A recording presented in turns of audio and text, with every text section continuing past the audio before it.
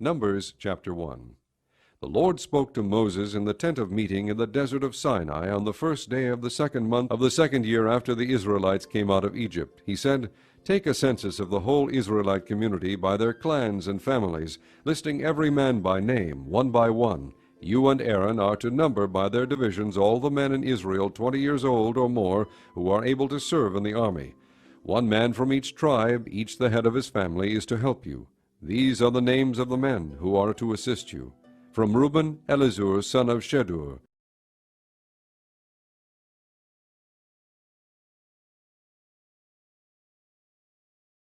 From Simeon, Shelumiel, son of Zerushadai. From Judah, Nahshon, son of Amminadab. From Issachar, Nathaniel, son of Zuar. From Zebulun, Eliab, son of Helon. From the sons of Joseph, from Ephraim, Elishama, son of Ammihud. From Manasseh, Gamaliel, son of Pedazur. From Benjamin, Abidan, son of Gideoni. From Dan, Ahiezer, son of Ammishaddai. From Asher, Pagiel, son of Ochran. From Gad, Eliashaph, son of Deuel. From Naphtali, Ahira, son of Enan.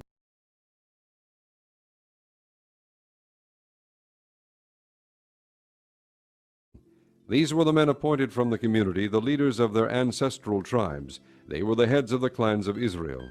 Moses and Aaron took these men whose names had been given, and they called the whole community together on the first day of the second month.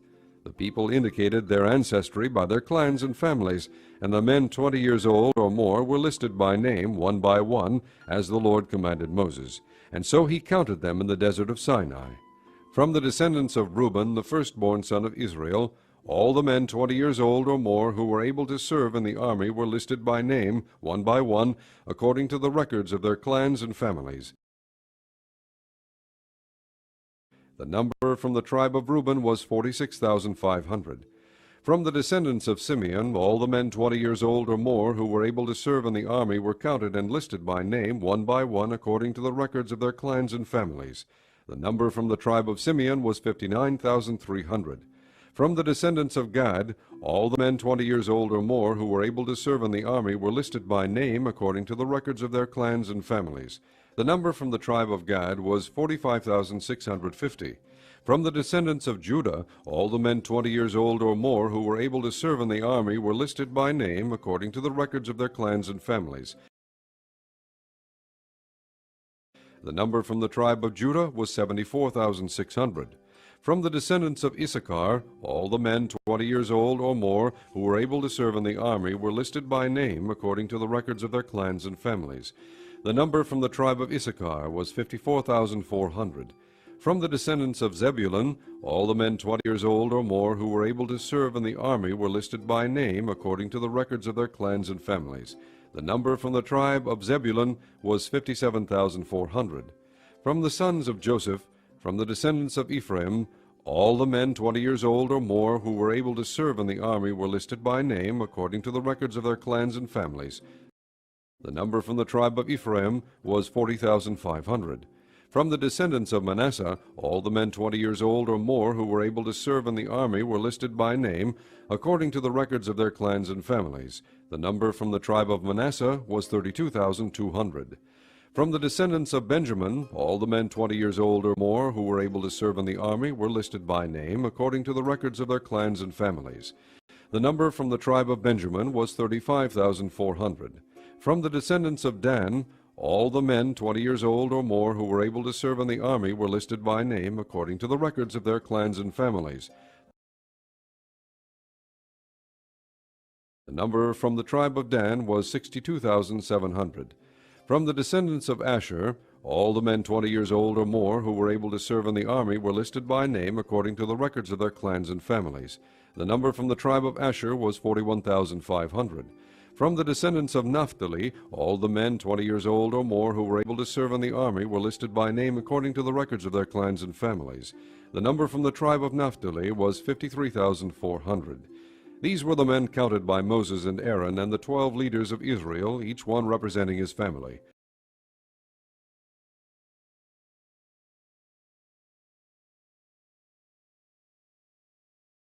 All the Israelites 20 years old or more who were able to serve in Israel's army were counted according to their families. The total number was 603,550. The families of the tribe of Levi, however, were not counted along with the others. The Lord had said to Moses, "You must not count the tribe of Levi or include them in the census of the other Israelites. Instead, appoint the Levites to be in charge of the tabernacle of the testimony, over all its furnishings and everything belonging to it. They are to carry the tabernacle and all its furnishings. They are to take care of it and encamp around it.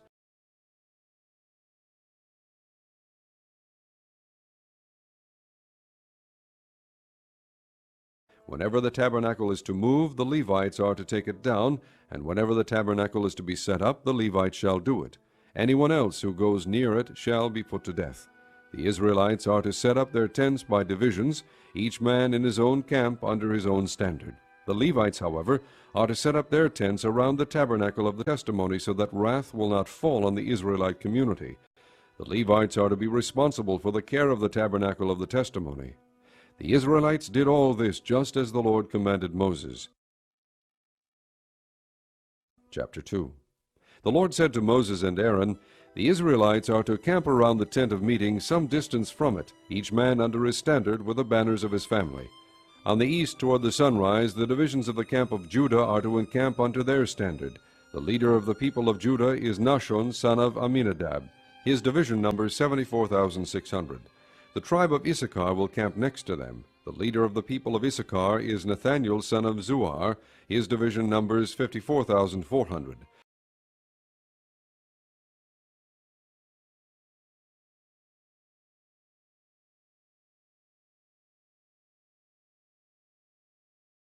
The tribe of Zebulun will be next. The leader of the people of Zebulun is Eliab, son of Helon. His division numbers 57,400.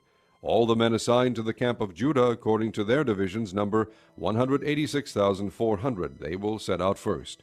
On the south will be the divisions of the camp of Reuben under their standard. The leader of the people of Reuben is Elizur, son of Shedur. His division numbers 46,500. The tribe of Simeon will camp next to them. The leader of the people of Simeon is Shelumiel, son of Zurishaddai. His division numbers 59,300.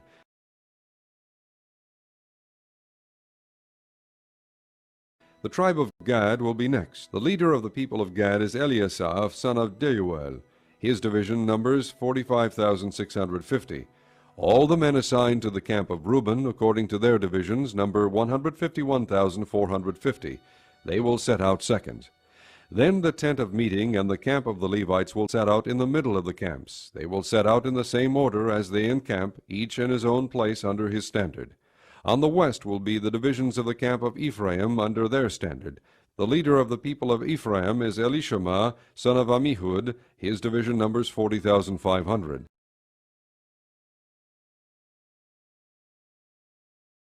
The tribe of Manasseh will be next to them. The leader of the people of Manasseh is Gamaliel, son of Pedahzur. His division numbers 32,200. The tribe of Benjamin will be next. The leader of the people of Benjamin is Abidan, son of Gideoni. His division numbers 35,400. All the men assigned to the camp of Ephraim according to their divisions number 108,100. They will set out third. On the north will be the divisions of the camp of Dan under their standard. The leader of the people of Dan is Ahiezer, son of Ammishaddai. His division numbers 62,700.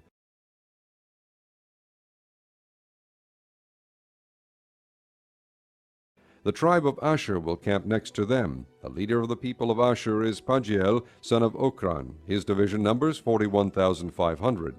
The tribe of Naphtali will be next. The leader of the people of Naphtali is Ahira, son of Enan. His division numbers 53,400. All the men assigned to the camp of Dan numbered 157,600. They will set out last under their standards. These are the Israelites, counted according to their families. All those in the camps, by their divisions, number 603,550.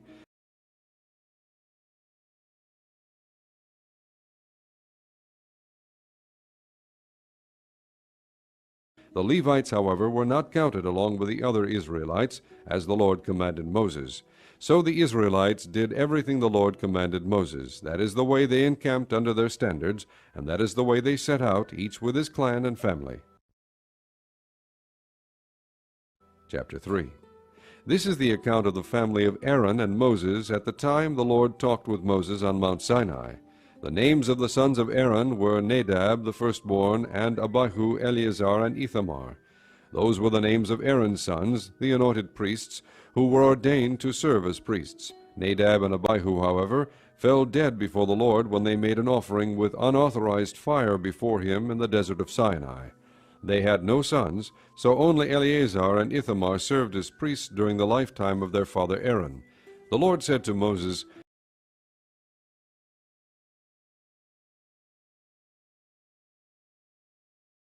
"Bring the tribe of Levi and present them to Aaron the priest to assist him.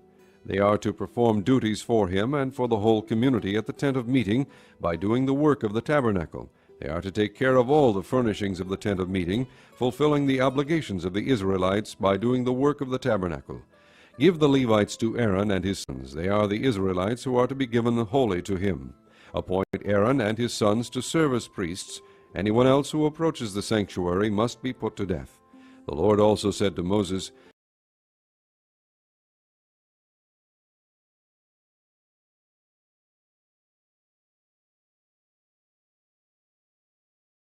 "I have taken the Levites from among the Israelites in place of the first male offspring of every Israelite woman. The Levites are mine, for all the firstborn are mine.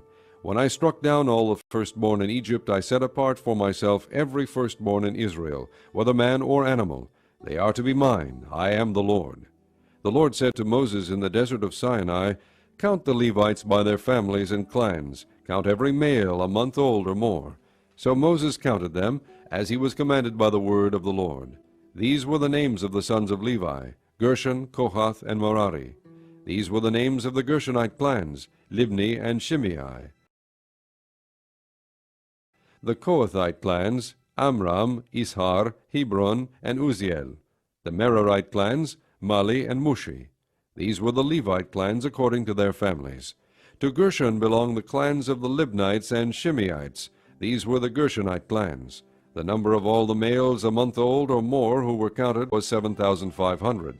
The Gershonite clans were to camp on the west behind the tabernacle.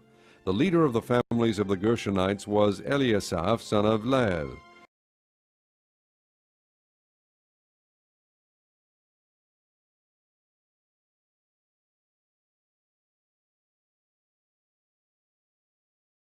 At the tent of meeting, the Gershonites were responsible for the care of the tabernacle and tent, its coverings, the curtain at the entrance to the tent of meeting, the curtains of the courtyard, the curtain at the entrance to the courtyard surrounding the tabernacle and altar, and the ropes, and everything related to their use. To Kohath belonged the clans of the Amramites, Isharites, Hebronites, and Uzzielites. These were the Kohathite clans. The number of all the males a month old or more was 8,600. The Kohathites were responsible for the care of the sanctuary. The Kohathite clans were to camp on the south side of the tabernacle.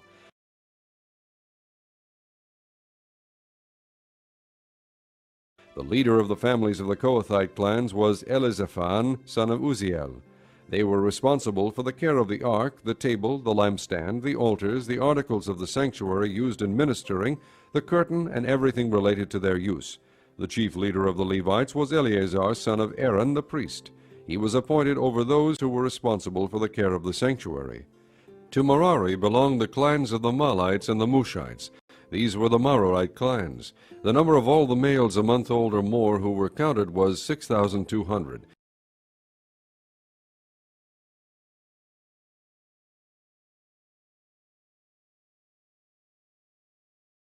The leader of the families of the Merarite clans was Zuriel, son of Abihail. They were to camp on the north side of the tabernacle. The Merarites were appointed to take care of the frames of the tabernacle, its crossbars, posts, bases, all its equipment, and everything related to their use, as well as the post of the surrounding courtyard with their bases, tent pegs, and ropes. Moses and Aaron and his sons were to camp to the east of the tabernacle toward the sunrise in front of the tent of meeting. They were responsible for the care of the sanctuary on behalf of the Israelites. Anyone else who approached the sanctuary was to be put to death.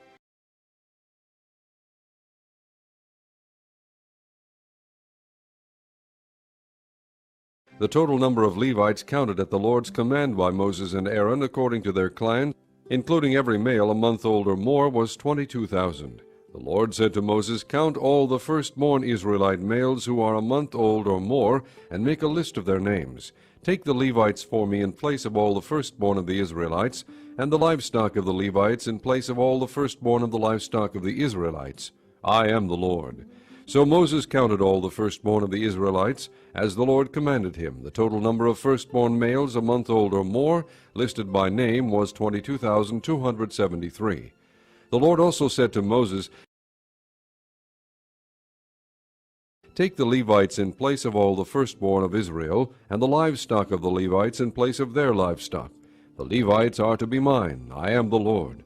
To redeem the 273 firstborn Israelites who exceed the number of the Levites, collect 5 shekels for each one, according to the sanctuary shekel, which weighs 20 gerahs. Give the money for the redemption of the additional Israelites to Aaron and his sons." So Moses collected the redemption money from those who exceeded the number redeemed by the Levites. Chapter 4. The Lord said to Moses and Aaron, "Take a census of the Kohathite branch of the Levites by their clans and families. Count all the men from 30 to 50 years of age who come to serve in the work of the tent of meeting. This is the work of the Kohathites in the tent of meeting, the care of the most holy things. When the camp is to move, Aaron and his sons are to go in and take down the shielding curtain and cover the ark of the testimony with it. Then they are to cover this with hides of sea cows, spread a cloth of solid blue over that, and put the poles in place.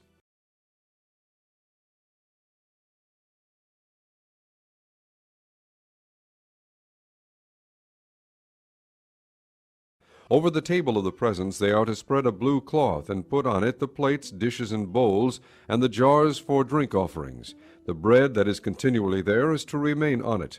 Over these they are to spread a scarlet cloth, cover that with hides of sea cows, and put its poles in place. They are to take a blue cloth and cover the lampstand that's for light, together with its lamps, its wick trimmers and trays, and all its jars for the oil used to supply it. Then they are to wrap it and all its accessories in a covering of hides of sea cows, and put it on a carrying frame. Over the gold altar they are to spread a blue cloth, and cover that with hides of sea cows, and put its poles in place. They are to take all the articles used for ministering in the sanctuary, wrap them in a blue cloth, cover that with hides of sea cows, and put them on a carrying frame. They are to remove the ashes from the bronze altar, and spread a purple cloth over it. Then they are to place on it all the utensils used for ministering at the altar, including the fire pans, meat forks, shovels, and sprinkling bowls.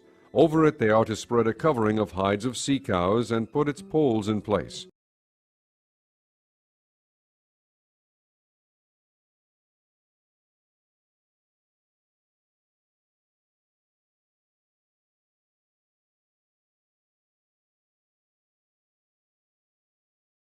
After Aaron and his sons have finished covering the holy furnishings and all the holy articles, and when the camp is ready to move, the Kohathites are to come to do the carrying. But they must not touch the holy things, or they will die. The Kohathites are to carry those things that are in the tent of meeting. Eleazar, son of Aaron the priest, is to have charge of the oil for the light, the fragrant incense, the regular grain offering, and the anointing oil. He is to be in charge of the entire tabernacle and everything in it, including its holy furnishings and articles. The Lord said to Moses and Aaron, "See that the Kohathite tribal clans are not cut off from the Levites, so that they may live and not die when they come near the most holy things. Do this for them. Aaron and his sons are to go into the sanctuary, and assign to each man his work and what he is to carry. But the Kohathites must not go in to look at the holy things, even for a moment, or they will die." The Lord said to Moses, "Take a census also of the Gershonites by their families and clans. Count all the men from 30 to 50 years of age who come to serve in the work of the tent of meeting. This is the service of the Gershonite clans as they work and carry burdens.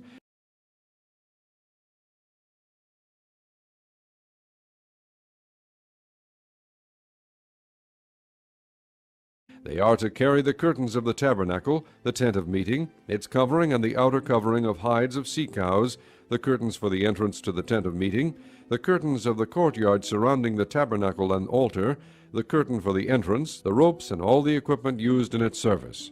The Gershonites are to do all that needs to be done with these things. All their service, whether carrying or doing other work, is to be done under the direction of Aaron and his sons. You shall assign to them, as their responsibility, all they are to carry. This is the service of the Gershonite clans at the tent of meeting. Their duties are to be under the direction of Ithamar, son of Aaron the priest. Count the Merarites by their clans and families. Count all the men from 30 to 50 years of age who come to serve in the work at the tent of meeting. This is their duty as they perform service at the tent of meeting, to carry the frames of the tabernacle, its crossbars, posts, and bases, as well as the posts of the surrounding courtyard with their bases, tent pegs, ropes, all their equipment, and everything related to their use. Assign to each man the specific things he is to carry. This is the service of the Merarite clans as they work at the tent of meeting under the direction of Ithamar, son of Aaron the priest. Moses, Aaron, and the leaders of the community counted the Kohathites by their clans and families. All the men from 30 to 50 years of age who came to serve in the work in the tent of meeting, counted by clans, were 2,750. This was the total of all those in the Kohathite clans who served in the tent of meeting. Moses and Aaron counted them according to the Lord's command through Moses. The Gershonites were counted by their clans and families. All the men from 30 to 50 years of age who came to serve in the work of the tent of meeting, counted by their clans and families, were 2,630. This was the total of those in the Gershonite clans who served at the tent of meeting. Moses and Aaron counted them according to the Lord's command. The Merarites were counted by their clans and families. All the men from 30 to 50 years of age who came to serve in the work at the tent of meeting, counted by their clans, were 3,200. This was the total of those in the Merarite clans. Moses and Aaron counted them according to the Lord's command through Moses. So Moses, Aaron, and the leaders of Israel counted all Levites by their clans and families.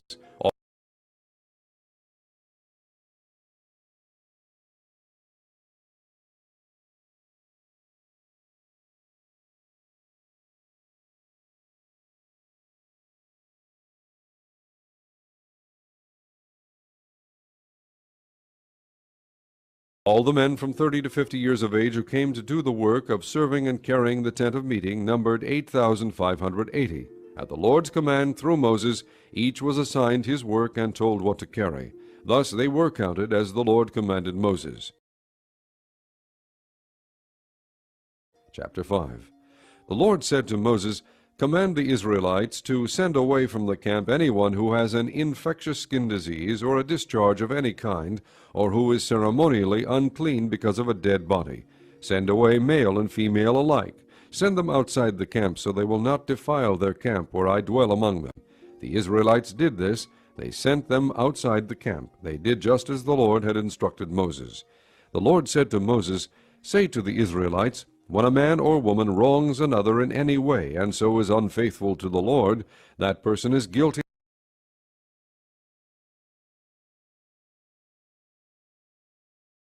and must confess the sin he has committed. He must make full restitution for his wrong, add 1/5 to it, and give it all to the person he has wronged. But if that person has no close relative to whom restitution can be made for the wrong, the restitution belongs to the Lord and must be given to the priest, along with the ram with which atonement is made for him.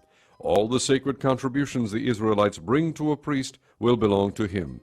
Each man's sacred gifts are his own, but what he gives to the priest will belong to the priest." Then the Lord said to Moses,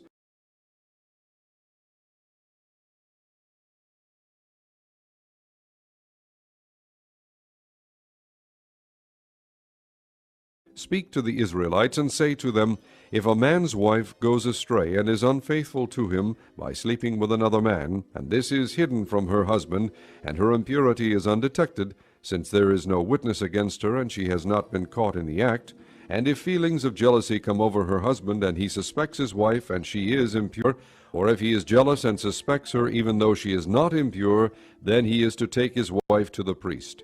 He must also take an offering of 1/10 of an ephah of barley flour on her behalf. He must not pour oil on it or put incense on it, because it is a grain offering for jealousy, a reminder offering to draw attention to guilt. The priest shall bring her and have her stand before the Lord. Then he shall take some holy water in a clay jar and put some dust from the tabernacle floor into the water. After the priest has had the woman stand before the Lord, he shall loosen her hair and place in her hands the reminder offering, the grain offering for jealousy, while he himself holds the bitter water that brings a curse.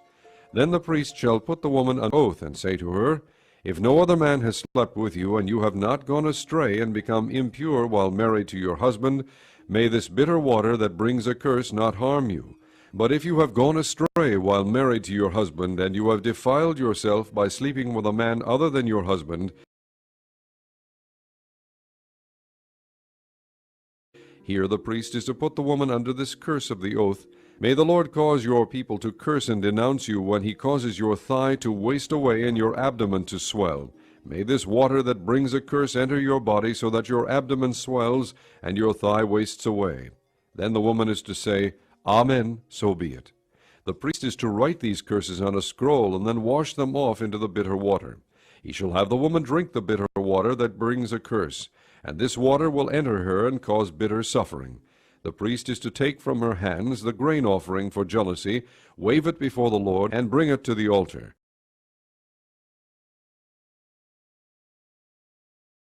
The priest is then to take a handful of the grain offering as a memorial offering and burn it on the altar. After that, he is to have the woman drink the water. If she has defiled herself and been unfaithful to her husband, then when she is made to drink the water that brings a curse, it will go into her and cause bitter suffering. Her abdomen will swell and her thigh waste away, and she will become accursed among her people. If, however, the woman has not defiled herself and is free from impurity, she will be cleared of guilt and will be able to have children.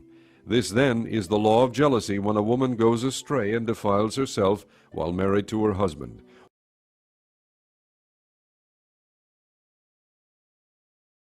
or when feelings of jealousy come over a man because he suspects his wife.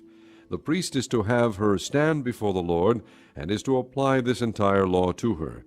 The husband will be innocent of any wrongdoing, but the woman will bear the consequences of her sin. Chapter 6. The Lord said to Moses, "Speak to the Israelites and say to them, If a man or woman wants to make a special vow, a vow of separation to the Lord as a Nazirite, he must abstain from wine and other fermented drink, and must not drink vinegar made from wine or from other fermented drink. He must not drink grape juice or eat grapes or raisins. As long as he is a Nazirite, he must not eat anything that comes from the grapevine, not even the seeds or skins. During the entire period of his vow of separation, no razor may be used on his head. He must be holy until the period of his separation to the Lord is over. He must let the hair of his head grow long. Throughout the period of his separation to the Lord, he must not go near a dead body. Even if his own father or mother or brother or sister dies, he must not make himself ceremonially unclean on account of them, because the symbol of his separation to God is on his head. Throughout the period of his separation he is consecrated to the Lord. If someone dies suddenly in his presence, thus defiling the hair he has dedicated, he must shave his head on the day of his cleansing, the 7th day. Then on the 8th day he must bring 2 doves or 2 young pigeons to the priest at the entrance to the tent of meeting.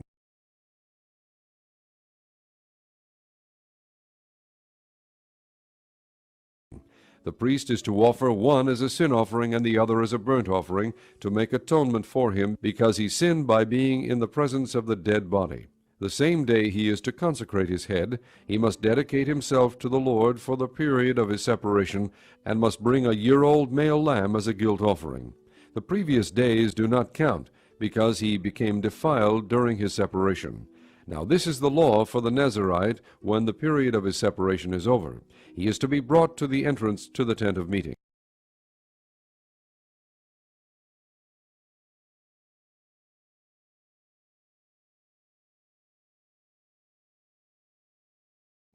There he is to present his offerings to the Lord, a year-old male lamb without defect for a burnt offering, a year-old ewe lamb without defect for a sin offering, a ram without defect for a fellowship offering. together with their grain offerings and drink offerings, and a basket of bread made without yeast, cakes made of fine flour mixed with oil, wafers spread with oil. The priest is to present them before the Lord and make the sin offering and the burnt offering. He is to present the basket of unleavened bread and is to sacrifice the ram as a fellowship offering to the Lord, together with its grain offering and drink offering.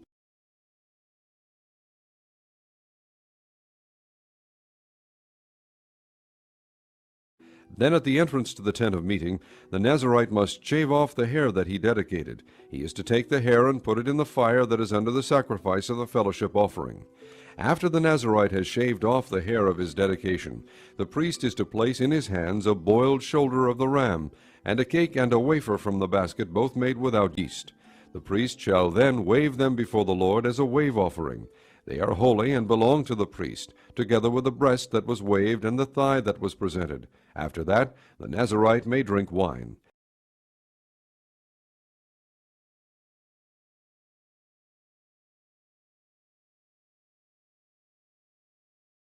This is the law of the Nazarite who vows his offering to the Lord in accordance with his separation, in addition to whatever else he can afford. He must fulfill the vow he has made according to the law of the Nazarite. The Lord said to Moses, "Tell Aaron and his sons, this is how you are to bless the Israelites. Say to them, the Lord bless you and keep you. The Lord make his face shine upon you and be gracious to you. The Lord turn his face toward you and give you peace. So they will put my name on the Israelites, and I will bless them." Chapter 7. When Moses finished setting up the tabernacle, he anointed it and consecrated it, and all its furnishings. He also anointed and consecrated the altar and all its utensils. Then the leaders of Israel, the heads of families who were the tribal leaders in charge of those who were counted, made offerings. They brought as their gifts before the Lord 6 carts and 12 oxen, an ox from each leader and a cart from every 2. These they presented before the tabernacle. The Lord said to Moses, "Accept these from them, that they may be used in the work at the tent of meeting. Give them to the Levites as each man's work requires."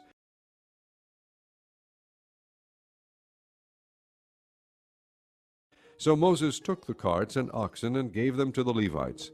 He gave 2 carts and 4 oxen to the Gershonites, as their work required, and he gave 4 carts and 8 oxen to the Merarites, as their work required. They were all under the direction of Ithamar, son of Aaron the priest.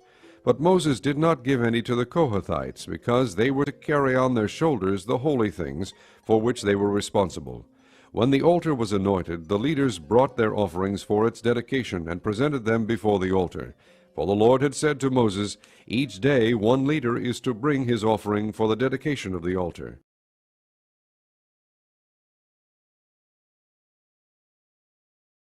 The one who brought his offering on the first day was Nahshon, son of Amminadab, of the tribe of Judah. His offering was 1 silver plate weighing 130 shekels, and 1 silver sprinkling bowl weighing 70 shekels, both according to the sanctuary shekel, each filled with fine flour mixed with oil as a grain offering, 1 gold dish weighing 10 shekels, filled with incense, 1 young bull, 1 ram, and 1 male lamb a year old for a burnt offering, 1 male goat for a sin offering, and 2 oxen, 5 rams, 5 male goats, and 5 male lambs a year old, to be sacrificed as a fellowship offering. This was the offering of Nahshon, son of Amminadab. On the second day, Nathaniel, son of Zuar, the leader of Issachar, brought his offering. The offering he brought was 1 silver plate weighing 130 shekels, and 1 silver sprinkling bowl weighing 70 shekels, both according to the sanctuary shekel, each filled with fine flour mixed with oil as a grain offering, 1 gold dish weighing 10 shekels, filled with incense, 1 young bull, 1 ram, and 1 male lamb a year old for a burnt offering, 1 male goat for a sin offering, and 2 oxen, 5 rams, 5 male goats, and 5 male lambs a year old, to be sacrificed as a fellowship offering. This was the offering of Nathaniel, son of Zuar. On the third day, Eliab, son of Helon, the leader of the people of Zebulun, brought his offering. His offering was 1 silver plate weighing 130 shekels, and 1 silver sprinkling bowl weighing 70 shekels, both according to the sanctuary shekel, each filled with fine flour mixed with oil as a grain offering, 1 gold dish weighing 10 shekels, filled with incense, one young bull, one ram, and one male lamb a year old, for a burnt offering, one male goat for a sin offering, and 2 oxen, 5 rams, 5 male goats, and 5 male lambs a year old, to be sacrificed as a fellowship offering. This was the offering of Eliab son of Helon. On the 4th day, Elizur son of Shedur, the leader of the people of Reuben, brought his offering. His offering was 1 silver plate weighing 130 shekels, and 1 silver sprinkling bowl weighing 70 shekels, both according to the sanctuary shekel, each filled with fine flour mixed with oil as a grain offering. 1 gold dish weighing 10 shekels, filled with incense. 1 young bull, 1 ram, and 1 male lamb a year old, for a burnt offering. 1 male goat for a sin offering, and 2 oxen, 5 rams, 5 male goats, and 5 male lambs a year old, to be sacrificed as a fellowship offering. This was the offering of Elizur son of Shedur. On the 5th day, Shelumiel son of Zurishaddai, the leader of the people of Simeon, brought his offering. His offering was 1 silver plate weighing 130 shekels, and 1 silver sprinkling bowl weighing 70 shekels, both according to the sanctuary shekel, each filled with fine flour mixed with oil as a grain offering. 1 gold dish weighing 10 shekels, filled with incense. 1 young bull, 1 ram, and 1 male lamb a year old, for a burnt offering.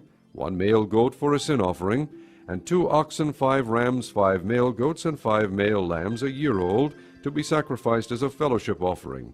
This was the offering of Shelumiel son of Zurishaddai. On the 6th day, Eliasaph son of Deuel, the leader of the people of God, brought his offering. His offering was 1 silver plate weighing 130 shekels, and 1 silver sprinkling bowl weighing 70 shekels, both according to the sanctuary shekel, each filled with fine flour mixed with oil as a grain offering. 1 gold dish weighing 10 shekels, filled with incense. 1 young bull, 1 ram, and 1 male lamb a year old, for a burnt offering. 1 male goat for a sin offering, and 2 oxen, 5 rams, 5 male goats, and 5 male lambs a year old, to be sacrificed as a fellowship offering. This was the offering of Eliasaph son of Deuel. On the 7th day, Elishama son of Ammihud, the leader of the people of Ephraim, brought his offering. His offering was 1 silver plate weighing 130 shekels, and 1 silver sprinkling bowl weighing 70 shekels, both according to the sanctuary shekel, each filled with fine flour mixed with oil as a grain offering. 1 gold dish weighing 10 shekels, filled with incense. 1 young bull, 1 ram, and 1 male lamb a year old, for a burnt offering. 1 male goat for a sin offering, and 2 oxen, 5 rams, 5 male goats, and 5 male lambs a year old, to be sacrificed as a fellowship offering. This was the offering of Elishama son of Ammihud. On the 8th day, Gamaliel son of Pedazur, the leader of the people of Manasseh, brought his offering. His offering was 1 silver plate weighing 130 shekels, and 1 silver sprinkling bowl weighing 70 shekels, both according to the sanctuary shekel, each filled with fine flour mixed with oil as a grain offering. 1 gold dish weighing 10 shekels, filled with incense. 1 young bull, 1 ram, and 1 male lamb a year old, for a burnt offering. 1 male goat for a sin offering, and 2 oxen, 5 rams, 5 male goats, and 5 male lambs a year old, to be sacrificed as a fellowship offering. This was the offering of Gamaliel son of Pedazur. On the 9th day, Abidan son of Gideoni, the leader of the people of Benjamin, brought his offering. His offering was 1 silver plate weighing 130 shekels, and 1 silver sprinkling bowl weighing 70 shekels, both according to the sanctuary shekel, each filled with fine flour mixed with oil as a grain offering. 1 gold dish weighing 10 shekels, filled with incense. 1 young bull, 1 ram, and 1 male lamb a year old, for a burnt offering. 1 male goat for a sin offering, and 2 oxen, 5 rams, 5 male goats, and 5 male lambs a year old, to be sacrificed as a fellowship offering. This was the offering of Abidan son of Gideoni. On the 10th day, Ahiezer son of Ammishaddai, the leader of the people of Dan, brought his offering. His offering was 1 silver plate weighing 130 shekels, and 1 silver sprinkling bowl weighing 70 shekels, both according to the sanctuary shekel, each filled with fine flour mixed with oil as a grain offering. 1 gold dish weighing 10 shekels, filled with incense. 1 young bull, 1 ram, and 1 male lamb a year old, for a burnt offering, 1 male goat for a sin offering, and 2 oxen, 5 rams, 5 male goats, and 5 male lambs a year old, to be sacrificed as a fellowship offering. This was the offering of Ahiezer, son of Ammishaddai. On the 11th day, Pagiel, son of Ochran, the leader of the people of Asher, brought his offering. His offering was 1 silver plate weighing 130 shekels, and 1 silver sprinkling bowl weighing 70 shekels, both according to the sanctuary shekel, each filled with fine flour mixed with oil as a grain offering. 1 gold dish weighing 10 shekels, filled with incense. 1 young bull, 1 ram, and 1 male lamb a year old, for a burnt offering. 1 male goat for a sin offering, and 2 oxen, 5 rams, 5 male goats, and 5 male lambs a year old, to be sacrificed as a fellowship offering. This was the offering of Pagiel, son of Ochran. On the 12th day, Ahira, son of Enan, the leader of the people of Naphtali, brought his offering. His offering was 1 silver plate weighing 130 shekels, and 1 silver sprinkling bowl weighing 70 shekels, both according to the sanctuary shekel, each filled with fine flour mixed with oil as a grain offering. 1 gold dish weighing 10 shekels, filled with incense. 1 young bull, 1 ram, and 1 male lamb a year old, for a burnt offering. 1 male goat for a sin offering, and 2 oxen, 5 rams, 5 male goats, and 5 male lambs a year old, to be sacrificed as a fellowship offering. This was the offering of Ahira, son of Enan. These were the offerings of the Israelite leaders for the dedication of the altar when it was anointed: 12 silver plates, 12 silver sprinkling bowls, and 12 gold dishes. Each silver plate weighed 130 shekels, and each sprinkling bowl 70 shekels. Altogether the silver dishes weighed 2,400 shekels, according to the sanctuary shekel. The 12 gold dishes filled with incense weighed 10 shekels each, according to the sanctuary shekel. Altogether the gold dishes weighed 120 shekels. The total number of animals for the burnt offering came to 12 young bulls, 12 rams, and 12 male lambs a year old, together with their grain offering. 12 male goats were used for the sin offering. The total number of animals for the sacrifice of the fellowship offering came to 24 oxen, 60 rams, 60 male goats, and 60 male lambs a year old. These were the offerings for the dedication of the altar after it was anointed. When Moses entered the tent of meeting to speak with the Lord, he heard the voice speaking to him from between the 2 cherubim above the atonement cover on the ark of the testimony, and he spoke with him.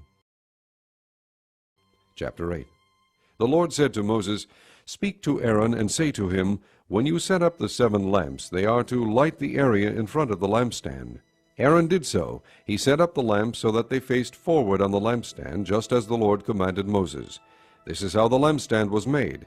It was made of hammered gold, from its base to its blossoms. The lampstand was made exactly like the pattern the Lord had shown Moses.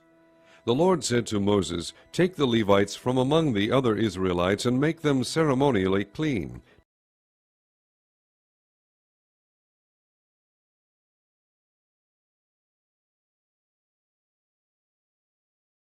To purify them, do this: sprinkle the water of cleansing on them.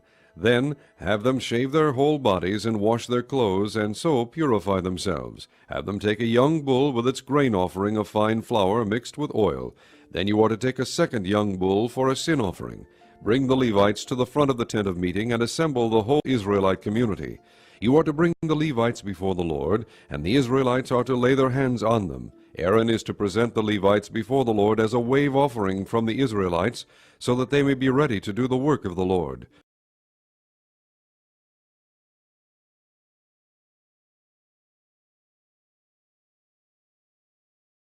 After the Levites lay their hands on the heads of the bulls, use the one for a sin offering to the Lord, and the other for a burnt offering, to make atonement for the Levites. Have the Levites stand in front of Aaron and his sons, and then present them as a wave offering to the Lord. In this way you are to set the Levites apart from the other Israelites, and the Levites will be mine. After you have purified the Levites and presented them as a wave offering, they are to come to do their work at the tent of meeting.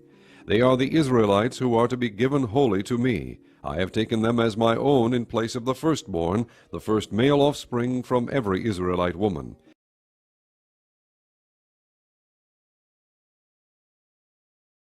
Every firstborn male in Israel, whether man or animal, is mine. When I struck down all the firstborn in Egypt, I set them apart for myself, and I have taken the Levites in place of all the firstborn sons in Israel.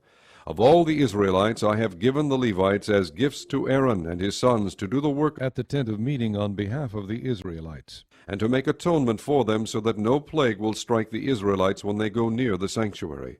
Moses, Aaron, and the whole Israelite community did with the Levites just as the Lord commanded Moses.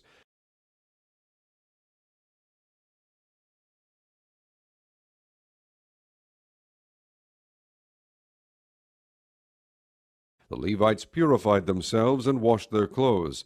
Then Aaron presented them as a wave offering before the Lord, and made atonement for them to purify them. After that, the Levites came to do their work at the tent of meeting under the supervision of Aaron and his sons. They did with the Levites just as the Lord commanded Moses. The Lord said to Moses, "This applies to the Levites. Men 25 years old or more shall come to take part in the work at the tent of meeting.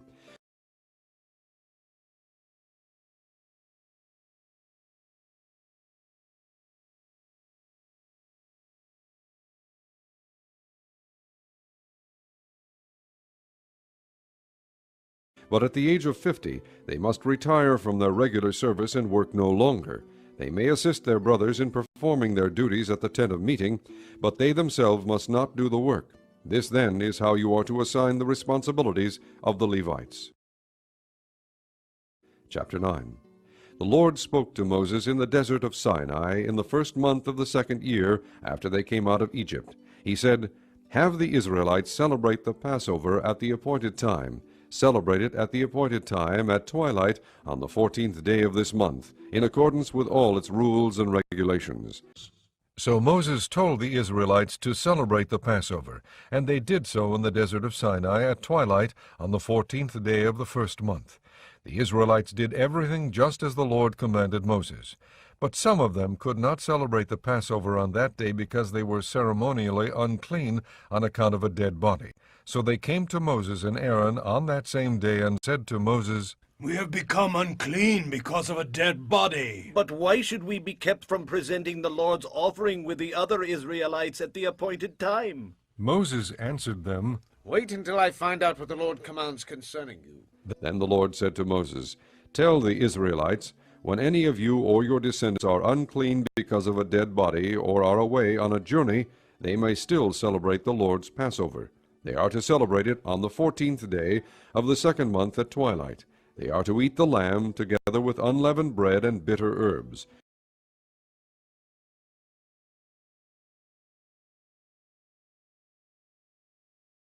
They must not leave any of it till morning or break any of its bones.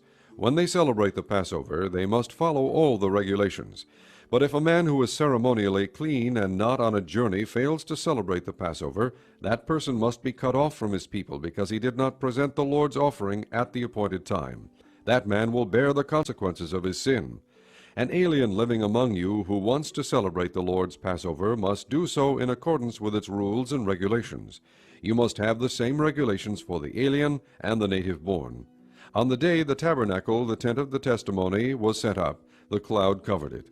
From evening till morning the cloud above the tabernacle looked like fire. That is how it continued to be. The cloud covered it, and at night it looked like fire. Whenever the cloud lifted from above the tent, the Israelites set out. Wherever the cloud settled, the Israelites encamped. At the Lord's command the Israelites set out, and at his command they encamped. As long as the cloud stayed over the tabernacle, they remained in camp.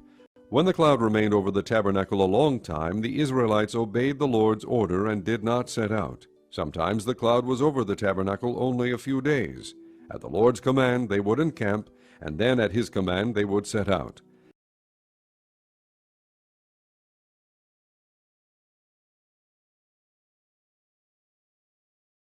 Sometimes the cloud stayed only from evening till morning, and when it lifted in the morning they set out.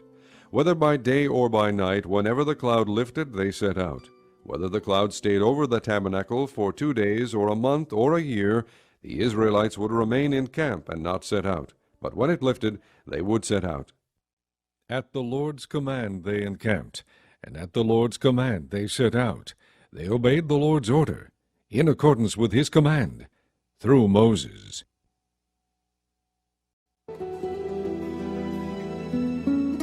Chapter 10. The Lord said to Moses, "Make 2 trumpets of hammered silver, and use them for calling the community together, and for having the camp set out. When both are sounded, the whole community is to assemble before you at the entrance to the tent of meeting. If only one is sounded, the leaders, the heads of the clans of Israel, are to assemble before you. When a trumpet blast is sounded, the tribes camping on the east are to set out. At the sounding of a second blast, the camps on the south are to set out. The blast will be the signal for setting out."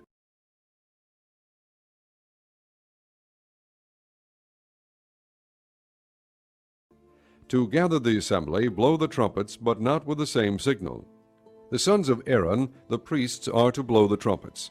This is to be a lasting ordinance for you and the generations to come. When you go into battle in your own land against an enemy who is oppressing you, sound a blast on the trumpets. Then you will be remembered by the Lord your God and rescued from your enemies. Also at your times of rejoicing, your appointed feasts and new moon festivals, you are to sound the trumpets over your burnt offerings and fellowship offerings, and they will be a memorial for you before your God. I am the Lord your God. On the 20th day of the 2nd month of the 2nd year, the cloud lifted from above the tabernacle of the testimony. Then the Israelites set out from the desert of Sinai and traveled from place to place until the cloud came to rest in the desert of Paran. They set out this first time at the Lord's command through Moses. The divisions of the camp of Judah went first, under their standard. Nahshon, son of Amminadab, was in command. Nethanel, son of Zuar, was over the division of the tribe of Issachar, and Eliab, son of Helon, was over the division of the tribe of Zebulun. Then the tabernacle was taken down, and the Gershonites and Merarites who carried it set out.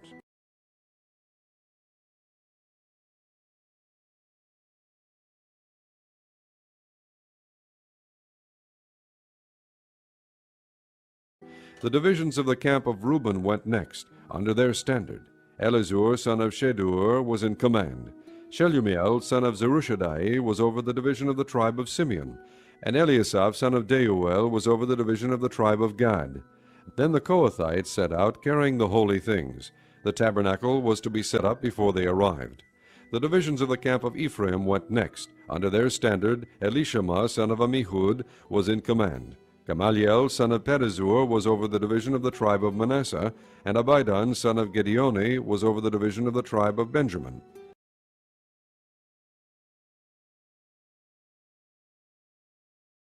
Finally, as the rear guard for all the units, the divisions of the camp of Dan set out, under their standard.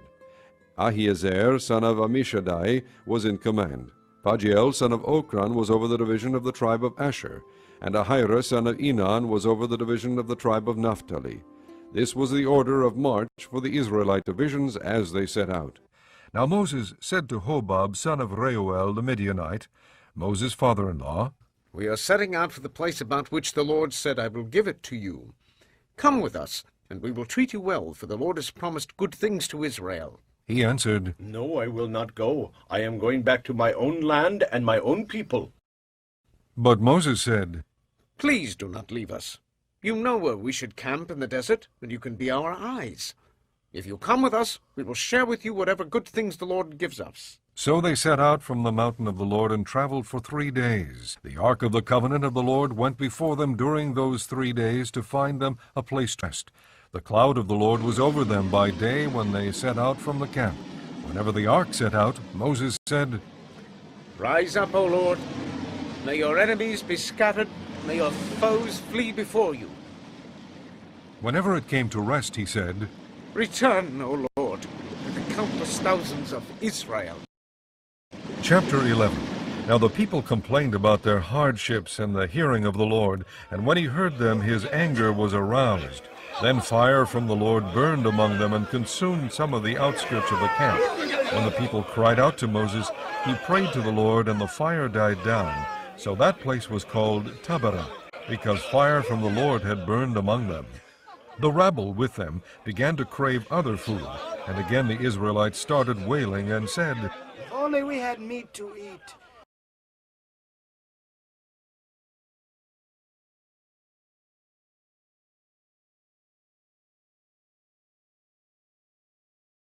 We remember the fish we ate in Egypt at no cost, Also the cucumbers, melons, leeks, onions, and garlic. But now we have lost our appetite. We never see anything but this manna. The manna was like coriander seed and looked like resin. The people went around gathering it and then ground it in a hand mill or crushed it in a mortar. They cooked it in a pot or made it into cakes, and it tasted like something made with olive oil. When the dew settled on the camp at night, the manna also came down. Moses heard the people of every family wailing, each at the entrance to his tent.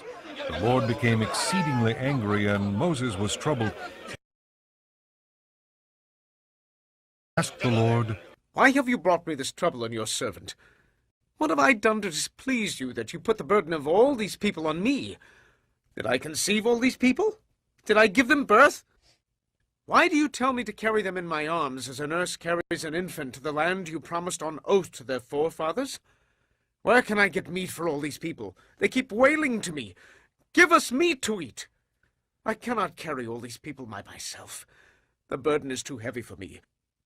If this is how you are going to treat me, put me to death right now if I have found favor in your eyes, and do not let me face my own ruin. The Lord said to Moses, Bring me 70 of Israel's elders who are known to you as leaders and officials among the people. Have them come to the tent of meeting, that they may stand there with you. I will come down and speak with you there, and I will take of the Spirit that is on you and put the Spirit on them. They will help you carry the burden of the people so that you will not have to carry it alone. Tell the people, consecrate yourselves in preparation for tomorrow when you will eat meat. The Lord heard you when you wailed, if only we had meat to eat. We were better off in Egypt. Now the Lord will give you meat, and you will eat it. You will not eat it for just 1 day, or 2 days, or 5, 10, or 20 days, but for a whole month, until it comes out of your nostrils and you loathe it, because you have rejected the Lord, who is among you, and have wailed before him, saying, Why did we ever leave Egypt? But Moses said, Here I am among 600,000 men on foot, and you say, I will give them meat to eat for a whole month. Would they have enough if flocks and herds were slaughtered for them? Would they have enough if all the fish in the sea were caught for them? The Lord answered Moses, Is the Lord's arm too short? You will now see whether or not what I say will come true for you. So Moses went out and told the people what the Lord had said. He brought together 70 of their elders and had them stand around the tent. Then the Lord came down in the cloud and spoke with him, and he took of the Spirit that was on him and put the Spirit on the 70 elders. When the Spirit rested on them, they prophesied, but they did not do so again. However, 2 men, whose names were Eldad and Medad, had remained in the camp. They were listed among the elders, but did not go out to the tent. Yet the Spirit also rested on them, and they prophesied in the camp. A young man ran and told Moses, Eldad and Medad are prophesying in the camp. Joshua, son of Nun, who had been Moses' aide since youth, spoke up and said, Moses, my lord, stop them. Moses replied, Are you jealous for my sake? I wish that all the Lord's people were prophets, and that the Lord would put his Spirit on them. Then Moses and the elders of Israel returned to the camp. Now a wind went out from the Lord and drove quail in from the sea. It brought them down all around the camp to about 3 feet above the ground, as far as a day's walk in any direction. All that day and night and all the next day the people went out and gathered quail. No one gathered less than 10 homers. Then they spread them out all around the camp.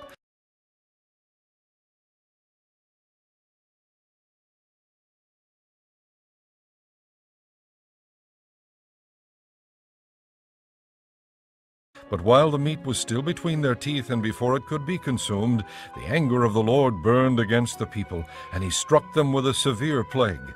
Therefore the place was named Kibroth Hattaavah, because there they buried the people who had craved other food. From Kibroth Hattaavah the people traveled to Hazeroth and stayed there. Chapter 12.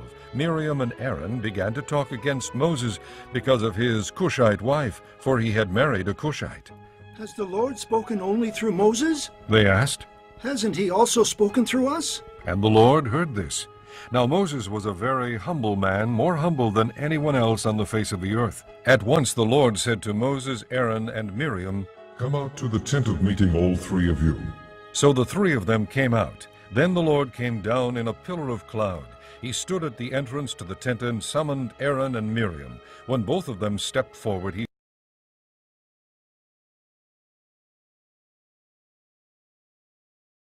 said, Listen to my words. When a prophet of the Lord is among you, I reveal myself to him in visions. I speak to him in dreams. But this is not true of my servant Moses. He is faithful in all my house. With him I speak face to face, clearly, and not in riddles. He sees the form of the Lord. Why then were you not afraid to speak against my servant Moses? The anger of the Lord burned against them, and he left them. When the cloud lifted from above the tent, there stood Miriam, leprous, like snow. Aaron turned toward her and saw that she had leprosy.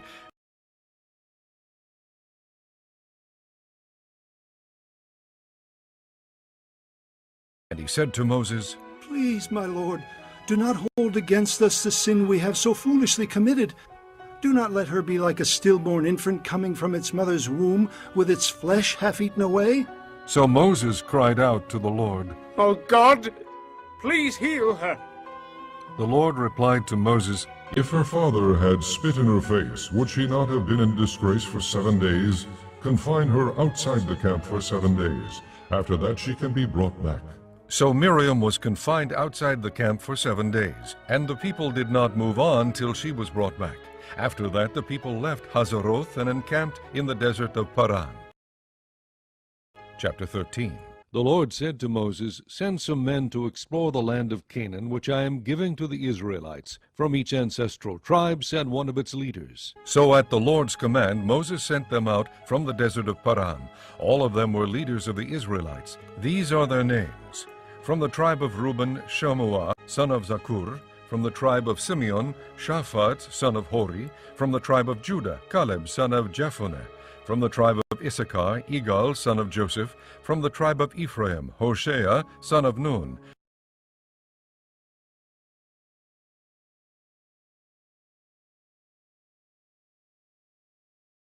From the tribe of Benjamin, Palti, son of Raphu. From the tribe of Zebulun, Gadiel, son of Sodi. From the tribe of Manasseh, a tribe of Joseph, Gadi, son of Susi. From the tribe of Dan, Amiel, son of Gamali.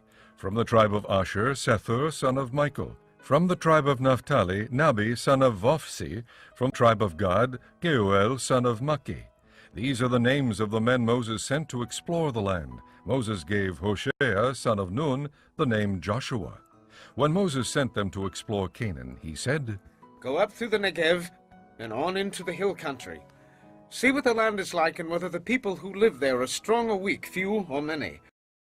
What kind of land do they live in? Is it good or bad? What kind of towns do they live in? Are they unwalled or fortified? How is the soil? Is it fertile or poor? Are there trees on it or not?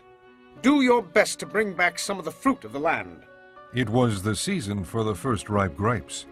So they went up and explored the land from the desert of Zin as far as Rehob, toward Lebo, Hamath. They went up through the Negev and came to Hebron, where Ahiman, Sashai, and Talmai, the descendants of Anak, lived. Hebron had been built 7 years before Zoan in Egypt. When they reached the valley of Eshcol, they cut off a branch bearing a single cluster of grapes. 2 of them carried it on a pole between them, along with some pomegranates and figs. That place was called the Valley of Eshcol because of the cluster of grapes the Israelites cut off there. At the end of 40 days they returned from exploring the land. They came back to Moses and Aaron and the whole Israelite community at Kadesh in the desert of Paran. There they reported to them and to the whole assembly and showed them the fruit of the land. They gave Moses this account. We went into the land to which you sent us, and it does flow with milk and honey. Here is its fruit. But the people who live there are powerful, and the cities are fortified and very large. We even saw descendants of Anak there. The Amalekites live in the Negev. The Hittites, Jebusites, and Amorites live in the hill country, and the Canaanites live near the sea and along the Jordan. Then Caleb silenced the people before Moses and said, We should go up and take possession of the land, for we can certainly do it. But the men who had gone up with him said, We can't attack those people. They are stronger than we are.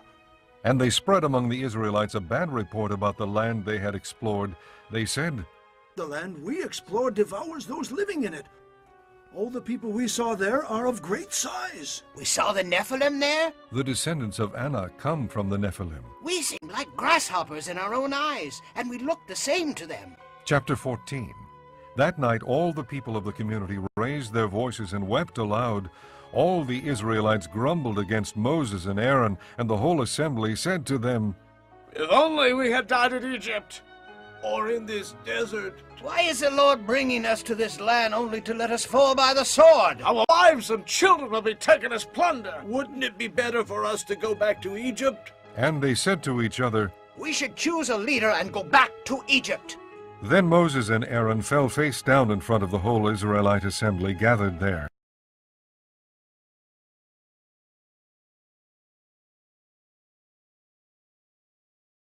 Joshua son of Nun and Caleb son of Jephunneh, who were among those who had explored the land, tore their clothes and said to the entire Israelite assembly, The land we passed through and explored is exceedingly good. If the Lord is pleased with us, he will lead us into that land, a land flowing with milk and honey, and will give it to us. Only do not rebel against the Lord, and do not be afraid of the people of the land, because we will swallow them up. Their protection is gone, but the Lord is with us. Do not be afraid of them. But the whole assembly talked about stoning them. Then the glory of the Lord appeared at the tent of meeting to all the Israelites. The Lord said to Moses, How long will these people treat me with contempt? How long will they refuse to believe in me, in spite of all the miraculous signs I have performed among them? I will strike them down with a plague and destroy them, but I will make you into a nation greater and stronger than they. Moses said to the Lord, And the Egyptians will hear about it. By your power you brought these people up from among them, and they will tell the inhabitants of this land about it. They have already heard that you, O Lord, are with these people, and that you, O Lord, have been seen face to face, that your cloud stays over them, and that you go before them in a pillar of cloud by day, and a pillar of fire by night. If you put these people to death all at one time, the nations who have heard this report about you will say the Lord was not able to bring these people into the land he promised them on oath, so he slaughtered them in the desert. Now may the Lord's strength be displayed, just as you have declared. The Lord is slow to anger, abounding in love, and forgiving sin and rebellion. Yet he does not leave the guilty unpunished. He punishes the children for the sin of the fathers to the third and fourth generation. In accordance with your great love, forgive the sin of these people, just as you have pardoned them from the time they left Egypt until now.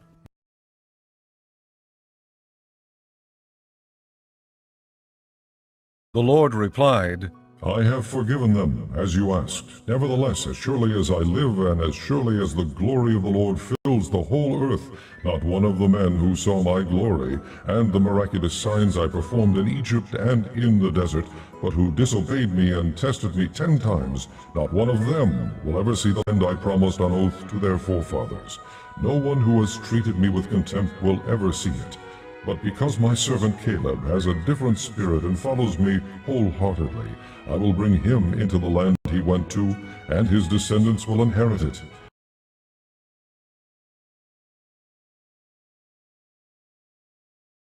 Since the Amalekites and Canaanites are living in the valleys, turn back tomorrow, and set out toward the desert along the route to the Red Sea. The Lord said to Moses and Aaron, How long will this wicked community grumble against me? I have heard the complaints of these grumbling Israelites. So tell them, as surely as I live, declares the Lord, I will do to you the very things I heard you say. In this desert your bodies will fall, every one of you 20 years old or more who was counted in the census and who has grumbled against me.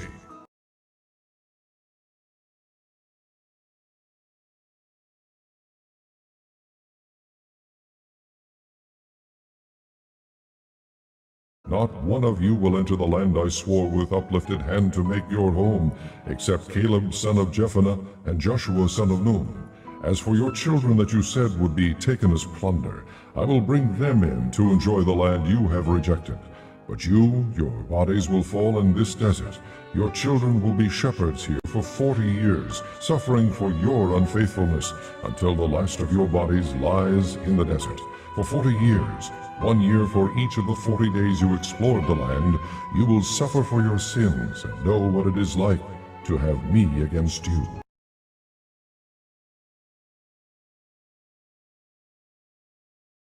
I, the Lord, have spoken, and I will surely do these things to this whole wicked community which is banded together against me. They will meet their end in this desert. Here they will die. So the men Moses had sent to explore the land, who returned and made the whole community grumble against him by spreading a bad report about it, these men responsible for spreading the bad report about the land were struck down and died of a plague before the Lord. Of the men who went to explore the land, only Joshua son of Nun and Caleb son of Jephunneh survived. When Moses reported this to all the Israelites, they mourned bitterly.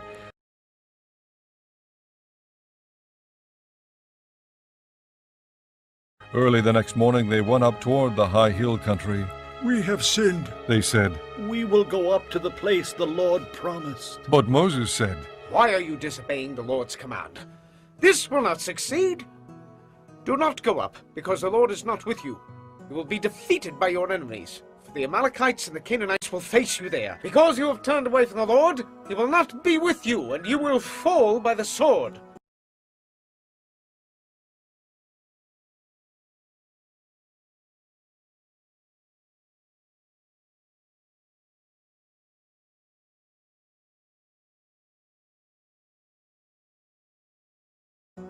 Nevertheless, in their presumption, they went up toward the high hill country, though neither Moses nor the ark of the Lord's covenant moved from the camp.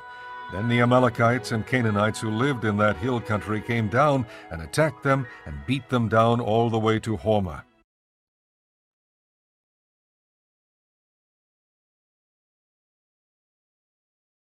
Chapter 15. The Lord said to Moses, Speak to the Israelites and say to them, After you enter the land I am giving you as a home, and you present to the Lord offerings made by fire from the herd or the flock, as an aroma pleasing to the Lord, whether burnt offerings or sacrifices for special vows or freewill offerings or festival offerings, then the one who brings his offering shall present to the Lord a grain offering of 1/10 of an ephah of fine flour mixed with 1/4 of a hin of oil. With each lamb for the burnt offering or the sacrifice, prepare 1/4 of a hin of wine as a drink offering. With a ram, prepare a grain offering of 2/10 of an ephah of fine flour, mixed with 1/3 of a hin of oil, and 1/3 of a hin of wine as a drink offering. Offer it as an aroma pleasing to the Lord. When you prepare a young bull as a burnt offering or sacrifice for a special vow or a fellowship offering to the Lord, bring with the bull a grain offering of 3/10 of an ephah of fine flour mixed with 1/2 a hin of oil. Also bring 1/2 a hin of wine as a drink offering. It will be an offering made by fire, an aroma pleasing to the Lord. Each bull or ram, each lamb or young goat is to be prepared in this manner. Do this for each one, for as many as you prepare. Everyone who is native-born must do these things in this way when he brings an offering made by fire as an aroma pleasing to the Lord. For the generations to come, whenever an alien or anyone else living among you presents an offering made by fire as an aroma pleasing to the Lord, he must do exactly as you do. The community is to have the same rules for you and for the alien living among you. This is a lasting ordinance for the generations to come. You and the alien shall be the same before the Lord. The same laws and regulations will apply both to you and to the alien living among you. The Lord said to Moses,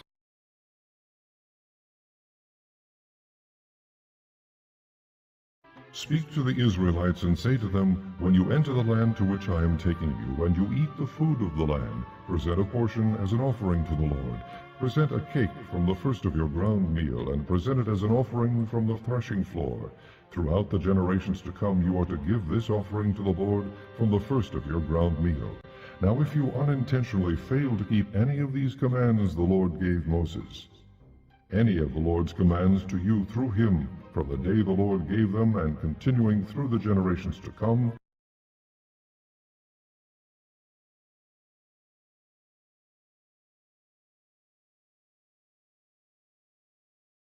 And if this is done unintentionally without the community being aware of it, then the whole community is to offer a young bull for a burnt offering as an aroma pleasing to the Lord, along with its prescribed grain offering and drink offering, and a male goat for a sin offering.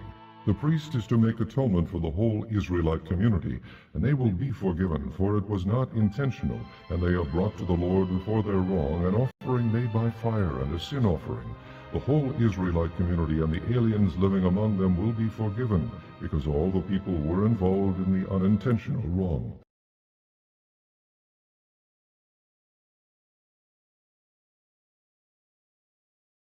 But if just one person sins unintentionally, he must bring a year-old female goat for a sin offering. The priest is to make atonement before the Lord for the one who erred by sinning unintentionally, and when atonement has been made for him, he will be forgiven. One and the same law applies to everyone who sins unintentionally, whether he is a native-born Israelite or an alien. But anyone who sins defiantly, whether native-born or alien, blasphemes the Lord, and that person must be cut off from his people, because he has despised the Lord's word and broken his commands. That person must surely be cut off. His guilt remains on him. While the Israelites were in the desert, a man was found gathering wood on the Sabbath day. Those who found him gathering wood brought him to Moses and Aaron and the whole assembly, and they kept him in custody, because it was not clear what should be done to him. Then the Lord said to Moses, The man must die. The whole assembly must stone him outside the camp. So the assembly took him outside the camp and stoned him to death, as the Lord commanded Moses. The Lord said to Moses,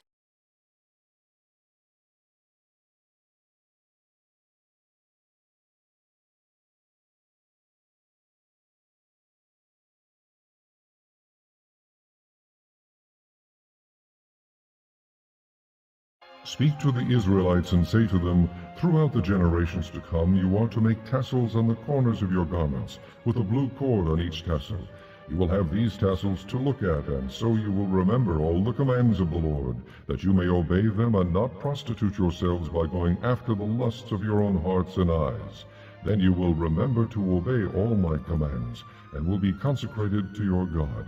I am the Lord your God, who brought Chapter 16. Korah, son of Isar, the son of Kohath, the son of Levi, and certain Reubenites, Dathan and Abiram, sons of Eliab, and On, son of Peleth, became insolent and rose up against Moses.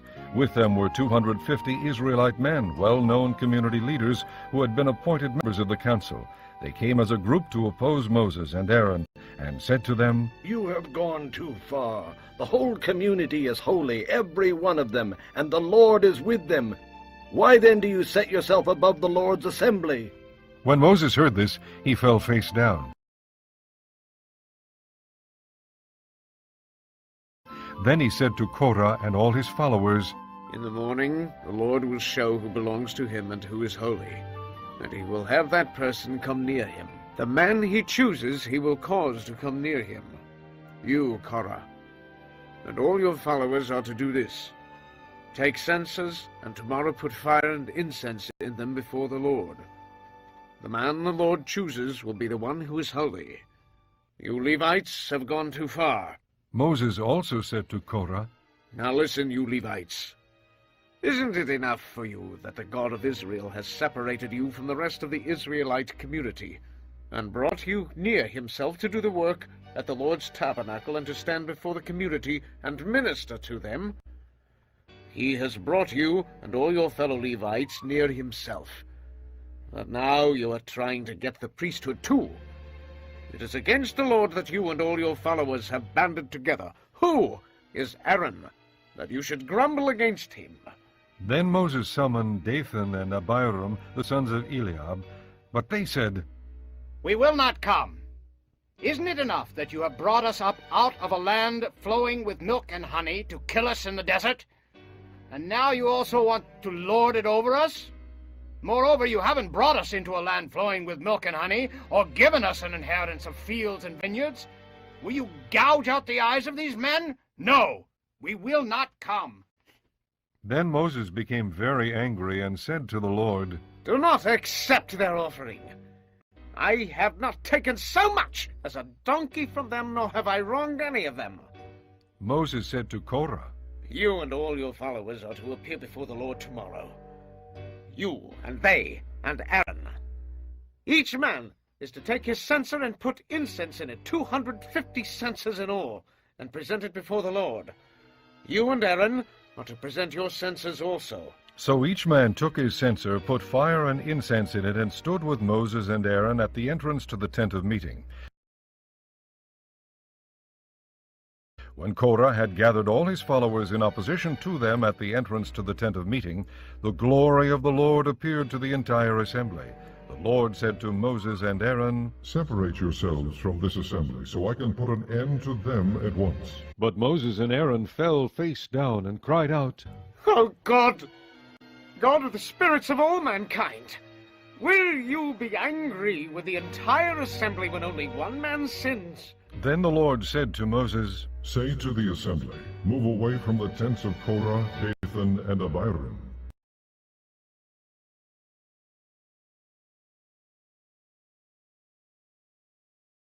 Moses got up and went to Dathan and Abiram, and the elders of Israel followed him. He warned the assembly, Move back from the tents of these wicked men. Do not touch anything belonging to them, or you will be swept away because of all their sins. So they moved away from the tents of Korah, Dathan, and Abiram. Dathan and Abiram had come out and were standing with their wives, children, and little ones at the entrances to their tents. Then Moses said, This is how you will know that the Lord has sent me to do all these things, and that it was not my idea. If these men die a natural death and experience only what usually happens to men, then the Lord has not sent me. But if the Lord brings about something totally new, and the earth opens its mouth and swallows them with everything that belongs to them, and they go down alive into the grave, then you will know that these men have treated the Lord with contempt. As soon as he finished saying all this, the ground under them split apart, and the earth opened its mouth and swallowed them, with their households and all Korah's men and all their possessions. They went down alive into the grave with everything they owned. The earth closed over them, and they perished and were gone from the community. At their cries, all the Israelites around them fled, shouting, The earth is going to swallow us too! And fire came out from the Lord and consumed the 250 men who were offering the incense. The Lord said to Moses, Tell Eleazar, son of Aaron the priest, to take the censers out of the smoldering remains and scatter the coals some distance away, for the censers are holy, the censers of the men who sinned at the cost of their lives. Hammer the censers into sheets to overlay the altar, for they were presented before the Lord and have become holy. Let them be a sign to the Israelites. So Eleazar the priest collected the bronze censers brought by those who had been burned up, and he had them hammered out to overlay the altar,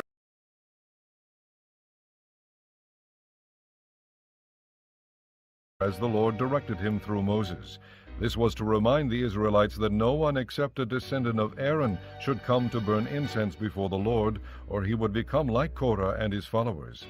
The next day the whole Israelite community grumbled against Moses and Aaron. You have killed the Lord's people, They said. But when the assembly gathered in opposition to Moses and Aaron and turned toward the tent of meeting, suddenly the cloud covered it, and the glory of the Lord appeared. Then Moses and Aaron went to the front of the tent of meeting, and the Lord said to Moses, Get away from this assembly so I can put an end to them at once. And they fell face down. Then Moses said to Aaron, Take your censer and put incense in it, along with fire from the altar, and hurry the assembly to make atonement for them. Wrath has come out from the Lord. The plague has started. So Aaron did as Moses said and ran into the midst of the assembly. The plague had already started among people, but Aaron offered the incense and made atonement for them. He stood between the living and the dead, and the plague stopped. But 14,700 people died from the plague, in addition to those who had died because of Korah. Then Aaron returned to Moses at the entrance to the tent of meeting, for the plague had stopped. Chapter 17. The Lord said to Moses, Speak to the Israelites and get 12 staffs from them, one from the leader of each of their ancestral tribes. Write the name of each man on his staff. On the staff of Levi write Aaron's name, for there must be one staff for the head of each ancestral tribe. Place them in the tent of meeting in front of the testimony where I meet with you. The staff belonging to the man I choose will sprout, and I will rid myself of this constant grumbling against you by the Israelites.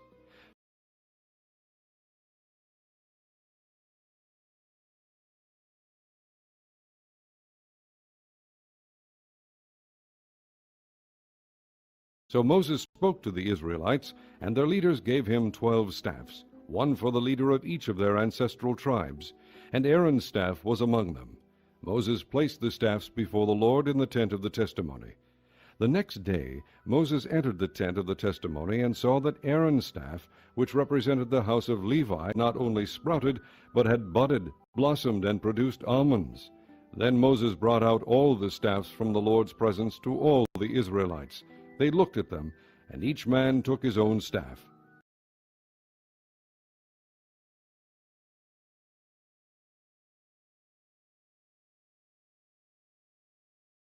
The Lord said to Moses, "Put back Aaron's staff in front of the testimony, to be kept as a sign to the rebellious.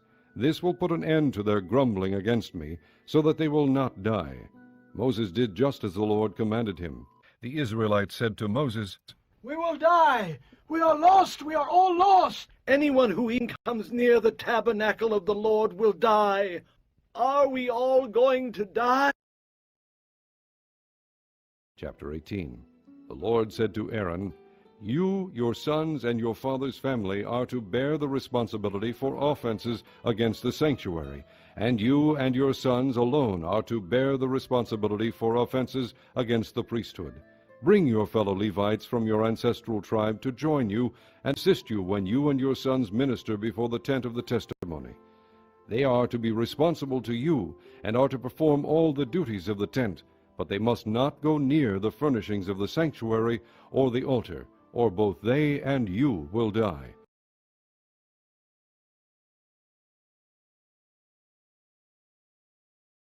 They are to join you and be responsible for the care of the tent of meeting, all the work at the tent, and no one else may come near where you are. You are to be responsible for the care of the sanctuary and the altar, so that wrath will not fall on the Israelites again. I myself have selected your fellow Levites from among the Israelites as a gift to you, dedicated to the Lord to do the work at the tent of meeting. But only you and your sons may serve as priests in connection with everything at the altar and inside the curtain. I am giving you the service of the priesthood as a gift. Anyone else who comes near the sanctuary must be put to death." Then the Lord said to Aaron, "I myself have put you in charge of the offerings presented to me. All the holy offerings the Israelites give me, I give to you and your sons as your portion and regular share. You are to have the part of the most holy offerings that is kept from the fire. From all the gifts they bring me as most holy offerings, whether grain or sin or guilt offerings, that part belongs to you and your sons. Eat it as something most holy. Every male shall eat it. You must regard it as holy. This also is yours, whatever is set aside from the gifts of all the wave offerings of the Israelites.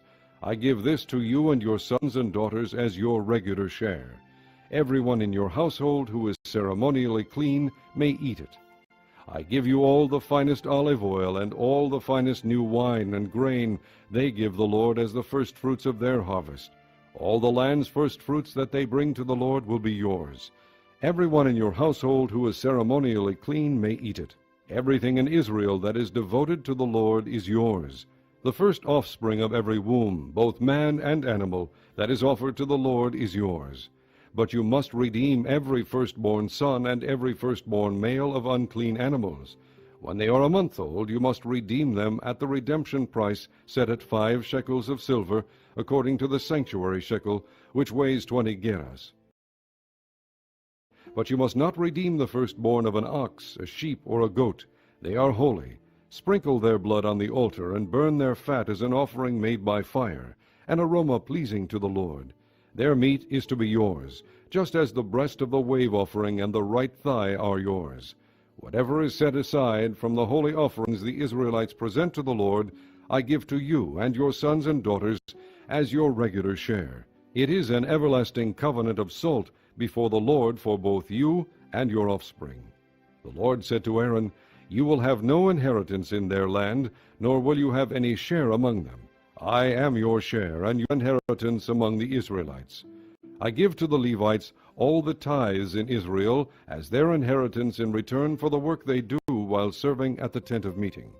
From now on the Israelites must not go near the tent of meeting, or they will bear the consequences of their sin and will die. It is the Levites who are to do the work at the tent of meeting and bear the responsibility for offenses against it. This is a lasting ordinance for the generations to come.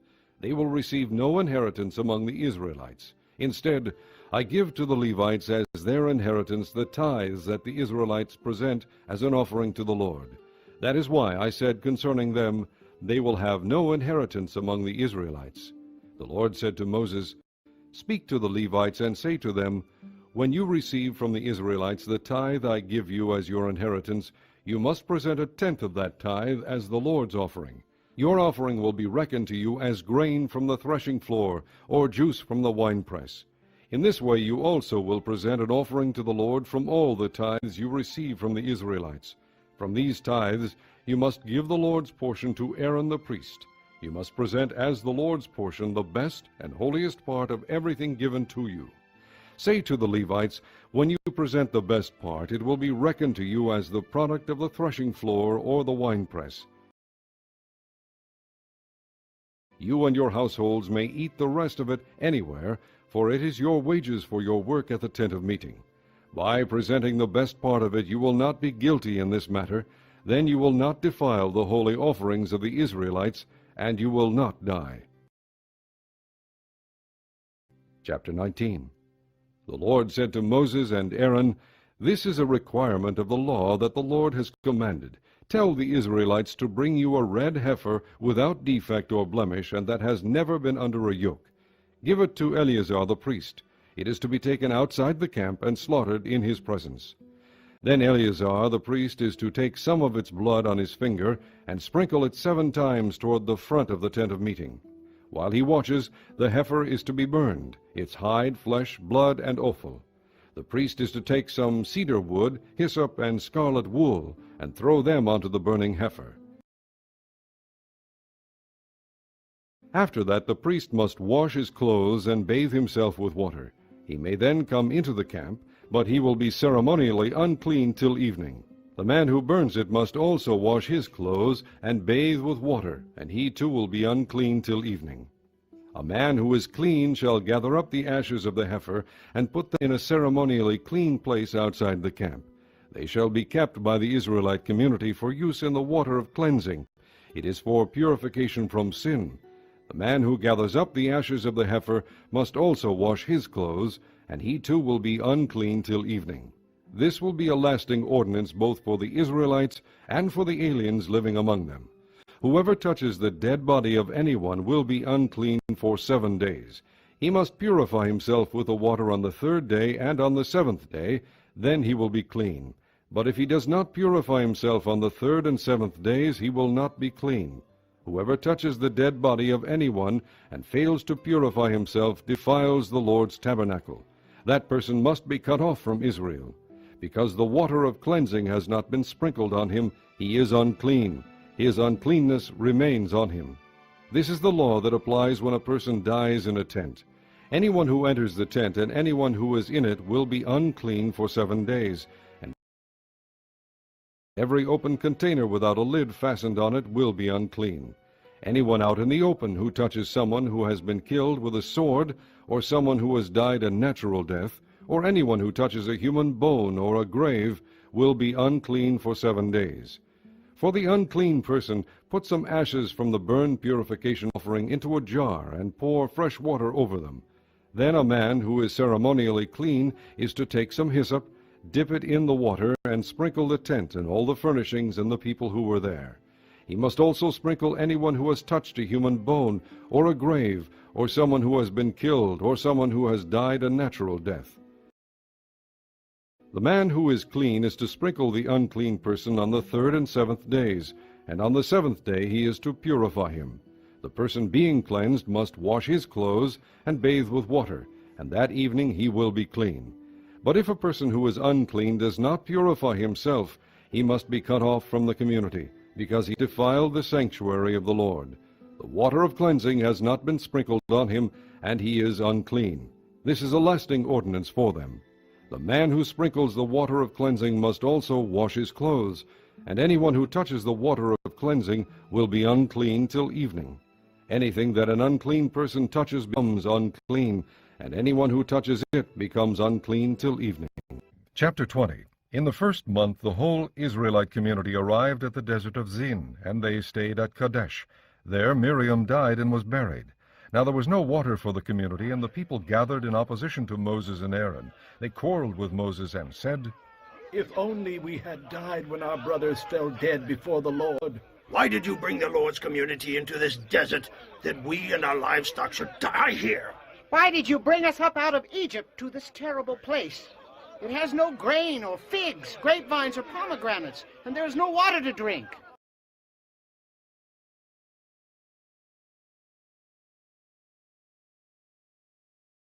Moses and Aaron went from the assembly to the entrance to the tent of meeting and fell face down, and the glory of the Lord appeared to them. The Lord said to Moses, Take the staff, and you and your brother Aaron gather the assembly together. Speak to that rock before their eyes, and it will pour out its water. You will bring water out of the rock for the community, so they and their livestock can drink. So Moses took the staff from the Lord's presence, just as he commanded him. He and Aaron gathered the assembly together in front of the rock, and Moses said to them, Listen, you rebels. Must we bring you water out of this rock?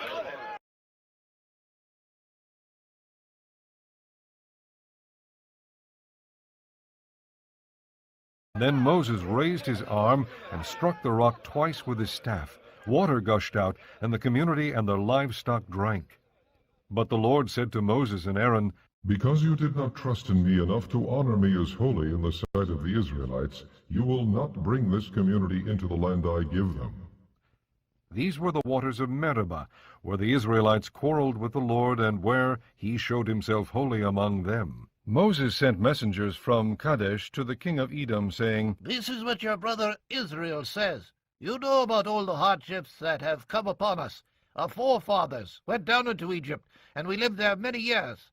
The Egyptians mistreated us and our fathers. But when we cried out to the Lord, he heard our cry and sent an angel and brought us out of Egypt. Now we are here at Kadesh, a town on the edge of your territory. Please let us pass through your country.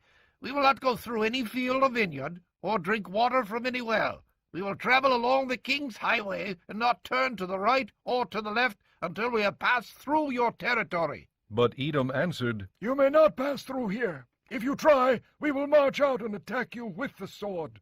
The Israelites replied, We will go along the main road, and if we or our livestock drink any of your water, we will pay for it. We only want to pass through on foot, nothing else. Again they answered, You may not pass through. Then Edom came out against them with a large and powerful army. Since Edom refused to let them go through their territory, Israel turned away from them. The whole Israelite community set out from Kadesh and came to Mount Hor. At Mount Hor, near the border of Edom, the Lord said to Moses and Aaron, Aaron will be gathered to his people. He will not enter the land I give the Israelites, because both of you rebelled against my command at the waters of Meribah. Get Aaron and his son Eleazar and take them up Mount Hor.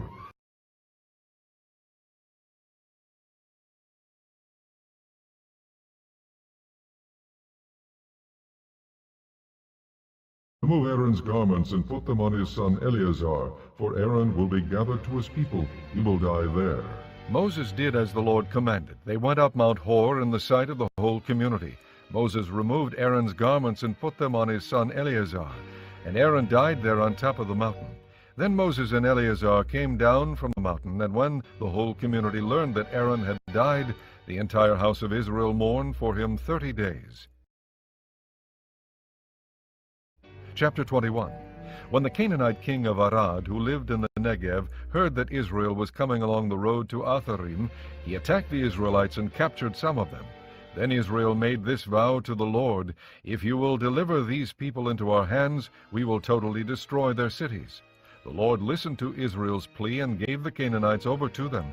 They completely destroyed them and their towns, so the place was named Hormah. They traveled from Mount Hor along the route to the Red Sea to go around Edom, but the people grew impatient on the way.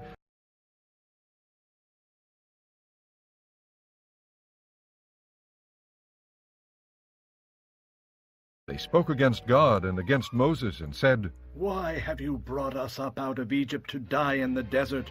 There is no bread. There is no water, and we detest this miserable food. Then the Lord sent venomous snakes among them. They bit the people, and many Israelites died. The people came to Moses and said, We sinned when we spoke against the Lord and against you. Pray that the Lord will take the snakes away from us. So Moses prayed for the people. The Lord said to Moses, Make a snake and put it up on a pole. Anyone who is bitten can look at it and live. So Moses made a bronze snake and put it up on a pole. Then when anyone was bitten by a snake and looked at the bronze snake, he lived. The Israelites moved on and camped at Oboth. Then they set out from Oboth and camped at Ai Abarim in the desert that faces Moab toward the sunrise. From there they moved on and camped in the Zered Valley. They set out from there and camped alongside the Arnon, which is in the desert extending into Amorite territory. The Arnon is the border of Moab between Moab and the Amorites.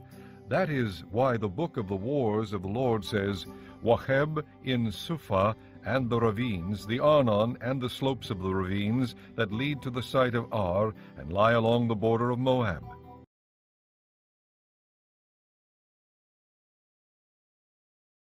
From there they continued to Beer, the well, where the Lord said to Moses, Gather the people together, and I will give them water. Then Israel sang this song, Spring up, O well, sing about it, about the well that the princes dug, that the nobles of the people sank, the nobles with scepters and staffs. Then they went from the desert to Mattanah, from Mattanah to Nahaliel, from Nahaliel to Bamoth, and from Bamoth to the valley in Moab, where the top of Pisgah overlooks the wasteland. Israel sent messengers to say to Sihon, king of the Amorites,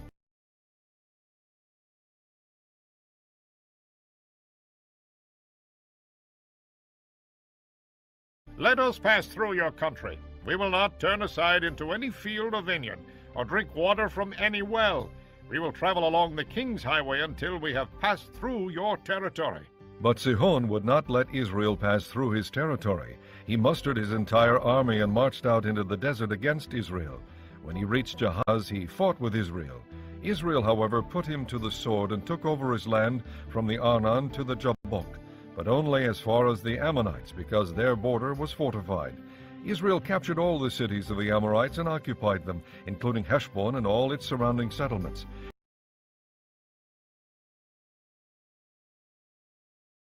Heshbon was the city of Sihon, king of the Amorites, who had fought against the former king of Moab, and had taken from him all his land as far as the Arnon. That is why the poets say, Come to Heshbon, and let it be rebuilt, let Sihon's city be restored. Fire went out from Heshbon, a blaze from the city of Sihon. It consumed Ar of Moab, the citizens of Arnon's heights. Woe to you, O Moab! You are destroyed, O people of Chemosh. He has given up his sons as fugitives and his daughters as captives to Sihon, king of the Amorites. But we have overthrown them. Heshbon is destroyed all the way to Dibon. We have demolished them as far as Nophah, which extends to Medeba. So Israel settled in the land of the Amorites. After Moses had sent spies to Jazer, the Israelites captured its surrounding settlements and drove out the Amorites who were there. Then they turned and went up along the road toward Bashan, and Og, king of Bashan, and his whole army marched out to meet them in battle at Edrei. The Lord said to Moses, Do not be afraid of him, for I have handed him over to you, with his whole army and his land. Do to him what you did to Sihon, king of the Amorites, who reigned in Heshbon. So they struck him down, together with his sons and his whole army, leaving them no survivors, and they took possession of his land. Chapter 22. Then the Israelites traveled to the plains of Moab and camped along the Jordan across from Jericho. Now Balak, son of Zippor, saw all that Israel had done to the Amorites, and Moab was terrified because there were so many people. Indeed, Moab was filled with dread because of the Israelites. The Moabites said to the elders of Midian, This horde is going to lick up everything around us, as an ox licks up the grass of the field. So Balak son of Zippor, who was king of Moab at that time, sent messengers to summon Balaam son of Beor, who was at Pethor near the river, in his native land. Balak said, A people has come out of Egypt. They cover the face of the land and have settled next to me. Now come and put a curse on these people, because they are too powerful for me. Perhaps then I will be able to defeat them and drive them out of the country. For I know that those you bless are blessed, and those you curse are cursed. The elders of Moab and Midian left, taking with them the fee for divination. When they came to Balaam, they told him what Balak had said. Spend the night here, Balaam said to them, and I will bring you back the answer the Lord gives me. So the Moabite princes stayed with him. God came to Balaam and asked, Who are these men with you? Balaam said to God, Balak, son of Zippor, king of Moab, sent me this message. A people that has come out of Egypt covers the face of the land. Now come and put a curse on them for me. Perhaps then I will be able to fight them and drive them away. But God said to Balaam, Do not go with them. You must not put a curse on those people, because they are blessed. The next morning Balaam got up and said to Balak's princes, Go back to your own country, for the Lord has refused to let me go with you. So the Moabite princes returned to Balak and said, Balaam refused to come with us. Then Balak sent other princes, more numerous and more distinguished than the first.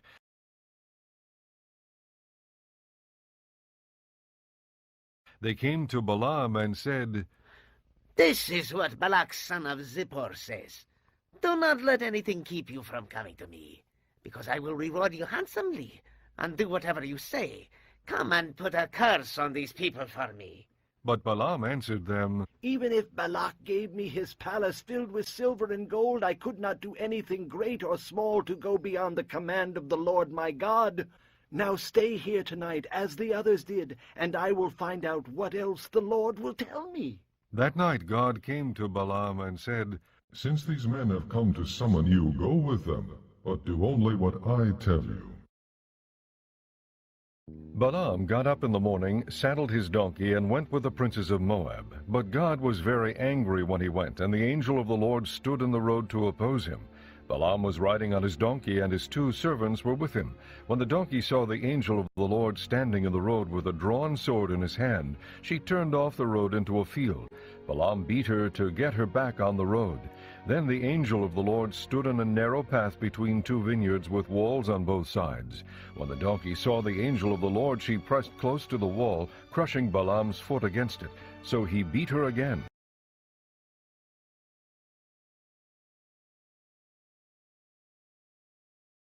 Then the angel of the Lord moved on ahead and stood in a narrow place where there was no room to turn, either to the right or to the left.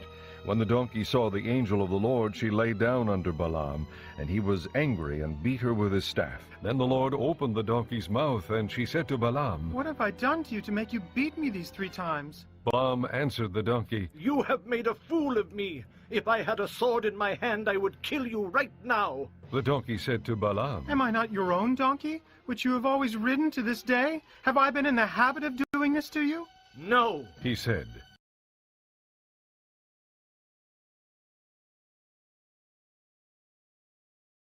Then the Lord opened Balaam's eyes, and he saw the angel of the Lord standing in the road with his sword drawn.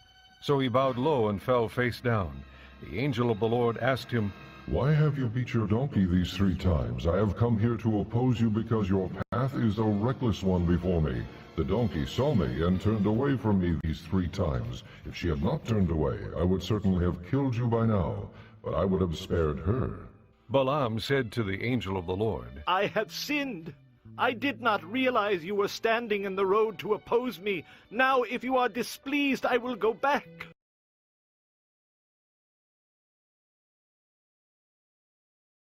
The angel of the Lord said to Balaam, Go with the men, but speak only what I tell you.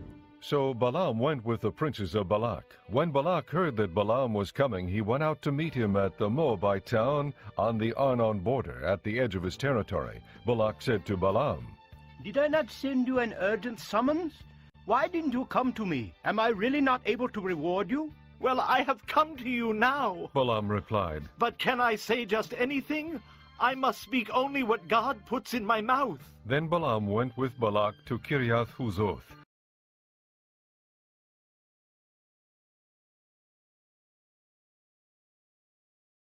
Balak sacrificed cattle and sheep and gave some to Balaam and the princes who were with him.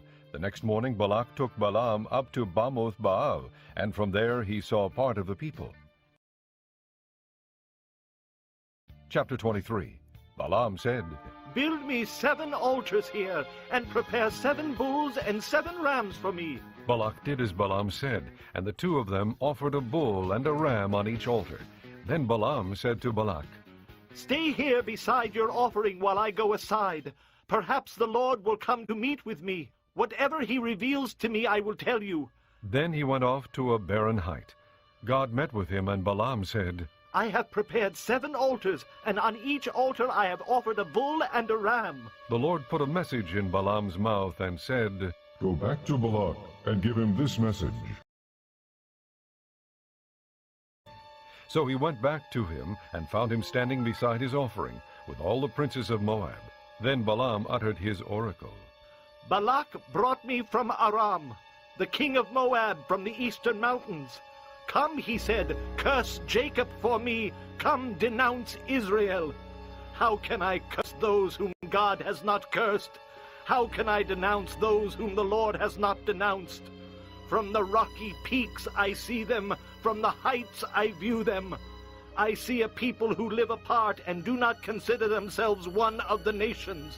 Who can count the dust of Jacob or number the 4th part of Israel? Let me die the death of the righteous, and may my end be like theirs. Balak said to Balaam, What have you done to me? I brought you to curse my enemies, but you have done nothing but bless them. He answered, Must I not speak what the Lord puts in my mouth? Then Balak said to him, Come with me to another place where you can see them. You will see only a part, but not all of them. And from there, curse them for me. So he took him to the field of Zophim on the top of Pisgah, and there he built 7 altars and offered a bull and a ram on each altar. Balaam said to Balak, Stay here beside your offering while I meet with him over there. The Lord met with Balaam and put a message in his mouth and said, Go back to Balak and give him this message. So he went to him and found him standing beside his offering with the princes of Moab. Balak asked him, What did the Lord say? Then he uttered his oracle. Arise, Balak, and listen. Hear me, son of Zippor. God is not a man that he should lie, nor a son of man that he should change his mind. He speak and then not act? Does he promise and not fulfill? I have received a command to bless. He has blessed, and I cannot change it. No misfortune is seen in Jacob, no misery observed in Israel. The Lord their God is with them. The shout of the king is among them. God brought them out of Egypt.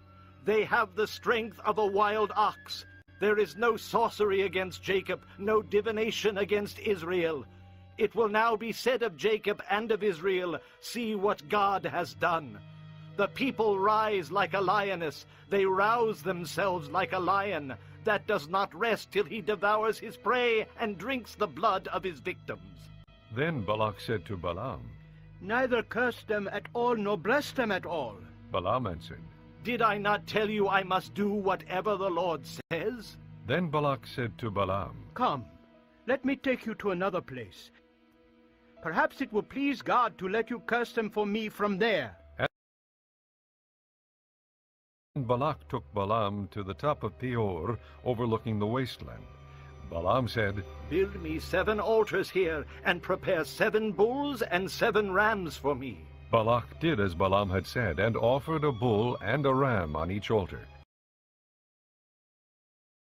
Chapter 24. Now when Balaam saw that it pleased the Lord to bless Israel, he did not resort to sorcery as at other times, but turned his face toward the desert. When Balaam looked out and saw Israel encamped tribe by tribe, the Spirit of God came upon him, and he uttered his oracle. The oracle of Balaam, son of Beor, the oracle of one whose eyes sees clearly, the oracle of one who hears the words of God, who sees a vision from the Almighty, who falls prostrate and whose eyes are opened.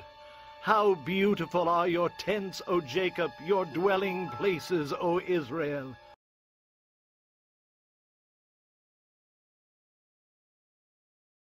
Like valleys they spread out, like gardens beside a river, like aloes planted by the Lord, like cedars beside the waters. Water will flow from their buckets, their seed will have abundant water. Their king will be greater than Agag, their kingdom will be exalted. God brought them out of Egypt. They have the strength of a wild ox. They devour hostile nations and break their bones in pieces. With their arrows they pierce them. Like a lion they crouch and lie down, like a lioness who dares to rouse them. May those who bless you be blessed, and those who curse you be cursed. Then Balak's anger burned against Balaam. He struck his hands together and said to him, I summoned you to curse my enemies, but you have blessed them these 3 times.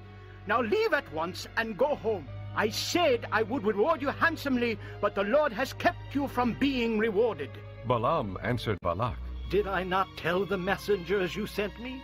Even if Balak gave me his palace filled with silver and gold, I could not do anything of my own accord, good or bad, to go beyond the command of the Lord. And I must say only what the Lord says. Now I am going back to my people. But come, let me warn you of what this people will do to your people in days to come.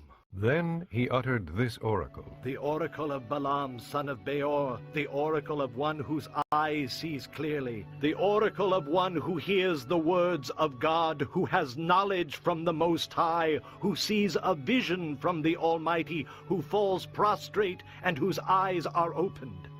I see him, but not now. I behold him, but not near.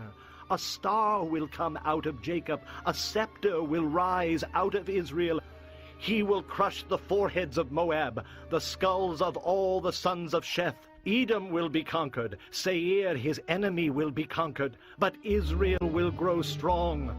A ruler will come out of Jacob and destroy the survivors of the city. Then Balaam saw Amalek and uttered his oracle. Amalek was first among the nations, but he will come to ruin at last. Then he saw the Kenites and uttered his oracle. Your dwelling place is secure, your nest is set in a rock. Yet you Kenites will be destroyed when Ashur takes you captive.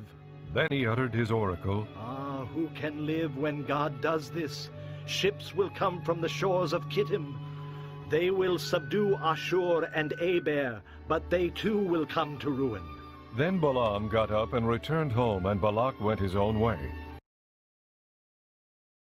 Chapter 25.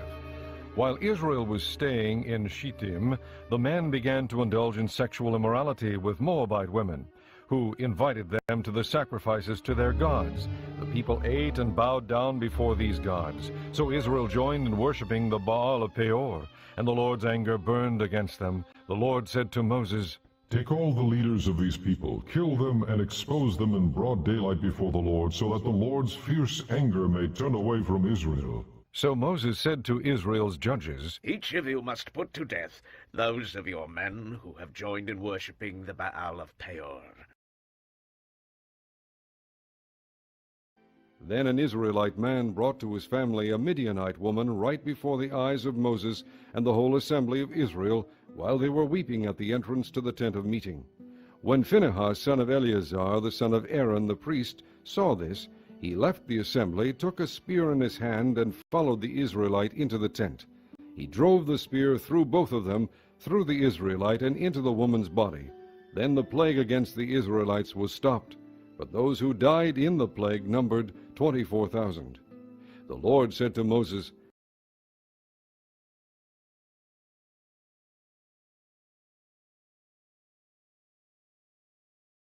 Phinehas, son of Eleazar, the son of Aaron the priest, has turned my anger away from the Israelites, for he was as zealous as I am for my honor among them, so that in my zeal I did not put an end to them. Therefore tell him I am making my covenant of peace with him. He and his descendants will have a covenant of a lasting priesthood, because he was zealous for the honor of his God, and made atonement for the Israelites. The name of the Israelite who was killed with a Midianite woman was Zimri, son of Salu, the leader of a Simeonite family. And the name of the Midianite woman who was put to death was Cosbi, daughter of Zur, a tribal chief of a Midianite family. The Lord said to Moses, "Treat the Midianites as enemies and kill them, because they treated you as enemies when they deceived you in the affair of Peor and their sister Cosbi, the daughter of a Midianite leader, the woman who was killed when the plague came as a result of Peor." Chapter 26. After the plague, the Lord said to Moses and Eleazar, son of Aaron the priest, "Take a census of the whole Israelite community by families, all those 20 years old or more who are able to serve in the army of Israel." So on the plains of Moab by the Jordan across from Jericho, Moses and Eleazar the priest spoke with them and said, "Take a census of the men 20 years old or more, as the Lord commanded Moses." These were the Israelites who came out of Egypt. The descendants of Reuben, the firstborn son of Israel, were, through Hanok, the Hanokite clan, through Palu, the Paluite clan,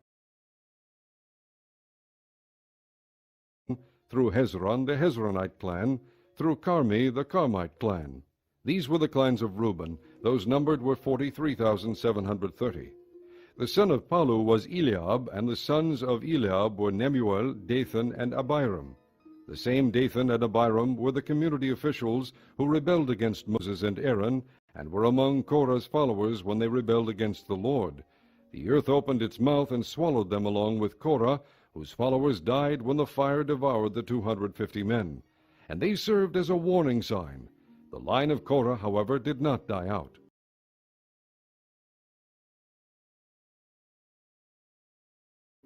The descendants of Simeon by their clans were, through Nemuel, the Nemuelite clan, through Jamin, the Jamnite clan, through Jachin, the Jachinite clan, through Zerah, the Zerahite clan, through Shaul, the Shaulite clan. These were the clans of Simeon. There were 22,200 men.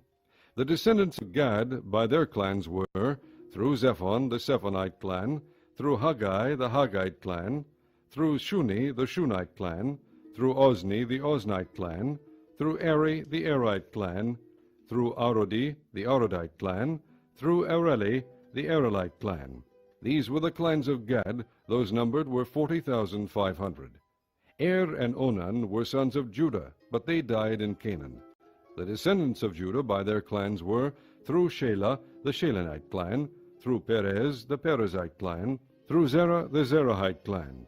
The descendants of Perez were, through Hezron, the Hezronite clan, through Hamul, the Hamulite clan. These were the clans of Judah. Those numbered were 76,500. The descendants of Issachar by their clans were, through Tola, the Toalite clan, through Puah, the Puite clan, through Jashub, the Jashubite clan, through Shimron, the Shimronite clan. These were the clans of Issachar. Those numbered were 64,300.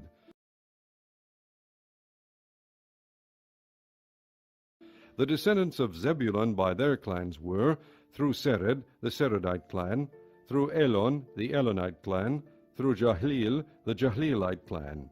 These were the clans of Zebulun. Those numbered were 60,500. The descendants of Joseph by their clans through Manasseh and Ephraim were, the descendants of Manasseh through Machir, the Machirite clan. Machir was the father of Gilead. Through Gilead, the Gileadite clan. These were the descendants of Gilead. Through Iezer, the Iezerite clan, through Halek, the Halekite clan, through Azriel, the Azrielite clan, through Shechem, the Shechemite clan, through Shemida, the Shemidite clan, through Hefer, the Heferite clan. Zelophehad, son of Hefer, had no sons. He had only daughters, whose names were Mala, Noah, Hoglah, Milcah, and Tirzah. These were the clans of Manasseh. Those numbered were 52,700. These were the descendants of Ephraim by their clans. Through Shuthelah, the Shuthelahite clan, through Becher, the Becherite clan, through Tachan, the Tachanite clan. These were the descendants of Shuthelah, through Aaron, the Aaronite clan. These were the clans of Ephraim. Those numbered were 32,500. These were the descendants of Joseph by their clans. The descendants of Benjamin by their clans were, through Bela, the Belite clan, through Ashbel, the Ashbelite clan, through Ahiram, the Ahiramite clan, through Shufam, the Shufamite clan, through Hufam, the Hufamite clan. The descendants of Bela through Ard and Naaman were, through Ard, the Ardite clan, through Naaman, the Naamite clan. These were the clans of Benjamin. Those numbered were 45,600. These were the descendants of Dan by their clans. Through Shuham, the Shuhamite clan. These were the clans of Dan. All of them were Shuhamite clans, and those numbered were 64,400. The descendants of Asher by their clans were, through Imnah, the Imnite clan, through Ishvi, the Ishvite clan, through Bariah, the Berite clan, and through the descendants of Bariah, through Eber, the Eberite clan, through Malchiel, the Malchielite clan. Asher had a daughter named Sarah. These were the clans of Asher. Those numbered were 53,400. The descendants of Naphtali by their clans were, through Jazeel, the Jazeelite clan, through Guni, the Gunite clan, through Jezer, the Jezerite clan, through Shilem, the Shilemite clan. These were the clans of Naphtali. Those numbered were 45,400. The total number of the men of Israel was 601,730. The Lord said to Moses, "The land is to be allotted to them as an inheritance based on the number of names. To a larger group give a larger inheritance, and to a smaller group a smaller one. Each is to receive its inheritance according to the number of those listed. Be sure that the land is distributed by lot. What each group inherits will be according to the names for its ancestral tribe. Each inheritance is to be distributed by lot among the larger and smaller groups." These were the Levites who were counted by their clans. Through Gershon, the Gershonite clan, through Kohath, the Kohathite clan, through Merari, the Merarite clan.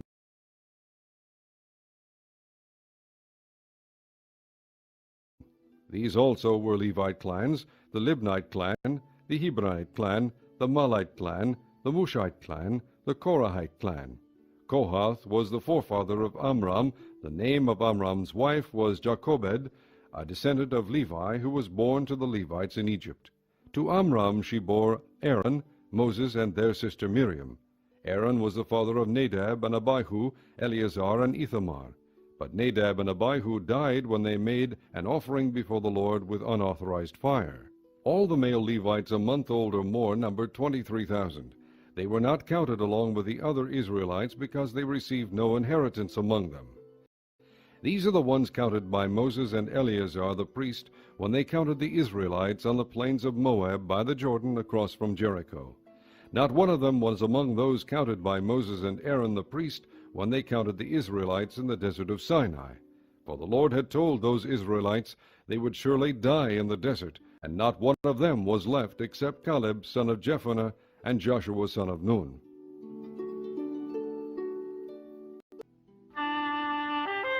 Chapter 27.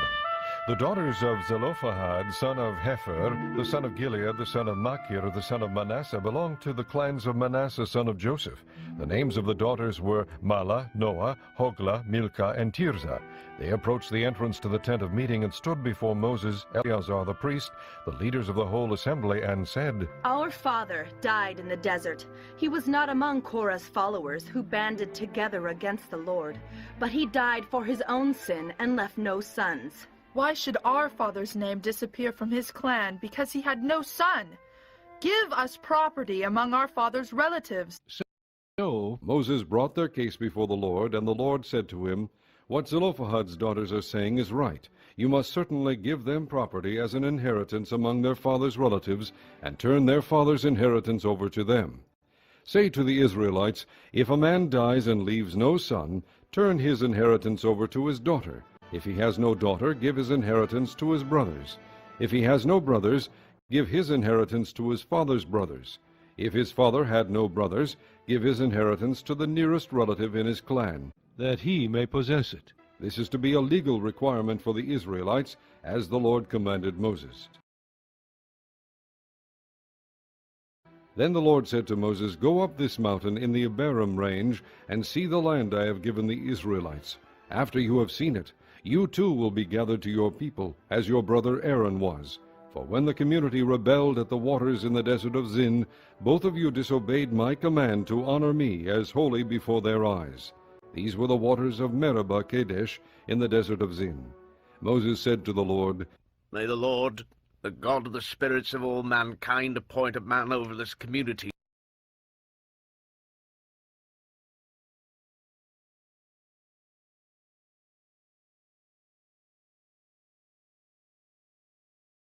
to go out and come in before them, one who will lead them out and bring them in, so the Lord's people will not be like sheep without a shepherd. So the Lord said to Moses, Take Joshua son of Nun, a man in whom is the Spirit, and lay your hand on him. Have him stand before Eleazar the priest and the entire assembly, and commission him in their presence. Give him some of your authority, so the whole Israelite community will obey him. He is to stand before Eleazar the priest, who will obtain decisions for him by inquiring of the Urim before the Lord.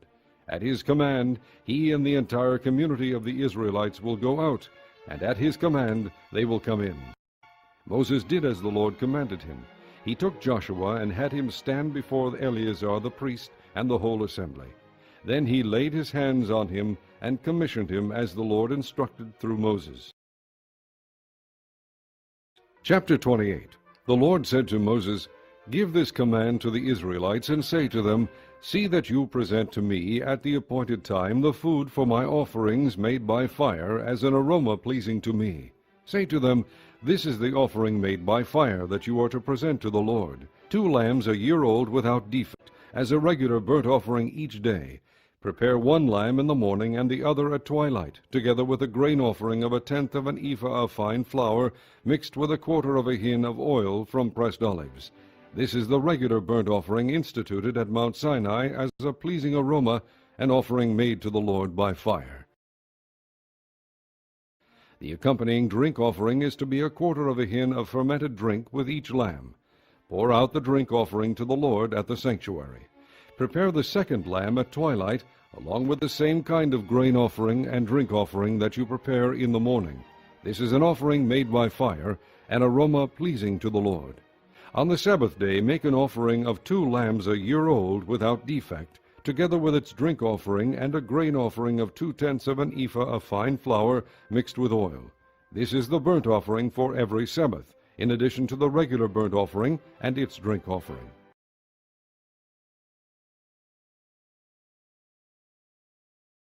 On the 1st of every month, present to the Lord a burnt offering of 2 young bulls, 1 ram, and 7 male lambs a year old, all without defect.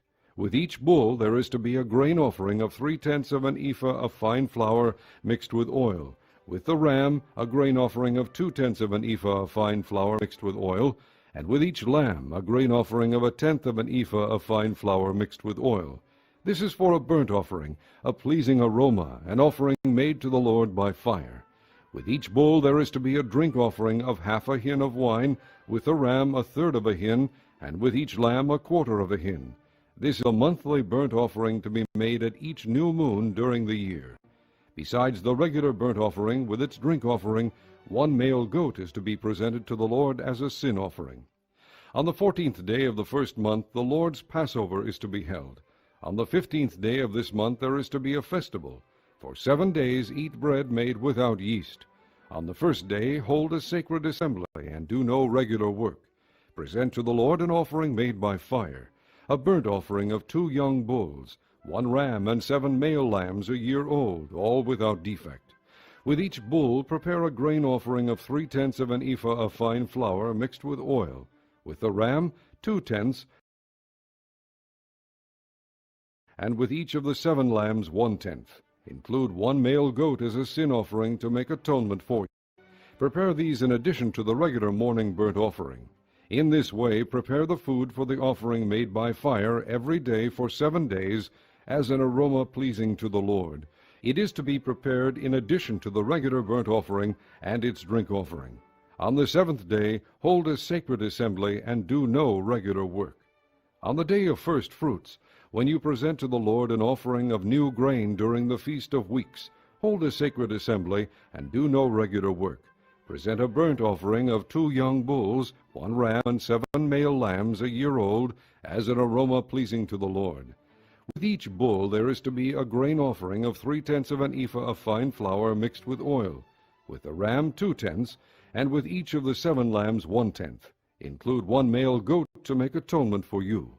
Prepare these together with their drink offerings, in addition to the regular burnt offering and its grain offering. Be sure the animals are without defect. Chapter 29. On the first day of the 7th month, hold a sacred assembly and do no regular work.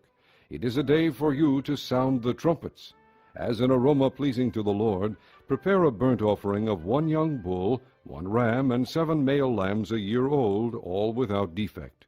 With the bull, prepare a grain offering of 3/10 of an ephah of fine flour mixed with oil. With the ram 2/10, and with each of the 7 lambs 1/10. Include 1 male goat as a sin offering to make atonement for you.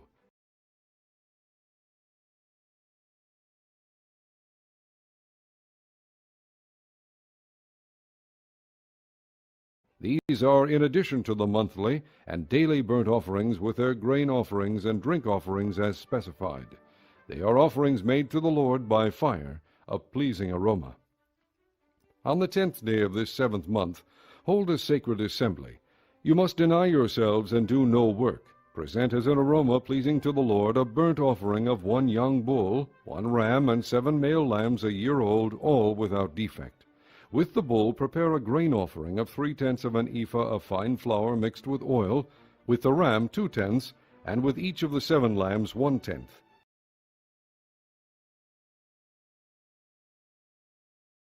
Include 1 male goat as a sin offering, in addition to the sin offering for atonement and the regular burnt offering with its grain offering and their drink offerings. On the 15th day of the 7th month, hold a sacred assembly and do no regular work. Celebrate a festival to the Lord for 7 days. Present an offering made by fire as an aroma pleasing to the Lord, a burnt offering of 13 young bulls, 2 rams, and 14 male lambs a year old, all without defect. With each of the 13 bulls, prepare a grain offering of 3/10 of an ephah of fine flour mixed with oil. With each of the 2 rams, 2/10, and with each of the 14 lambs 1/10. Include 1 male goat as a sin offering, in addition to the regular burnt offering with its grain offering and drink offering. On the 2nd day, prepare 12 young bulls, 2 rams, and 14 male lambs a year old, all without defect. With the bulls, rams, and lambs, prepare their grain offerings and drink offerings according to the number specified. Include 1 male goat as a sin offering, in addition to the regular burnt offering with its grain offering and their drink offerings. On the 3rd day, prepare 11 bulls, 2 rams, and 14 male lambs a year old, all without defect. With the bulls, rams, and lambs, prepare their grain offerings and drink offerings according to the number specified. Include 1 male goat as a sin offering, in addition to the regular burnt offering with its grain offering and drink offering. On the 4th day, prepare 10 bulls, 2 rams, and 14 male lambs a year old, all without defect. With the bulls, rams, and lambs, prepare their grain offerings and drink offerings according to the number specified. Include 1 male goat as a sin offering, in addition to the regular burnt offering with its grain offering and drink offering. On the 5th day, prepare 9 bulls, 2 rams, and 14 male lambs a year old, all without defect. With the bulls, rams, and lambs, prepare their grain offerings and drink offerings according to the number specified. Include 1 male goat as a sin offering, in addition to the regular burnt offering with its grain offering and drink offering. On the 6th day, prepare 8 bulls, 2 rams, and 14 male lambs a year old, all without defect. With the bulls, rams, and lambs, prepare their grain offerings and drink offerings according to the number specified. Include 1 male goat as a sin offering, in addition to the regular burnt offering with its grain offering and drink offering. On the 7th day, prepare 7 bulls, 2 rams, and 14 male lambs a year old, all without defect. With the bulls, rams, and lambs, prepare their grain offerings and drink offerings according to the number specified. Include 1 male goat as a sin offering, in addition to the regular burnt offering with its grain offering and drink offering. On the 8th day, hold an assembly and do no regular work. Present an offering made by fire as an aroma pleasing to the Lord, a burnt offering of 1 bull, 1 ram, and 7 male lambs a year old, all without defect. With the bull, the ram, and the lambs, prepare their grain offerings and drink offerings according to the number specified. Include one male goat as a sin offering, in addition to the regular burnt offering with its grain offering and drink offering. In addition to what you vow and your free will offerings, prepare these for the Lord at your appointed feasts, your burnt offerings, grain offerings, drink offerings, and fellowship offerings. Moses told the Israelites all that the Lord commanded him. Chapter 30. Moses said to the heads of the tribes of Israel, This is what the Lord commands. When a man makes a vow to the Lord or takes an oath to obligate himself by a pledge, he must not break his word, but must do everything he said. When a young woman still living in her father's house makes a vow to the Lord or obligates herself by a pledge, and her father hears about her vow or pledge but says nothing to her, then all her vows and every pledge by which she obligated herself will stand.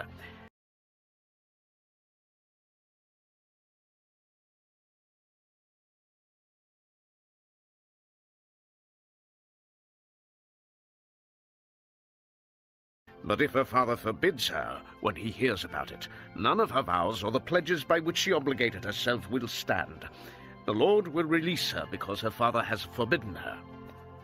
If she marries after she makes a vow, or after her lips utter a rash promise by which she obligates herself and her husband hears about it but says nothing to her, then her vows or the pledges by which she obligated herself will stand. But if her husband forbids her when he hears about it, he nullifies the vow that obligates her, or the rash promise by which she obligates herself, and the Lord will release her. Any vow or obligation taken by a widow or divorced woman will be binding on her. If a woman living with her husband makes a vow or obligates herself by a pledge under oath, and her husband hears about it but says nothing to her and does not forbid her, then all her vows or the pledges by which she obligated herself would stand. But if her husband nullifies them when he hears about them, then none of the vows or pledges that came from her lips would stand. Her husband has nullified them, and the Lord will release her. Her husband may confirm or nullify any vow she makes or any sworn pledge to deny herself.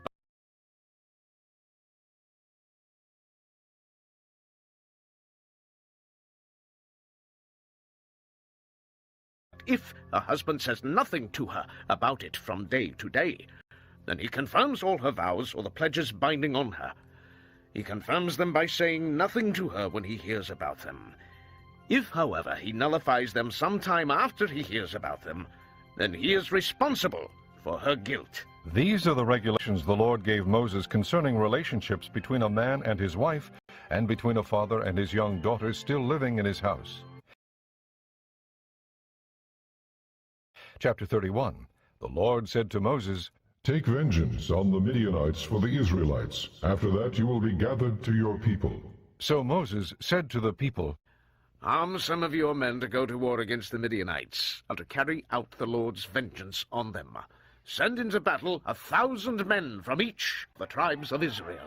So 12,000 men armed for battle, 1,000 from each tribe, were supplied from the clans of Israel. Moses sent them into battle, 1,000 from each tribe, along with Phinehas, son of Eleazar, the priest, who took with him articles from the sanctuary and the trumpets for signaling.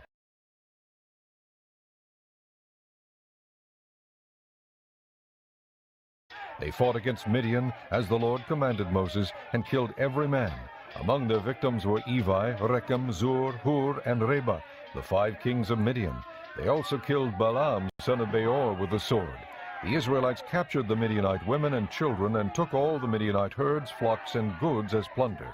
They burned all the towns where the Midianites had settled, as well as all their camps. They took all the plunder and spoils, including the people and animals, and brought the captives, spoils, and plunder to Moses and Eleazar the priest and the Israelite assembly at their camp on the plains of Moab by the Jordan across from Jericho.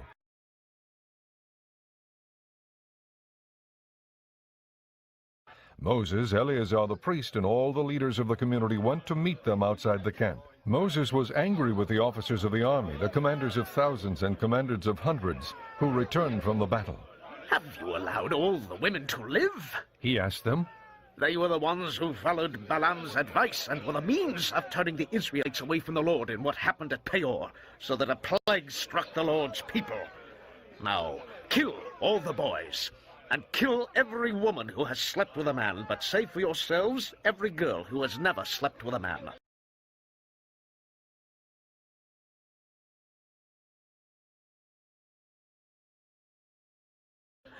All of you who have killed anyone or touched anyone who has killed must stay outside the camp 7 days. On the 3rd and 7th days, you must purify yourselves and your captives. Purify every garment, as well as everything made of leather, goat hair, or wood. Then Eleazar the priest said to the soldiers who had gone into battle, This is the requirement of the law that the Lord gave Moses. Gold, silver, bronze, iron, tin, lead, and anything else that can withstand fire must be put through the fire, and then it will be clean. But it must also be purified with the water of cleansing. And whatever cannot withstand fire must be put through that water. On the 7th day wash your clothes, and you will be clean. Then you may come into the camp. The Lord said to Moses, You and Eleazar the priest and the family heads of the community are to count all the people and animals that were captured. Divide the spoils between the soldiers who took part in the battle and the rest of the community. From the soldiers who fought in the battle, set apart as tribute for the Lord 1 out of every 500, whether persons, cattle, donkeys, sheep, or goats. Take this tribute from their half share and give it to Eleazar the priest as the Lord's part.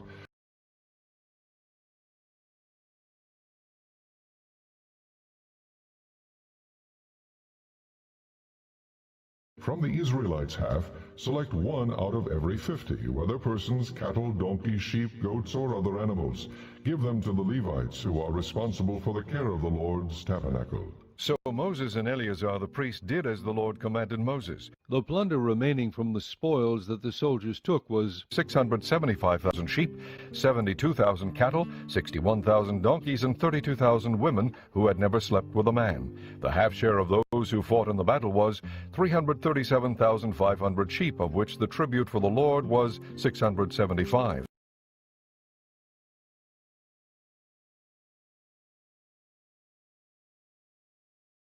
36,000 cattle, of which the tribute for the Lord was 72, 30,500 donkeys, of which the tribute for the Lord was 61, 16,000 people, of which the tribute for the Lord was 32. Moses gave the tribute to Eleazar the priest as the Lord's part, as the Lord commanded Moses. The half belonging to the Israelites, which Moses set apart from that of the fighting men, the community's half, was 337,500 sheep, 36,000 cattle, 30,500 donkeys, and 16,000 people.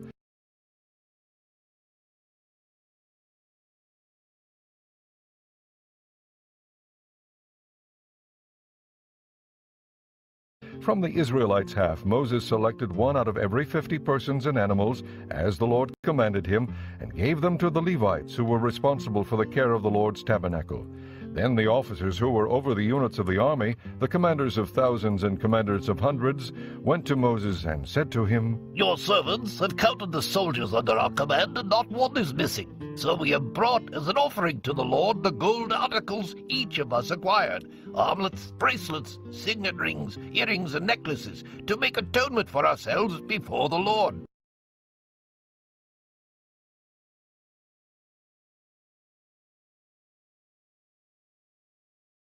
Moses and Eleazar the priest accepted from them the gold, all the crafted articles, all the gold from the commanders of thousands and commanders of hundreds that Moses and Eleazar presented as a gift to the Lord, weighed 16,750 shekels.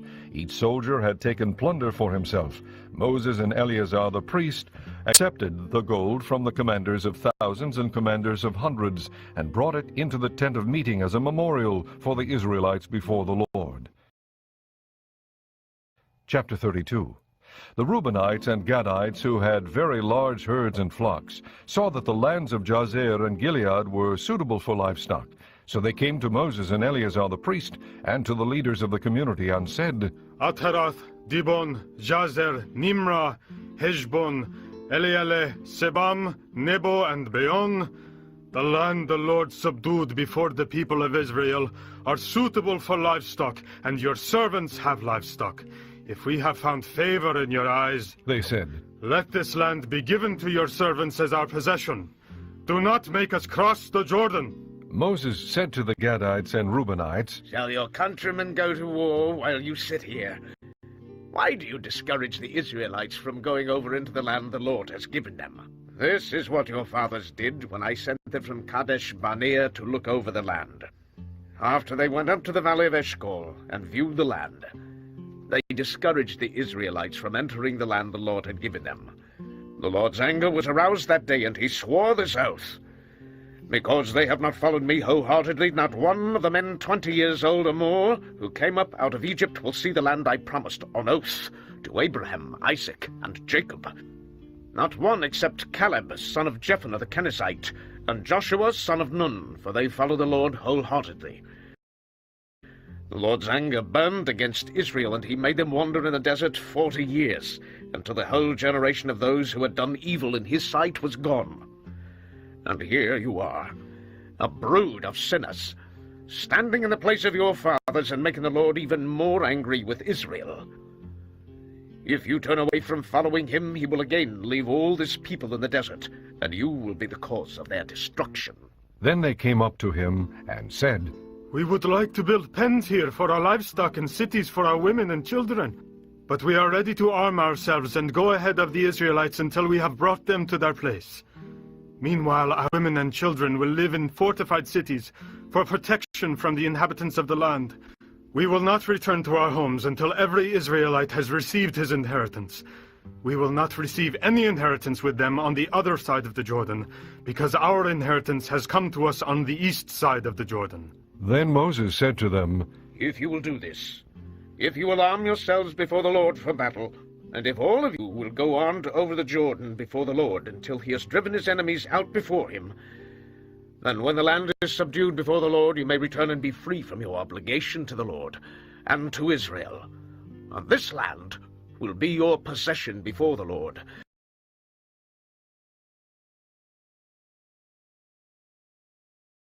But if you fail to do this, you will be sinning against the Lord, and you may be sure that your sin will find you out. Build cities for your women and children, and pens for your flocks, but do what you have promised. The Gadites and Reubenites said to Moses, We, your servants, will do as our Lord commands. Our children and wives, our flocks and herds will remain here in the cities of Gilead. But your servants, every man armed for battle, will cross over to fight before the Lord, just as our Lord says. Then Moses gave orders about them to Eleazar the priest and Joshua son of Nun, and to the family heads of the Israelite tribes. He said to them, Let the Gadites and Reubenites, every man armed for battle, cross over the Jordan with you before the Lord, and when the land is subdued before you, give them the land of Gilead as their possession. But if they do not cross over with you armed, they must accept their possession with you in Canaan. The Gadites and Reubenites answered, Your servants will do what the Lord has said. We will cross over before the Lord into Canaan armed, but the property we inherit will be on this side of the Jordan.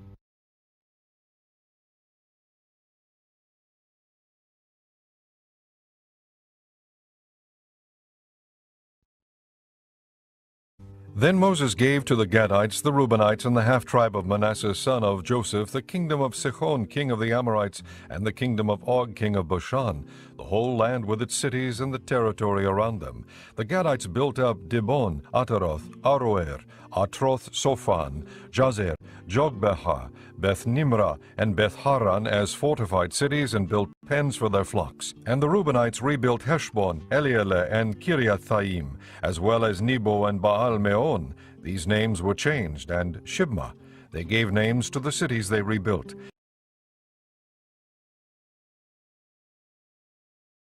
The descendants of Machir son of Manasseh went to Gilead, captured it, and drove out the Amorites who were there.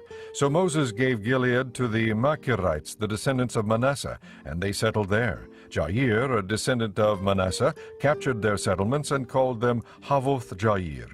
And Nobah captured Kenath and its surrounding settlements and called it Nobah after himself. Chapter 33. Here are the stages in the journey of the Israelites when they came out of Egypt by divisions under the leadership of Moses and Aaron. At the Lord's command, Moses recorded the stages in their journey. This is their journey by stages. The Israelites set out from Ramses on the 15th day of the first month, the day after the Passover. They marched out boldly in full view of all the Egyptians, who were burying all their firstborn, whom the Lord had struck down among them, for the Lord had brought judgment on their gods. The Israelites left Ramses and camped at Succoth. They left Succoth and camped at Etham on the edge of the desert.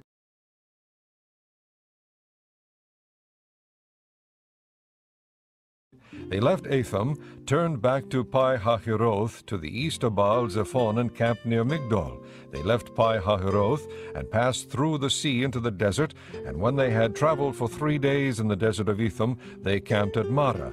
They left Marah and went to Elim, where there were 12 springs and 70 palm trees, and they camped there. They left Elim and camped by the Red Sea. They left the Red Sea and camped in the desert of Sin. They left the desert of Sin and camped at Dovka. They left Dovka and camped at Alush. They left Alush and camped at Rephidim, where there was no water for the people to drink.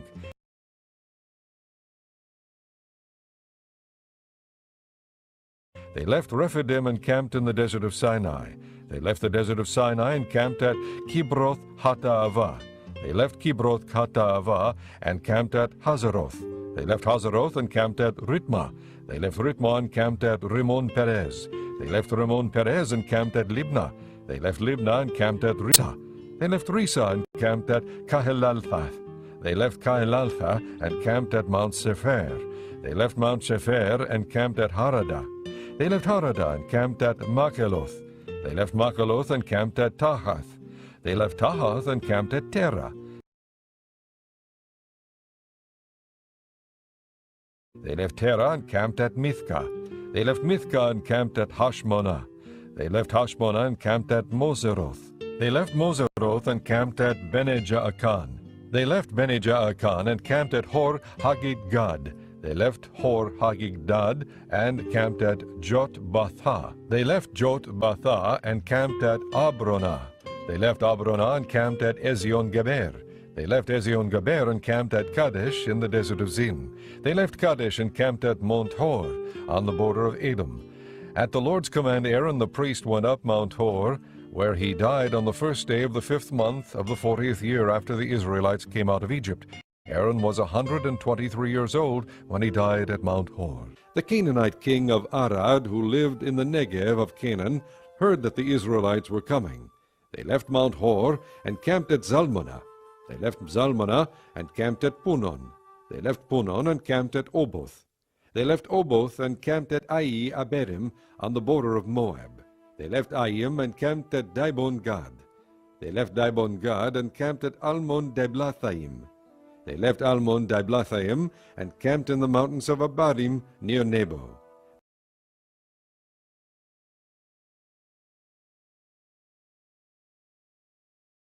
They left the mountains of Abarim and camped on the plains of Moab by the Jordan across from Jericho.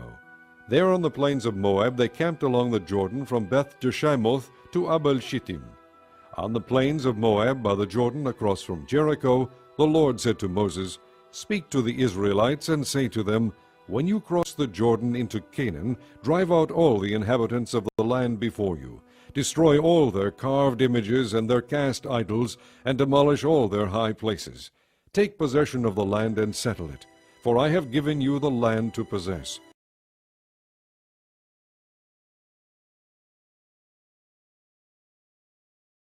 Distribute the land by lot, according to your clans. To a larger group give a larger inheritance, and to a smaller group a smaller one. Whatever falls to them by lot will be theirs. Distribute it according to your ancestral tribes. But if you do not drive out the inhabitants of the land, those you allow to remain will become barbs in your eyes and thorns in your sides. They will give you trouble in the land where you will live. And then I will do to you what I plan to do to them. Chapter 34. The Lord said to Moses, "Command the Israelites and say to them, when you enter Canaan, the land that will be allotted to you as an inheritance will have these boundaries. Your southern side will include some of the desert of Zin along the border of Edom.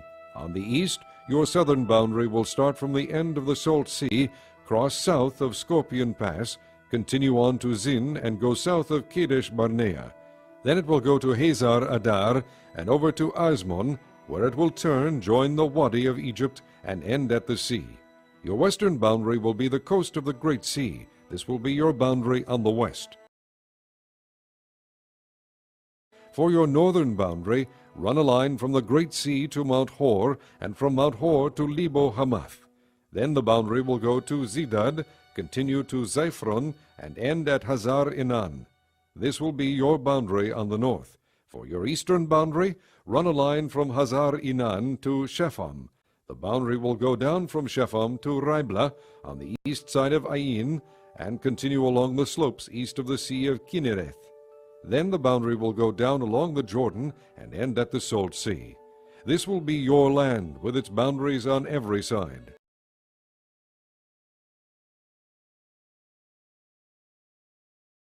Moses commanded the Israelites, "Assign this land by lot as an inheritance. The Lord has ordered that it be given to the 9½ tribes, because the families of the tribe of Reuben, the tribe of Gad, and the half-tribe of Manasseh have received their inheritance. These 2½ tribes have received their inheritance on the east side of the Jordan of Jericho, toward the sunrise." The Lord said to Moses, "These are the names of the men who are to assign the land for you as an inheritance: Eleazar the priest and Joshua son of Nun. And appoint one leader from each tribe to help assign the land. These are their names: Caleb son of Jephunneh from the tribe of Judah, Shemuel son of Ammihud from the tribe of Simeon, Elidad son of Kislon from the tribe of Benjamin, Buki son of Jogli, the leader from the tribe of Dan, Haniel son of Ephod, the leader from the tribe of Manasseh son of Joseph, Kemuel son of Shiftan, the leader from the tribe of Ephraim son of Joseph, Elizaphan son of Parnak, the leader from the tribe of Zebulun, Paltiel son of Azan, the leader from the tribe of Issachar, Ahihud son of Shelemi, the leader from the tribe of Asher, Pedahel son of Ammihud, the leader from the tribe of Naphtali. These are the men the Lord commanded to assign the inheritance to the Israelites in the land of Canaan. Chapter 35.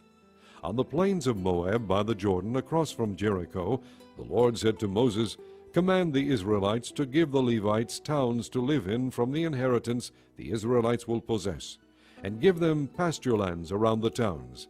Then they will have towns to live in and pasture lands for their cattle, flocks, and all their other livestock. The pasture lands around the towns that you give the Levites will extend out 1,500 feet from the town wall.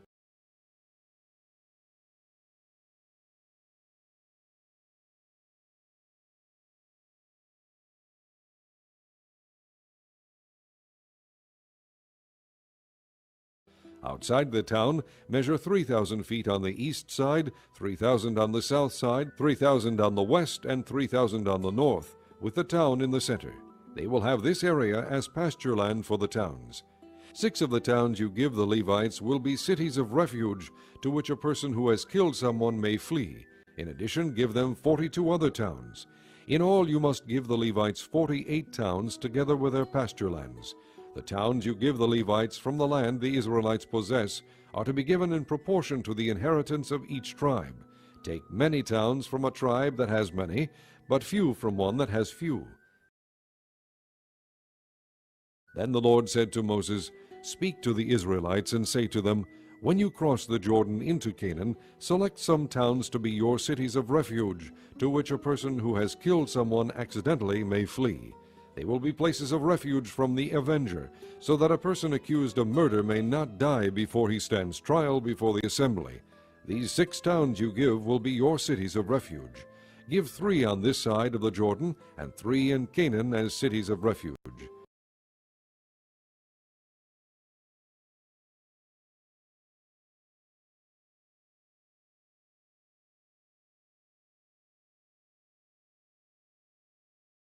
These 6 towns will be a place of refuge for Israelites, aliens, and any other people living among them, so that anyone who has killed another accidentally can flee there. If a man strikes someone with an iron object so that he dies, he is a murderer. The murderer shall be put to death. Or if anyone has a stone in his hand that could kill, and he strikes someone so that he dies, he is a murderer. The murderer shall be put to death. Or if anyone has a wooden object in his hand that could kill, and he hits someone so that he dies, he is a murderer. The murderer shall be put to death. The avenger of blood shall put the murderer to death. When he meets him, he shall put him to death. If anyone with malice aforethought shoves another or throws something at him intentionally so that he dies, or if in hostility he hits him with his fist so that he dies, that person shall be put to death. He is a murderer. The avenger of blood shall put the murderer to death when he meets him. But if without hostility some suddenly shoves another or throws something at him unintentionally, or without seeing him drops a stone on him that could kill him, and he dies, then since he was not his enemy and he did not intend to harm him, the assembly must judge between him and the avenger of blood according to these regulations. The assembly must protect the one accused of murder from the avenger of blood, and send him back to the city of refuge to which he fled. He must stay there until the death of the high priest, who was anointed with the holy oil. But if the accused ever goes outside the limits of the city of refuge to which he has fled, and the avenger of blood finds him outside the city, the avenger of blood may kill the accused without being guilty of murder. The accused must stay in his city of refuge until the death of the high priest. Only after the death of the high priest may he return to his own property. These are to be legal requirements for you throughout the generations to come, wherever you live. Anyone who kills a person is to be put to death as a murderer only on the testimony of witnesses, but no one is to be put to death on the testimony of only one witness. Do not accept a ransom for the life of a murderer who deserves to die. He must surely be put to death. Do not accept a ransom for anyone who has fled to a city of refuge, and so allow him to go back and live on his own land before the death of the high priest. Do not pollute the land where you are. Bloodshed pollutes the land, and atonement cannot be made for the land on which blood has been shed, except by the blood of the one who shed it. Do not defile the land where you live and where I dwell, for I, the Lord, dwell among the Israelites. Chapter 36. The family heads of the clan of Gilead, son of Machir, the son of Manasseh, who were from the clans of the descendants of Joseph, came and spoke before Moses and the leaders, the heads of the Israelite families. They said, "When the Lord commanded my Lord to give the land as an inheritance to the Israelites by lot, he ordered you to give the inheritance of our brother Zelophehad to his daughters. Now, suppose they marry men from other Israelite tribes, then their inheritance will be taken from our ancestral inheritance, and added to that of the tribe they marry into. And so part of the inheritance allotted to us will be taken away. When the year of Jubilee for the Israelites comes, their inheritance will be added to that of the tribe into which they marry, and their property will be taken from the tribal inheritance of our forefathers." Then at the Lord's command, Moses gave this order to the Israelites. What the tribe of the descendants of Joseph is saying is right. This is what the Lord commands for Zelophehad's daughters. They may marry anyone they please as long as they marry within the tribal clan of their father. No inheritance in Israel is to pass from tribe to tribe, for every Israelite shall keep the tribal land inherited from his forefathers.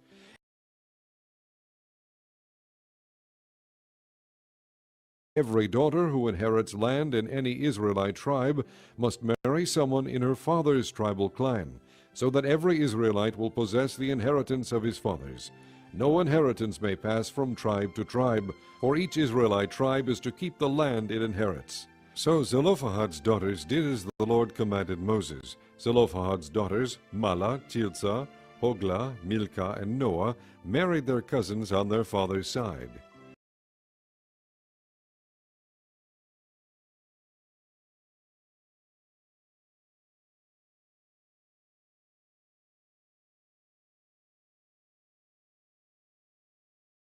They married within the clans of the descendants of Manasseh, son of Joseph, and their inheritance remained in their father's clan and tribe. These are the commands and regulations the Lord gave through Moses to the Israelites on the plains of Moab by the Jordan across from Jericho.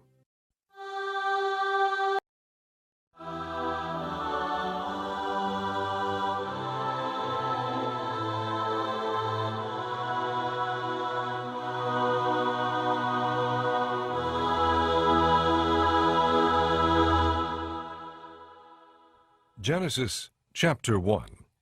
In the beginning God created the heavens and the earth. Now the earth was formless and empty. Darkness was over the surface of the deep, and the Spirit of God was hovering over the waters. And God said, Let there be light. And there was light. God saw that the light was good, and he separated the light from the darkness. God called the light day, and the darkness he called night. And there was evening, and there was morning, the first day. And God said, Let there be an expanse between the waters to separate water from water. So God made the expanse and separated the water under the expanse from the water above it. And it was so. God called the expanse sky. And there was evening, and there was morning, the second day. And God said, Let the water under the sky be gathered to one place, and let dry ground appear. And it was so. God called the dry ground land, and the gathered waters he called seas. And God saw that it was good. Then God said, Let the land produce vegetation, seed-bearing plants and trees on the land that bear fruit with seed in it, according to their various kinds. And it was so.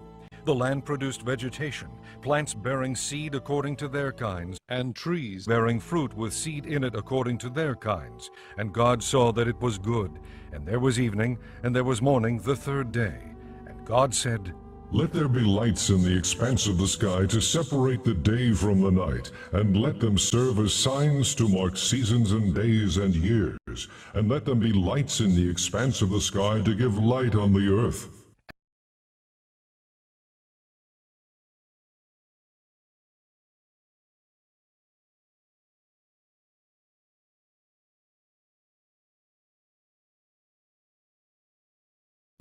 to govern the day and the night, and to separate light from darkness. And God saw that it was good. And there was evening, and there was morning, the fourth day. And God said, Let the water teem with living creatures, and let birds fly above the earth across the expanse of the sky. So God created the great creatures of the sea and every living and moving thing with which the water teems according to their kinds, and every winged bird according to its kind. And God saw that it was good. God blessed them and said, Be fruitful and increase in number, and fill the water in the seas, and let the birds increase on the earth. And there was evening, and there was morning the fifth day.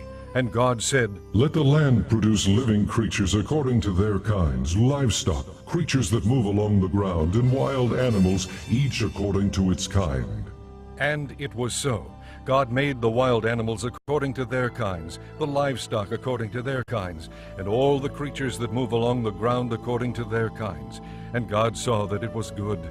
Then God said, Let us make man in our image, in our likeness, and let them rule over the fish of the sea and the birds of the air, over the livestock, over all the earth, and over all the creatures that move along the ground.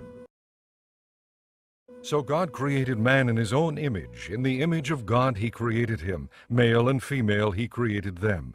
God blessed them and said to them, Be fruitful and increase in number, fill the earth and subdue it, rule over the fish of the sea and the birds of the air, and over every living creature that moves on the ground. Then God said, I give you every seed-bearing plant on the face of the whole earth, and every tree that has fruit with seed in it. They will be yours for food. And to all the beasts of the earth, and all the birds of the air, and all the creatures that move on the ground, everything that has the breath of life in it, I give every green plant for food. And it was so. God saw all that he had made, and it was very good. And there was evening, and there was morning, the sixth day. Chapter 2. Thus the heavens and the earth were completed in all their vast array. By the seventh day God had finished the work he had been doing, so on the seventh day he rested from all his work. And God blessed the seventh day and made it holy, because on it he rested from all the work of creating that he had done. This is the account of the heavens and the earth when they were created. When the Lord God made the earth and the heavens, and no shrub of the field had yet appeared on the earth, and no plant of the field had yet sprung up, for the Lord God had not sent rain on the earth, and there was no man to work the ground,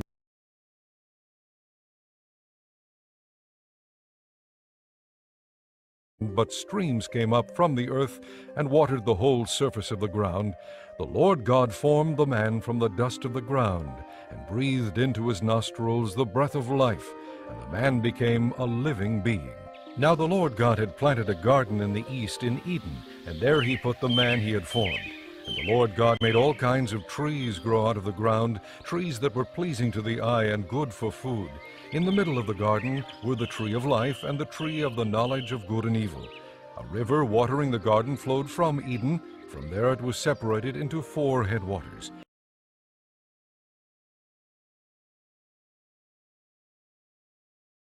The name of the first is the Pishon. It winds through the entire land of Havilah, where there is gold. The gold of that land is good. Aromatic resin and onyx are also there. The name of the second river is the Gihon. It winds through the entire land of Cush. The name of the third river is the Tigris. It runs along the east side of Ashur. And the fourth river is the Euphrates. The Lord God took the man and put him in the Garden of Eden to work it and take care of it. And the Lord God commanded the man, "You are free to eat from any tree in the garden,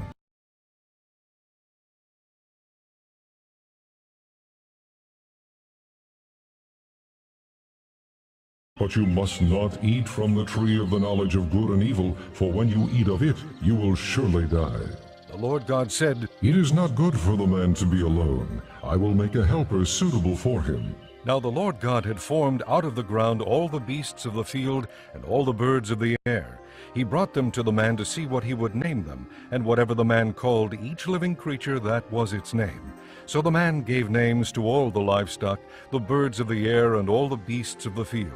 But for Adam no suitable helper was found.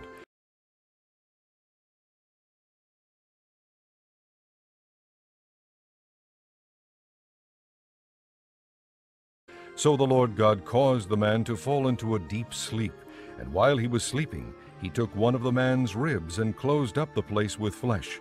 Then the Lord God made a woman from the rib he had taken out of the man, and he brought her to the man. The man said, "This is now bone of my bones and flesh of my flesh. She shall be called woman, for she was taken out of man." For this reason a man will leave his father and mother and be united to his wife, and they will become one flesh. The man and his wife were both naked, and they felt no shame. Chapter 3. Now the serpent was more crafty than any of the wild animals the Lord God had made.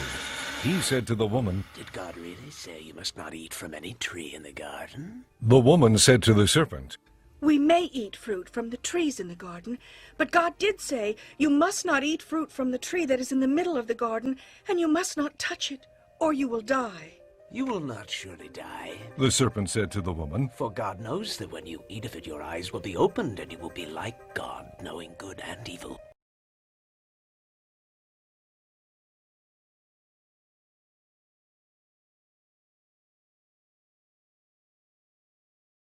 When the woman saw that the fruit of the tree was good for food and pleasing to the eye, and also desirable for gaining wisdom, she took some and ate it. She also gave some to her husband who was with her, and he ate it. Then the eyes of both of them were opened, and they realized they were naked, so they sewed fig leaves together and made coverings for themselves. Then the man and his wife heard the sound of the Lord God as he was walking in the garden in the cool of the day, and they hid from the Lord God among the trees of the garden. But the Lord God called to the man, "Where are you?" He answered, "I heard you in the garden, and I was afraid because I was naked, so I hid." And he said, "Who told you that you were naked? Have you eaten from the tree that I commanded you not to eat from?" The man said, "The woman you put here with me, she gave me some fruit from the tree, and I ate it." Then the Lord God said to the woman, "What is this you have done?" The woman said, "The serpent deceived me, and I ate." So the Lord God said to the serpent, "Because you have done this, cursed are you above all the livestock and all the wild animals. You will crawl on your belly, and you will eat dust all the days of your life. And I will put enmity between you and the woman, and between your offspring and hers. He will crush your head, and you will strike his heel." To the woman he said, "I will greatly increase your pains in childbearing. With pain you will give birth to children. Your desire will be for your husband, and he will rule over you." To Adam he said, Because you listened to your wife and ate from the tree about which I commanded you, you must not eat of it.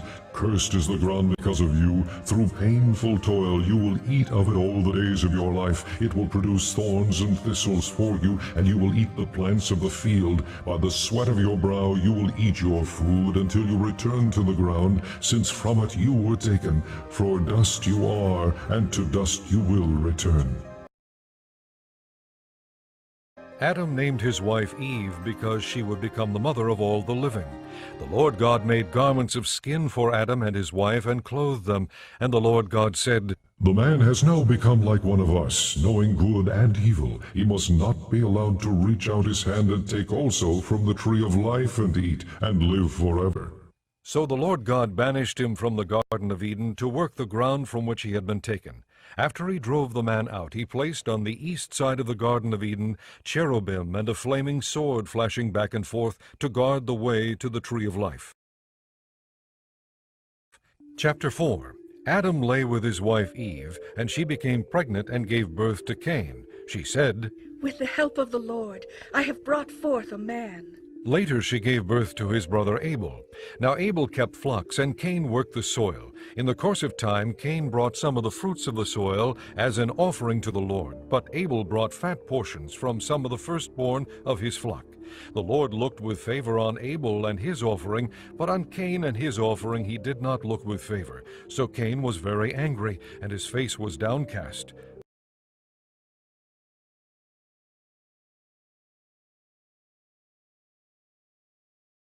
Then the Lord said to Cain, Why are you angry? Why is your face downcast? If you do what is right, will you not be accepted? But if you do not do what is right, sin is crouching at your door. It desires to have you, but you must master it. Now Cain said to his brother Abel, Let's go out to the field. And while they were in the field, Cain attacked his brother Abel and killed him. Then the Lord said to Cain, Where is your brother Abel? I don't know. He replied, Am I my brother's keeper? The Lord said, What have you done? Listen, your brother's blood cries out to me from the ground.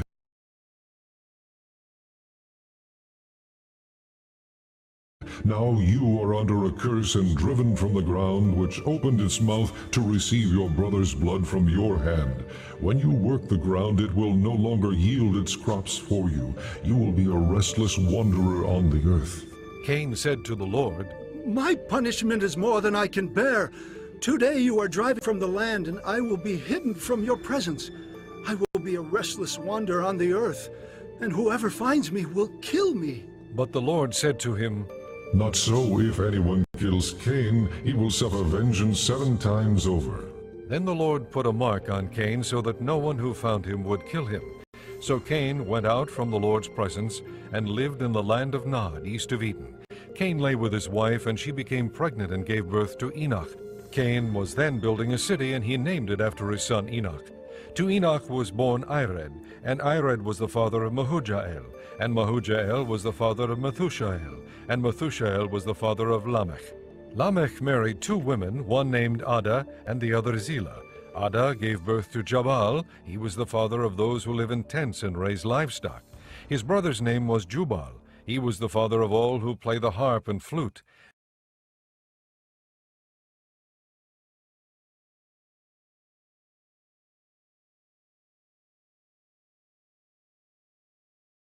Zillah also had a son, Tubal-Cain, who forged all kinds of tools out of bronze and iron. Tubal-Cain's sister was Naamah. Lamech said to his wives, Ada and Zillah, listen to me. Wives of Lamech, hear my words. I have killed a man for wounding me, a young man for injuring me. If Cain is avenged 7 times, then Lamech 77 times. Adam lay with his wife again, and she gave birth to a son and named him Seth, saying, God has granted me another child in place of Abel, since Cain killed him. Seth also had a son, and he named him Enosh. At that time men began to call on the name of the Lord. Chapter 5. This is the written account of Adam's line. When God created man, he made him in the likeness of God. He created them male and female and blessed them. And when they were created, he called them man. When Adam had lived 130 years, he had a son in his own likeness, in his own image, and he named him Seth. After Seth was born, Adam lived 800 years and had other sons and daughters. Altogether, Adam lived 930 years, and then he died. When Seth had lived 105 years, he became the father of Enosh.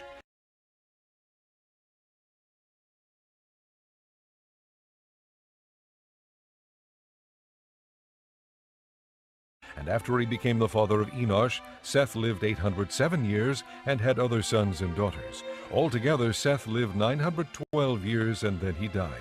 When Enosh had lived 90 years, he became the father of Kenan. And after he became the father of Kenan, Enosh lived 815 years and had other sons and daughters. Altogether, Enosh lived 905 years, and then he died. When Kenan had lived 70 years, he became the father of Mahalalel. And after he became the father of Mahalalel, Kenan lived 840 years and had other sons and daughters. Altogether, Kenan lived 910 years, and then he died. When Mahalalel had lived 65 years, he became the father of Jared. And after he became the father of Jared, Mahalalel lived 830 years and had other sons and daughters. Altogether, Mahalalel lived 895 years, and then he died. When Jared had lived 162 years, he became the father of Enoch. And after he became the father of Enoch, Jared lived 800 years, and had other sons and daughters. Altogether, Jared lived 962 years, and then he died. When Enoch had lived 65 years, he became the father of Methuselah.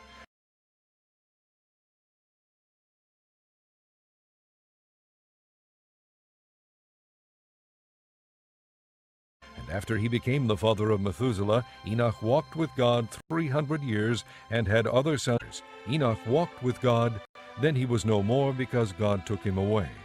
When Methuselah had lived 187 years, he became the father of Lamech.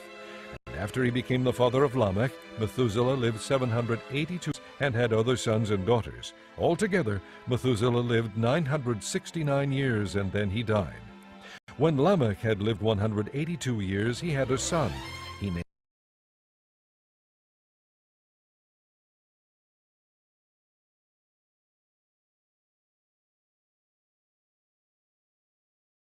named him Noah, and said, "He will comfort us in the labor and painful toil of our hands caused by the ground the Lord has cursed." After Noah was born, Lamech lived 595 years and had other sons and daughters. Altogether, Lamech lived 777 years, and then he died. After Noah was 500 years old, he became the father of Shem, Ham, and Japheth. Chapter 6. When men began to increase in number on the earth and daughters were born to them, the sons of God saw that the daughters of men were beautiful, and they married any of them they chose. Then the Lord said, My spirit will not contend with man forever, for he is mortal. His days will be 120 years. The Nephilim were on the earth in those days, and also afterward, when the sons of God went to the daughters of men and had children by them. They were the heroes of old, men of renown.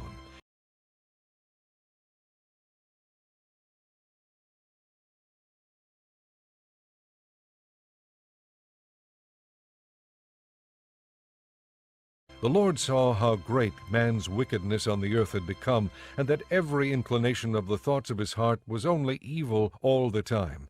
The Lord was grieved that he had made man on the earth, and his heart was filled with pain. So the Lord said, I will wipe mankind whom I have created from the face of the earth, men and animals, and creatures that move along the ground, and birds of the air, for I am grieved that I have made them. But Noah found favor in the eyes of the Lord. This is the account of Noah. Noah was a righteous man, blameless among the people of his time, and he walked with God.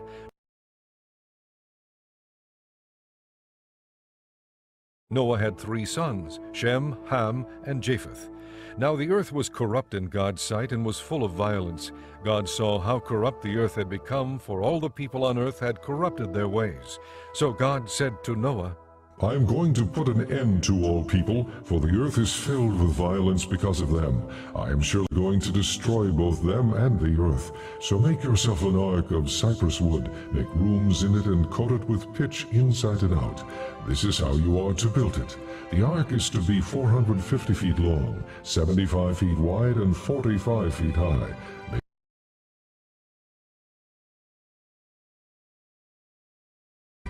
for it and finish the ark to within 18 inches of the top.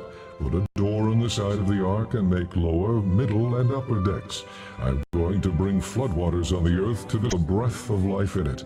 Everything on earth will perish, but I will establish my covenant with you, and you will enter the ark, you and your wife and your sons' wives with you.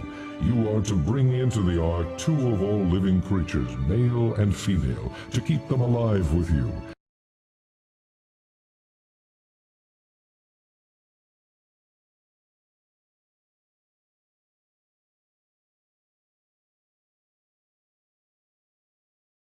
Two of every kind of bird, of every kind of animal, and of every kind of creature that moves along the ground will come to you to be kept alive.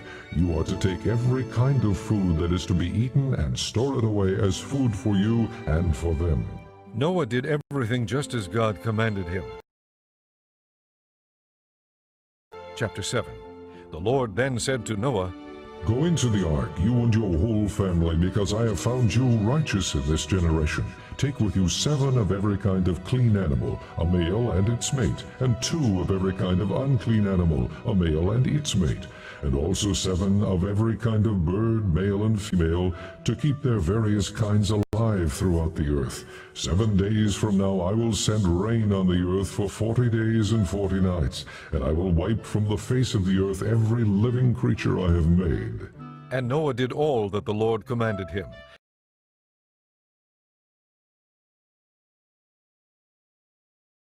Noah was 600 years old when the floodwaters came on the earth, and Noah and his sons and his wife and his sons' wives entered the ark to escape the waters of the flood. Pairs of clean and unclean animals, of birds and of all creatures that move along the ground, male and female, came to Noah and entered the ark, as God had commanded Noah. And after the 7 days the floodwaters came on the earth. In the 600th year of Noah's life, on the 17th day of the 2nd month, on that day all the springs of the great deep burst forth, and the floodgates of the heavens were opened.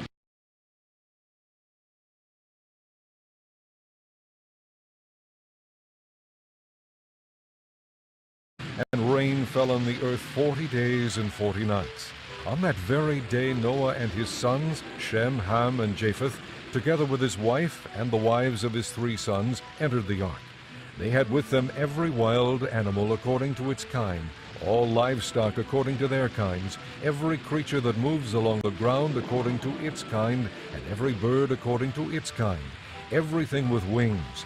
Pairs of all creatures that have the breath of life in them came to Noah and entered the ark. The animals going in were male and female of every living thing, as God had commanded Noah. Then the Lord shut him in. For 40 days the flood kept coming on the earth, and as the waters increased, they lifted the ark high above the earth. The waters rose and increased greatly on the earth, and the ark floated on the surface of the water. They rose greatly on the earth, and all the high mountains under the entire heavens were covered. The waters rose and covered the mountains to a depth of more than 20 feet. Every living thing that moved on the earth perished. Birds, livestock, wild animals, all the creatures that swarm over the earth, and all mankind.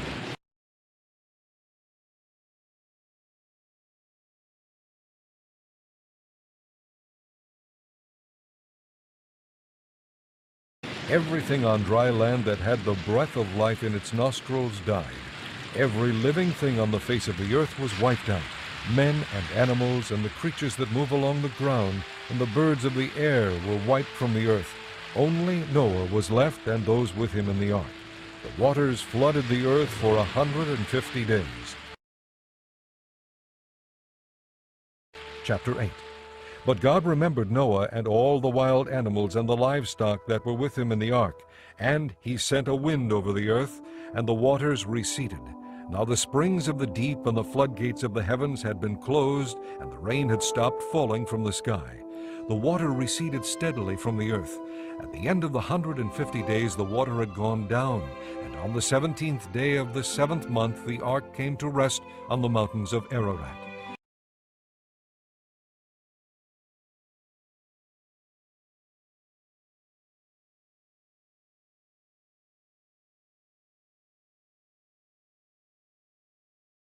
The waters continued to recede until the 10th month, and on the first day of the 10th month the tops of the mountains became visible. After 40 days Noah opened the window he had made in the ark and sent out a raven, and it kept flying back and forth until the water had dried up from the earth. Then he sent out a dove to see if the water had receded from the surface of the ground. But the dove could find no place to set its feet, because there was water over all the surface of the earth. So it returned to Noah in the ark. He reached out his hand and took the dove and brought it back to himself in the ark.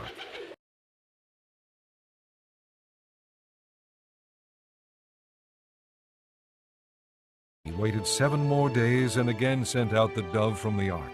When the dove returned to him in the evening, there in its beak was a freshly plucked olive leaf. Then Noah knew that the water had receded from the earth. He waited 7 more days and sent the dove out again, but this time it did not return to him. By the first day of the first month of Noah's 601st year, the water had dried up from the earth. Noah then removed the covering from the ark and saw that the surface of the ground was dry. By the 27th day of the 2nd month, the earth was completely dry.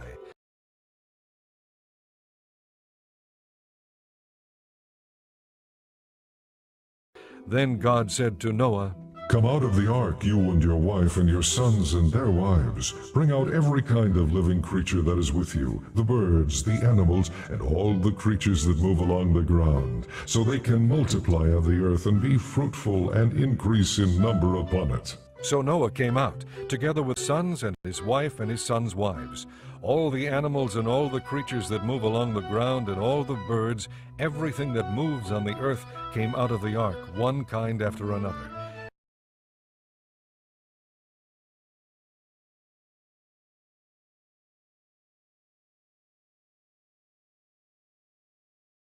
Then Noah built an altar to the Lord, and taking some of all the clean animals and clean birds, he sacrificed burnt offerings on it. The Lord smelled the pleasing aroma and said in his heart, "Never again will I curse the ground because of man, even though every inclination of his heart is evil from childhood, and never again will I destroy all living creatures as I have done.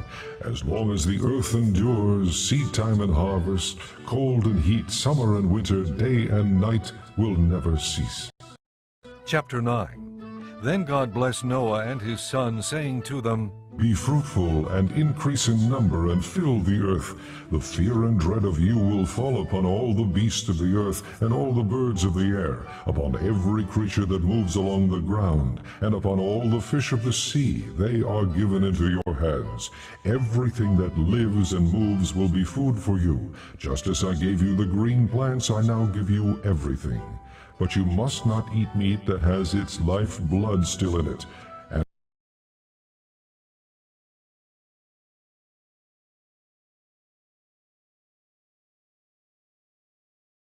And for your lifeblood I will surely demand an accounting. I will demand an accounting from every animal, and from each man too I will demand an accounting for the life of his fellow man. Whoever sheds the blood of man, by man shall his blood be shed, for in the image of God has God made man. As for you, be fruitful and increase in number, multiply on the earth and increase upon it." Then God said to Noah and to his sons with him, "I now establish my covenant with you and with your descendants after you,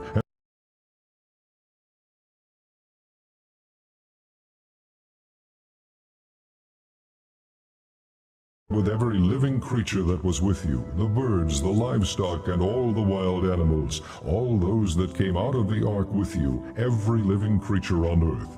I establish my covenant with you. Never again will all life be cut off by the waters of a flood. Never again will there be a flood to destroy the earth."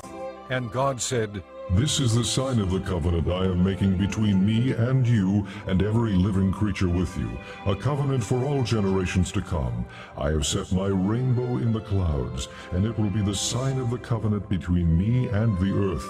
Whenever I bring clouds over the earth and the rainbow appears in the clouds, I will remember my covenant between me and you and all living creatures of every kind. Never again will the waters become a flood to destroy all life.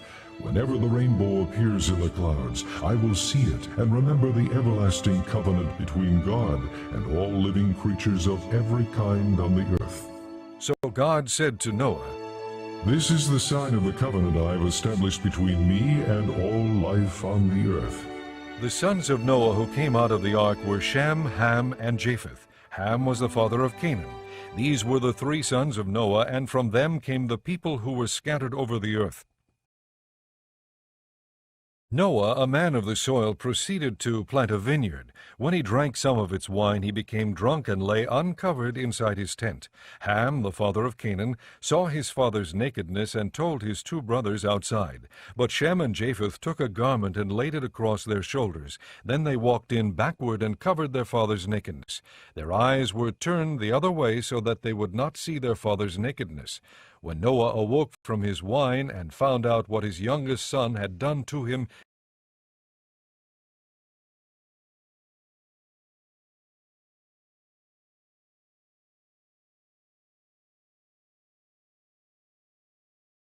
he said, Cursed be Canaan. The lowest of slaves will he be to his brothers. He also said, Blessed be the Lord, the God of Shem. May Canaan be the slave of Shem. May God extend the territory of Japheth. May Japheth live in the tents of Shem, and may Canaan be his slave. After the flood, Noah lived 350 years. Altogether, Noah lived 950 years, and then he died. Chapter 10. This is the account of Shem, Ham, and Japheth, Noah's sons, who themselves had sons after the flood.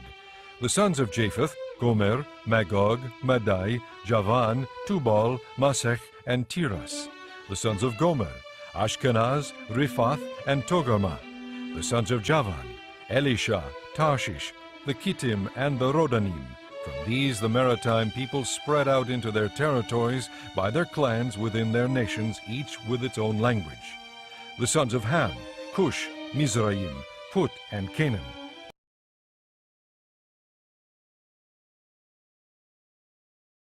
The sons of Cush, Seba, Havilah, Sabta, Rama, and Sabteka. The sons of Rama, Sheba, and Dedan. Cush was the father of Nimrod, who grew to be a mighty warrior on the earth. He was a mighty hunter before the Lord. That is why it is said, like Nimrod, a mighty hunter before the Lord. The first centers of his kingdom were Babylon, Erech, Akkad, and Calneh in Shinar.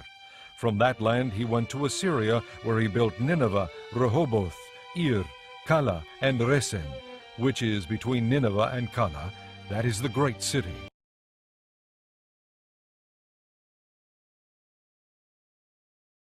Mizraim was the father of the Ludites, Anamites, Lahabites, Naphtuhites, Pathrushites, Kasluhites, from whom the Philistines came, and Kaphtorites. Canaan was the father of Sidon, his firstborn, and of the Hittites, Jebusites, Amorites, Girgashites, Hivites, Archites, Sinites, Arvadites, Zemarites, and Hamathites. Later the Canaanite clan scattered, and the borders of Canaan reached from Sidon toward Gerar as far as Gaza, and then toward Sodom, Gomorrah, Admah, and Zeboim as far as Lasha.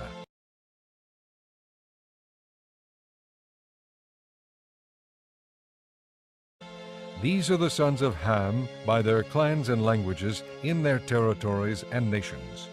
Sons were also born to Shem, whose older brother was Japheth. Shem was the ancestor of all the sons of Eber. The sons of Shem, Elam, Ashur, Arphaxad, Lud, and Aram. The sons of Aram, Uz, Hul, Gether, and Meshech. Arphaxad was the father of Shelah, and Shelah the father of Eber. 2 sons were born to Eber. One was named Peleg, because in his time the earth was divided. His brother was named Joktan. Joktan was the father of Almodad, Sheleph, Hazarmaveth, Jerah, Hadoram, Uzal, Dikla, Obal, Abimael, Sheba, Ophir, Havilah, and Jobab. All these were sons of Joktan. The region where they lived stretched from Mesha toward Sephar in the eastern hill country. These are the sons of Shem by their clans and languages in their territories and nations. These are the clans of Noah's sons according to their lines of descent within their nations. From these the nations spread out over the earth after the flood. Chapter 11. Now the whole world had one language and a common speech. As men moved eastward, they found a plain in Shinar and settled there. They said to each other, "Come, let's make bricks and bake them thoroughly." They used brick instead of stone, and tar for mortar. Then they said, Come, let us build ourselves a city with a tower that reaches to the heavens, so that we may make a name for ourselves and not be scattered over the face of the whole earth. But the Lord came down to see the city and the tower that the men were building.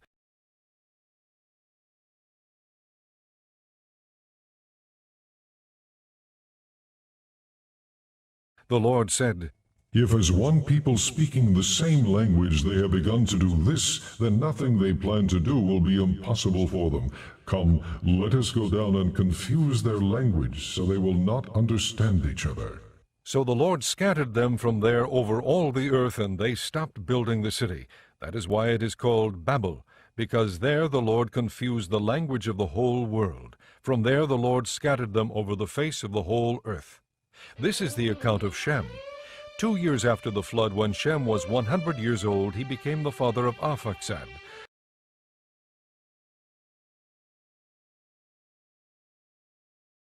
And after he became the father of Arphaxad, Shem lived 500 years and had other sons and daughters. When Arphaxad had lived 35 years, he became the father of Shelah. And after he became the father of Shelah, Arphaxad lived 403 years and had other sons and daughters.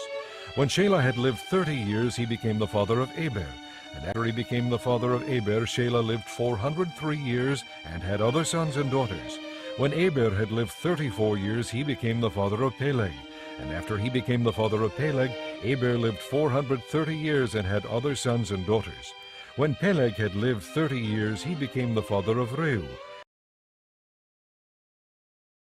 And after he became the father of Reu, Peleg lived 209 years and had other sons and daughters. When Reu had lived 32 years, he became the father of Serug. And after he became the father of Serug, Reu lived 207 years and had other sons and daughters. When Serug had lived 30 years, he became the father of Nahor. And after he became the father of Nahor, Serug lived 200 years and had other sons and daughters. When Nahor had lived 29 years, he became the father of Terah. And after he became the father of Terah, Nahor lived 119 years and had other sons and daughters. After Terah had lived 70 years, he became the father of Abram, Nahor, and Haran. This is the account of Terah. Terah became the father of Abram, Nahor, and Haran. And Haran became the father of Lot. While his father Terah was still alive, Haran died in Ur of the Chaldeans, in the land of his birth. Abram and Nahor both married. The name of Abram's wife was Sarai, and the name of Nahor's wife was Milcah. She was the daughter of Haran, the father of both Milcah and Iscah. Now Sarai was barren, she had no children. Terah took his son Abram, his grandson Lot, son of Haran, and his daughter-in-law Sarai, the wife of his son Abram, and together they set out from Ur of the Chaldeans to go to Canaan. But when they came to Haran, they settled there. Terah lived 205 years, and he died in Haran. Chapter 12. The Lord had said to Abram, Leave your country, your people, and your father's household, and go to the land I will show you. I will make you into a great nation, and I will bless you. I will make your name great, and you will be a blessing. I will bless those who bless you, and whoever curses you I will curse, and all peoples on earth will be blessed through you. So Abram left, as the Lord had told him, and Lot went with him. Abram was 75 years old when he set out from Haran. He took his wife Sarai, his nephew Lot, all the possessions they had accumulated, and the people they had acquired in Haran, and they set out for the land of Canaan, and they arrived there. Abram traveled through the land as far as the site of the great tree of Moreh at Shechem. At that time the Canaanites were in the land. The Lord appeared to Abram and said, To your offspring I will give this land. So he built an altar there to the Lord who had appeared to him. From there he went on toward the hills east of Bethel, and pitched his tent, with Bethel on the west and Ai on the east. There he built an altar to the Lord, and called on the name of the Lord. Then Abram set out and continued toward the Negev. Now there was a famine in the land, and Abram went down to Egypt to live there for a while, because the famine was severe. As he was about to enter Egypt, he said to his wife Sarai, I know what a beautiful woman you are. When the Egyptians see you, they will say, This is his wife. Then they will kill me, but will let you live. Say you are my sister, so that I will be treated well for your sake, and my life will be spared because of you. When Abram came to Egypt, the Egyptians saw that she was a very beautiful woman. And when Pharaoh's officials saw her, they praised her to Pharaoh, and she was taken into his palace. He treated Abram well for her sake, and Abram acquired sheep and cattle, male and female donkeys, men servants and maidservants and camels. But the Lord inflicted serious diseases on Pharaoh and his household because of Abram's wife Sarai. So Pharaoh summoned Abram. What have you done to me? He said. Why didn't you tell me she was your wife? Why did you say she is my sister, so that I took her to be my wife? Now then, here is your wife. Take her and go. Then Pharaoh gave orders about Abram to his men, and they sent him on his way, with his wife and everything he had. Chapter 13. So Abram went up from Egypt to the Negev, with his wife and everything he had, and Lot went with him. Abram had become very wealthy in livestock and in silver and gold. From the Negev he went from place to place until he came to Bethel, to the place between Bethel and Ai, where his tent had been earlier, and where he had first built an altar. There Abram called on the name of the Lord. Now Lot, who was moving about with Abram, also had flocks and herds and tents.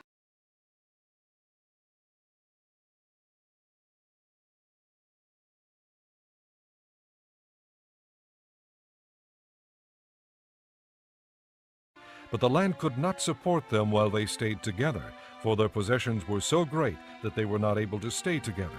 And quarreling arose between Abram's herdsmen and the herdsmen of Lot. The Canaanites and Perizzites were also living in the land at that time.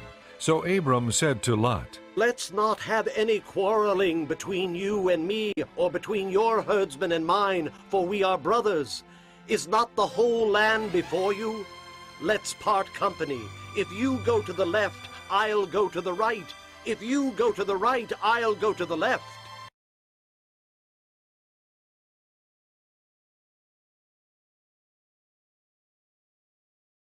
Lot looked up and saw that the whole plain of the Jordan was well watered, like the garden of the Lord, like the land of Egypt toward Zoar. This was before the Lord destroyed Sodom and Gomorrah. So Lot chose for himself the whole plain of the Jordan and set out toward the east. The two men parted company.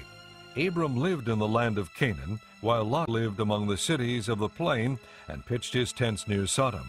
Now the men of Sodom were wicked and were sinning greatly against the Lord. The Lord said to Abram after Lot had parted from him, Lift up your eyes from where you are, and look north and south, east and west.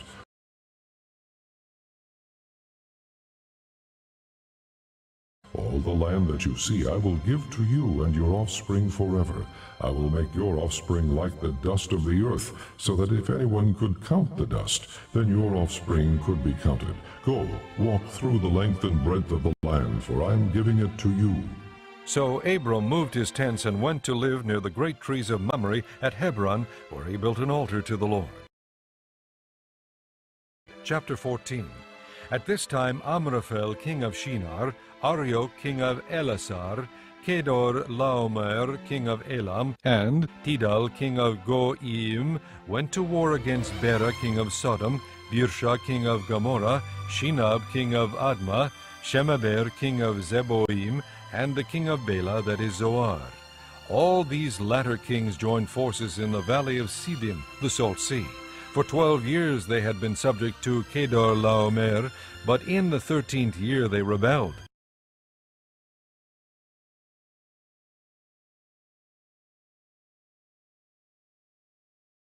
In the 14th year, Kedor Laomer and the kings allied with him went out and defeated the Rephaites in Ashtaroth, Karnaim, the Zuzites in Ham, the Emites in Shaveh Kiriathim, and the Horites in the hill country of Seir, as far as El Paran near the desert.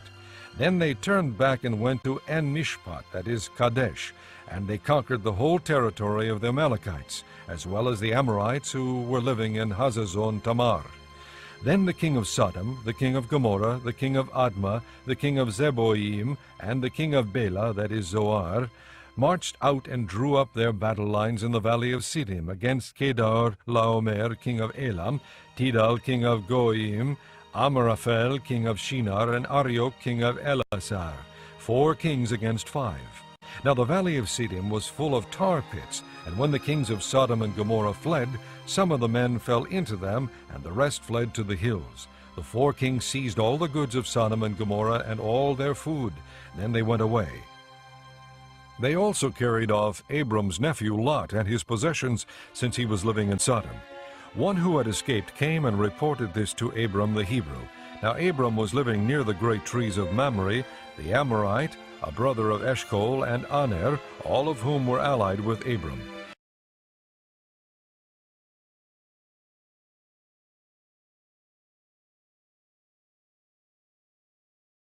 When Abram heard that his relative had been taken captive, he called out the 318 trained men born in his household and went in pursuit as far as Dan. During the night, Abram divided his men to attack them, and he routed them, pursuing them as far as Hobah, north of Damascus. He recovered all the goods and brought back his relative Lot and his possessions, together with the women and the other people.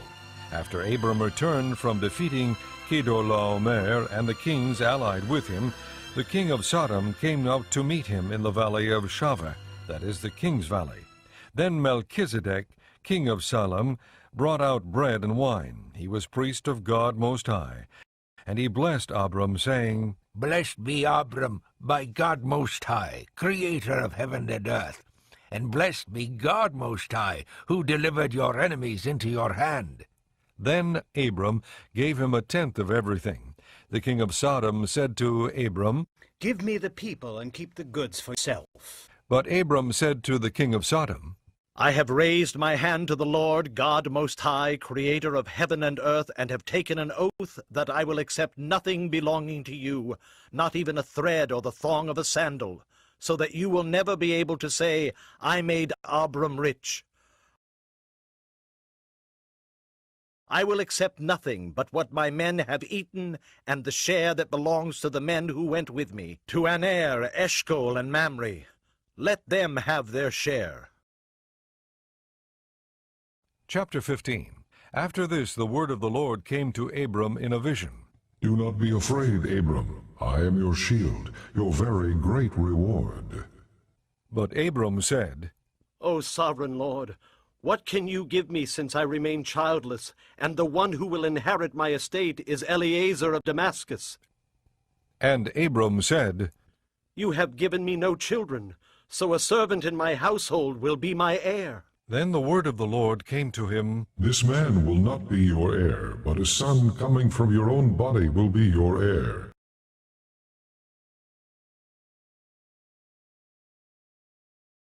He took him outside and said, Look up at the heavens and count the stars, if indeed you can count them. Then he said to him, So shall your offspring be.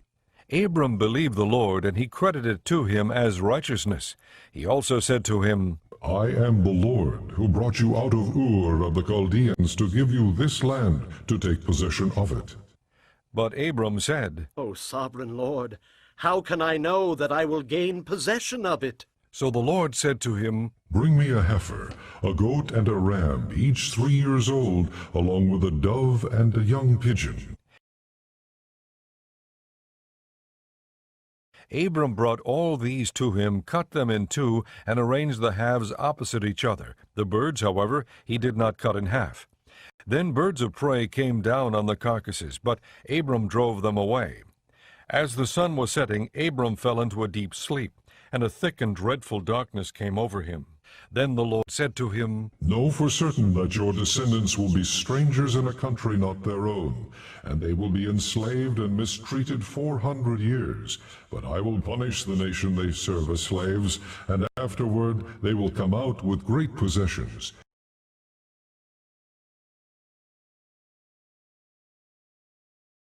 You, however, will go to your fathers in peace and be buried at a good old age. In the 4th generation your descendants will come back here, for the sin of the Amorites has not yet reached its full measure."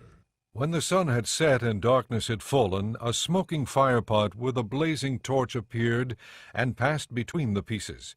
On that day the Lord made a covenant with Abram and said, "To your descendants I give this land, from the river of Egypt to the great river the Euphrates, the land of the Kenites, Kenizzites, Kadmonites, Hittites, Perizzites, Rephaites, Amorites, Canaanites, Girgashites, and Jebusites."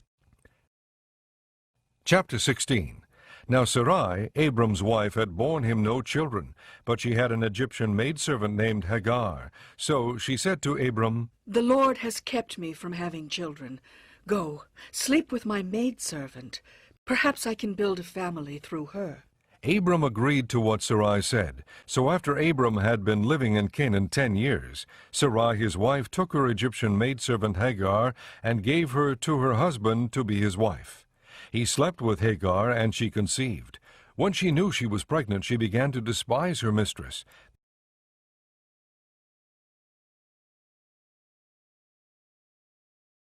And Sarai said to Abram, "You are responsible for the wrong I am suffering. I put my servant in your arms, and now that she knows she is pregnant, she despises me. May the Lord judge between you and me." "Your servant is in your hands." Abram said, "Do with her whatever you think best." Then Sarai mistreated Hagar, so she fled from her. The angel of the Lord found Hagar near a spring in the desert. It was the spring that is beside the road to Shur. And he said, "Hagar, servant of Sarai, where have you come from, and where are you going?" "I'm running away from my mistress Sarai." She answered. Then the angel of the Lord told her, "Go back to your mistress and submit to her." The angel added, "I will so increase your descendants that they will be too numerous to count." The angel of the Lord said to her, "You are now with child, and you will have a son. You shall name him Ishmael, for the Lord has heard of your misery. He will be a wild donkey of a man. His hand will be against everyone, and everyone's hand against him, and he will live in hostility toward all his brothers." She gave this name to the Lord who spoke to her. "You are the God who sees me." For she said, "I have now seen the one who sees me." That is why the well was called Bir Lahai Roi. It is still there between Kadesh and Bered. So Hagar bore Abram a son, and Abram gave the name Ishmael to the son she had borne. Abram was 86 years old when Hagar bore him Ishmael.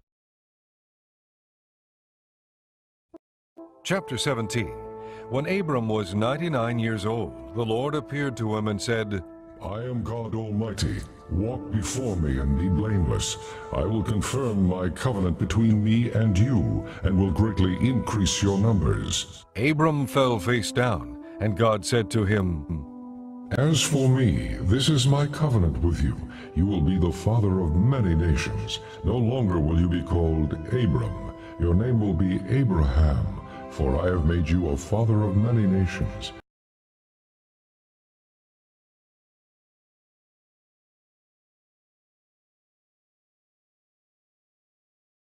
I will make you very fruitful.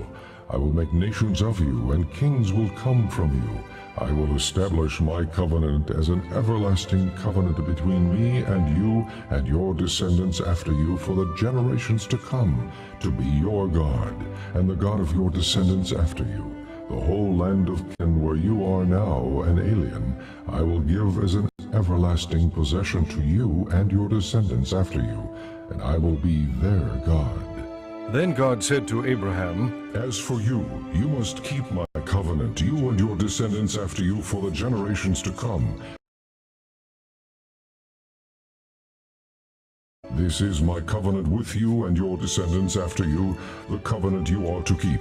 Every male among you shall be circumcised. You are to undergo circumcision, and it will be the sign of the covenant between me and you. For the generations to come, every male among you who is 8 days old must be circumcised, including the born in your household or bought with money from a foreigner.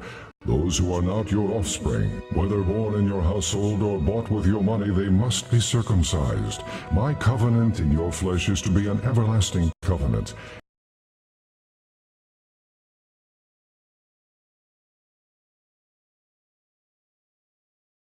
Any uncircumcised male who has not been circumcised in the flesh will be cut off from his people.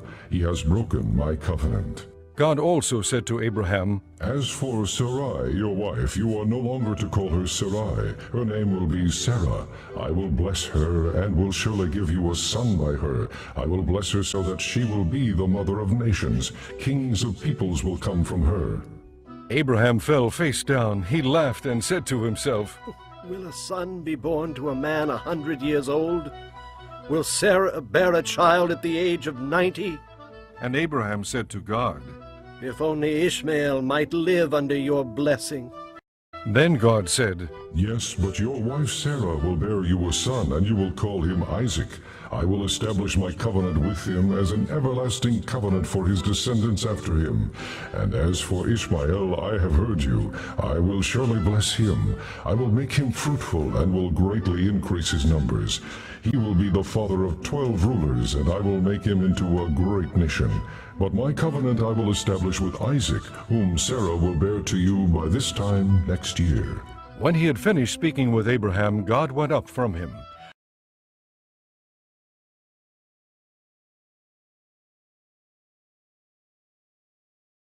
On that very day Abraham took his son Ishmael and all those born in his household or bought with his money, every male in his household, and circumcised them as God told him. Abraham was 99 years old when he was circumcised, and his son Ishmael was 13. Abraham and his son Ishmael were both circumcised on that same day. And every male in Abraham's household, including those born in his household or bought from a foreigner, was circumcised with him. Chapter 18. The Lord appeared to Abraham near the great trees of Mamre, while he was sitting at the entrance to his tent in the heat of the day. Abraham looked up and saw 3 men standing nearby. When he saw them, he hurried from the entrance of his tent to meet them, and bowed low to the ground. He said, If I have found favor in your eyes, my lord, do not pass your servant by. Let a little water be brought, and then you may all wash your feet and rest under this tree.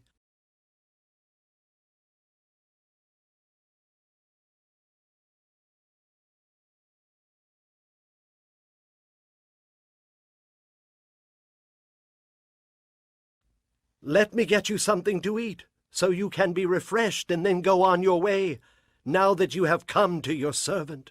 Very well, they answered. Do as you say. So Abraham hurried into the tent to Sarah. Quick, he said. Get 3 seahs of fine flour and knead it and bake some bread. Then he ran to the herd and selected a choice, tender calf and gave it to his servant, who hurried to prepare it. He then brought some curds and milk and the calf that had been prepared and set these before them. While they ate, he stood near them under a tree. Where is your wife Sarah? They asked him. There, in the tent, he said.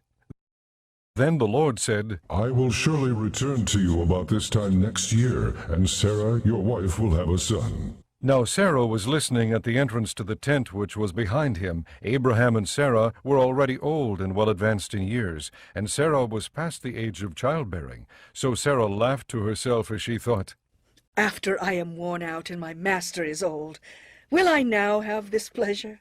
Then the Lord said to Abraham, Why did Sarah laugh and say, Will I really have a child now that I am old? Is anything too hard for the Lord? I will return to you at the appointed time next year, and Sarah will have a son. Sarah was afraid, so she lied and said, I did not laugh. But he said, Yes, you did laugh. When the men got up to leave, they looked down toward Sodom, and Abraham walked along with them to see them on their way. Then the Lord said, Shall I hide from Abraham what I am about to do? Abraham will surely become a great and powerful nation, and all nations on earth will be blessed through him, for I have chosen him, so that he will direct his children and his household after him to keep the way of the Lord by doing what is right and just, so that the Lord will bring about for Abraham what he has promised him. Then the Lord said, The outcry against Sodom and Gomorrah is so great, and their sin so grievous, that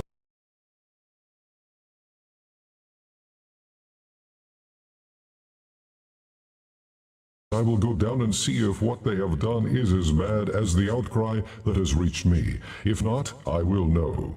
The men turned away and went toward Sodom, but Abraham remained standing before the Lord. Then Abraham approached him and said, "Will you sweep away the righteous with the wicked? What if there are 50 righteous people in the city? Will you really sweep it away and not spare the place for the sake of the 50 righteous people in it?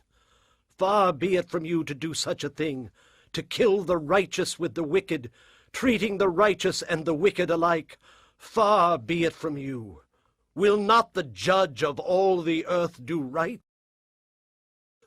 The Lord said, "If I find 50 righteous people in the city of Sodom, I will spare the whole place for their sake."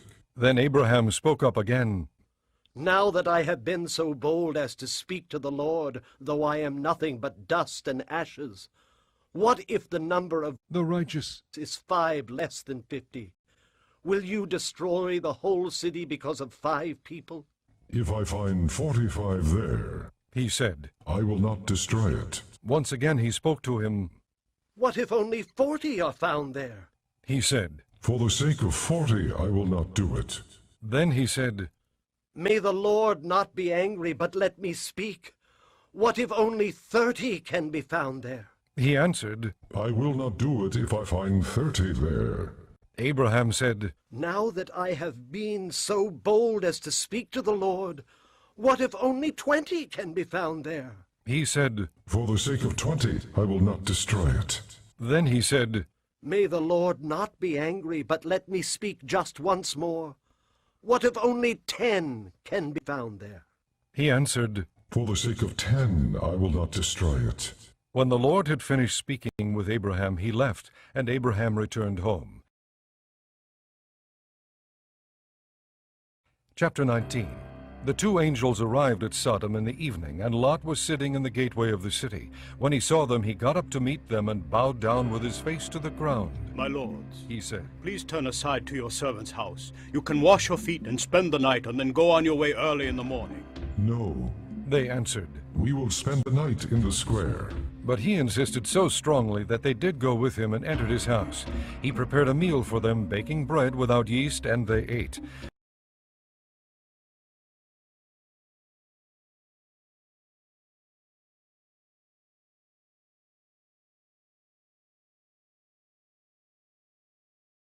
Before they had gone to bed, all the men from every part of the city of Sodom, both young and old, surrounded the house. They called to Lot. "Where are the men who came to you tonight?" Bring them out to us so that we can have sex with them. Lot went outside to meet them and shut the door behind him and said, "No, my friends, don't do this wicked thing. Look, I have 2 daughters who have never slept with a man. Let me bring them out to you, and you can do what you like with them. But don't do anything to these men, for they have come under the protection of my roof."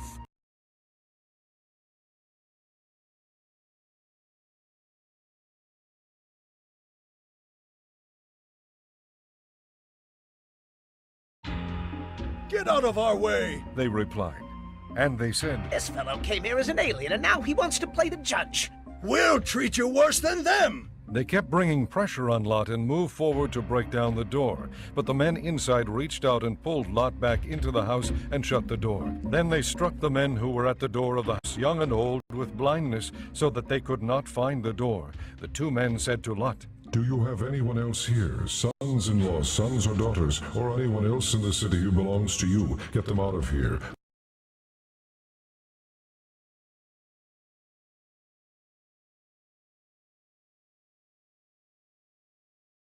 Because we are going to destroy this place. The outcry to the Lord against its people is so great that he has sent us to destroy it." So Lot went out and spoke to his sons-in-law who were pledged to marry his daughters. He said, "Hurry and get out of this place, because the Lord is about to destroy the city." But his sons-in-law thought he was joking. With the coming of dawn, the angels urged Lot, saying, "Hurry, take your wife and your 2 daughters who are here, or you will be swept away when the city is punished." When he hesitated, the men grasped his hand and the hands of his wife and of his 2 daughters and led them safely out of the city, for the Lord was merciful to them. As soon as they had brought them out, one of them said, Flee for your lives. Do not look back, and don't stop anywhere in the plain. Flee to the mountains, or you will be swept away. But Lot said to them, No, my lords, please. Your servant has found favor in your eyes, and you have shown great kindness to me in sparing my life. But I can't flee to the mountains. This disaster will overtake me, and I'll die. Look, here is a town near enough to run to, and it is small. Let me flee to it. It is very small, isn't it? Then my life will be spared. He said to him, Very well, I will grant this request too. I will not overthrow the town you speak of, but flee there quickly, because I cannot do anything until you reach it. That is why the town was called Zoar. By the time Lot reached Zoar, the sun had risen over the land. Then the Lord rained down burning sulfur on Sodom and Gomorrah from the Lord out of the heavens. Thus he overthrew those cities and the entire plain, including all those living in the cities, and also the vegetation in the land. But Lot's wife looked back, and she became a pillar of salt. Early the next morning Abraham got up and returned to the place where he had stood before the Lord. He looked down toward Sodom and Gomorrah, toward all the land of the plain, and he saw dense smoke rising from the land, like smoke from a furnace. So when God destroyed the cities of the plain, he remembered Abraham, and he brought Lot out of the catastrophe that overthrew the cities where Lot had lived. Lot and his 2 daughters left Zoar and settled in the mountains, for he was afraid to stay in Zoar. He and his 2 daughters lived in a cave. One day the older daughter said to the younger, Our father is old, and there is no man around here to lie with us, as is the custom all over the earth. Let's get our father to drink wine and then lie with him, and preserve our family line through our father.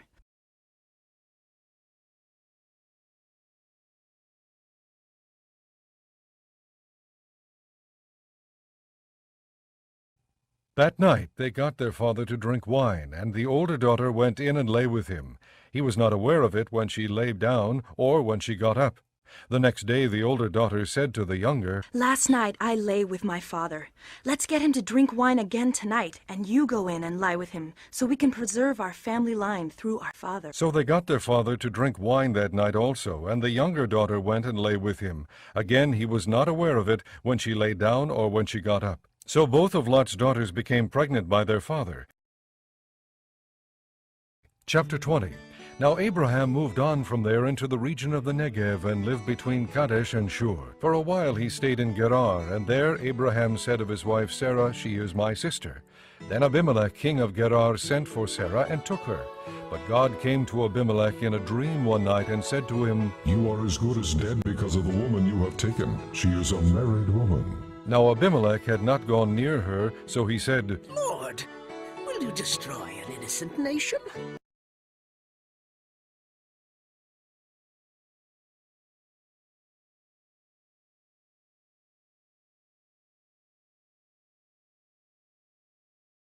Did he not say to me, She is my sister?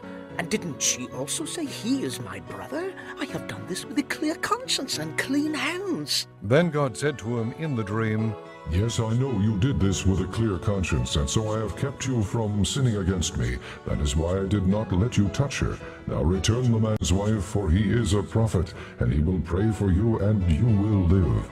But if you do not return her, you may be sure that you and all yours will die. Early the next morning Abimelech summoned all his officials, and when he told them all that had happened, they were very much afraid.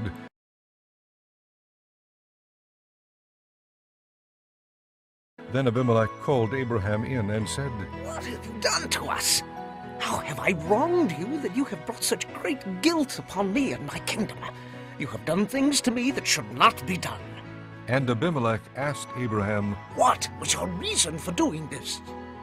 Abraham replied, I said to myself, There is surely no fear of God in this place, and they will kill me because of my wife.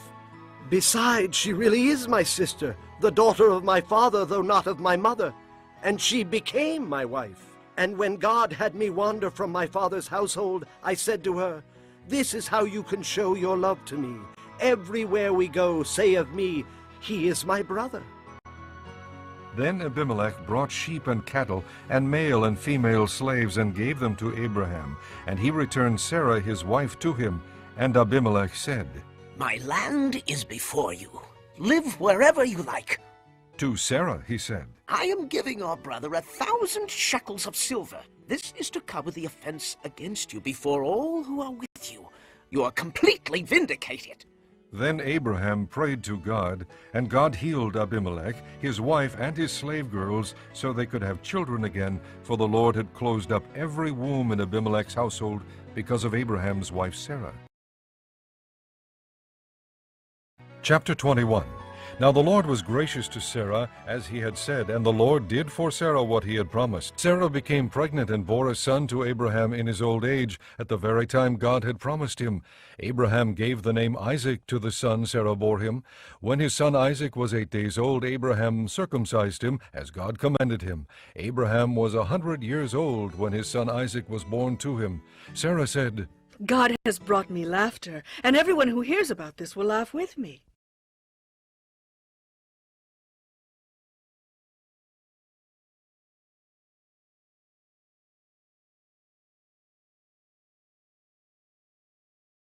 and she added, Who would have said to Abraham that Sarah would nurse children? Yet I have borne him a son in his old age. The child grew and was weaned, and on the day Isaac was weaned, Abraham held a great feast. But Sarah saw that the son whom Hagar the Egyptian had borne to Abraham was mocking, and she said to Abraham, Get rid of that slave woman and her son, for that slave woman's son will never share in the inheritance with my son Isaac. The matter distressed Abraham greatly, because it concerned his son.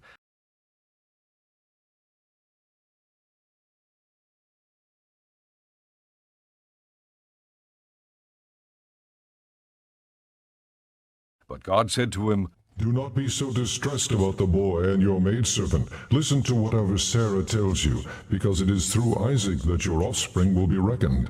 I will make the son of the maidservant into a nation also, because he is your offspring. Early the next morning, Abraham took some food and a skin of water and gave them to Hagar. He set them on her shoulders and then sent her off with the boy. She went on her way and wandered in the desert of Beersheba. When the water in the skin was gone, she put the boy under one of the bushes.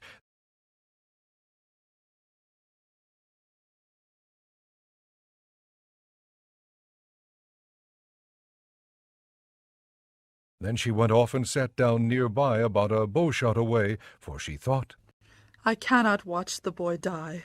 And as she sat there nearby, she began to sob. God heard the boy crying, and the angel of God called to Hagar from heaven and said to her, What is the matter, Hagar? Do not be afraid. God has heard the boy crying as he lies there. Lift the boy up and take him by the hand, for I will make him into a great nation. Then God opened her eyes, and she saw a well of water. So she went and filled the skin with water and gave the boy a drink. God was with the boy as he grew up. He lived in the desert and became an archer. While he was living in the desert of Paran, his mother got a wife for him from Egypt. At that time Abimelech and Phicol, the commander of his forces, said to Abraham, God is with you in everything you do. Now swear to me here before God that you will not deal falsely with me or my children or my descendants. Show to me and the country where you are living as an alien the same kindness I have shown to you. Abraham said, I swear it. Then Abraham complained to Abimelech about a well of water that Abimelech's servants had seized. But Abimelech said, I don't know who has done this. You did not tell me, and I heard about it only today. So Abraham brought sheep and cattle and gave them to Abimelech, and the two men made a treaty. Abraham set apart 7 ewe lambs from the flock, and Abimelech asked Abraham, What is the meaning of these 7 ewe lambs you have set apart by themselves? He replied, Accept these 7 lambs from my hand as a witness that I dug this well. So that place was called Beersheba, because the two men swore an oath there. After the treaty had been made at Beersheba, Abimelech and Phicol, the commander of his forces, returned to the land of the Philistines.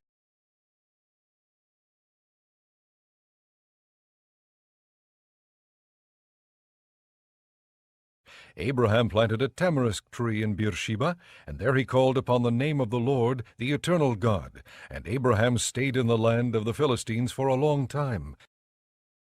Chapter 22. Some time later God tested Abraham. He said to him, Abraham, Here I am. He replied. Then God said, take your son, your only son Isaac, whom you love, and go to the region of Moriah. Sacrifice him there as a burnt offering on one of the mountains I will tell you about. Early the next morning Abraham got up and saddled his donkey. He took with him 2 of his servants and his son Isaac. When he had cut enough wood for the burnt offering, he set out for the place God had told him about. On the 3rd day Abraham looked up and saw the place in the distance.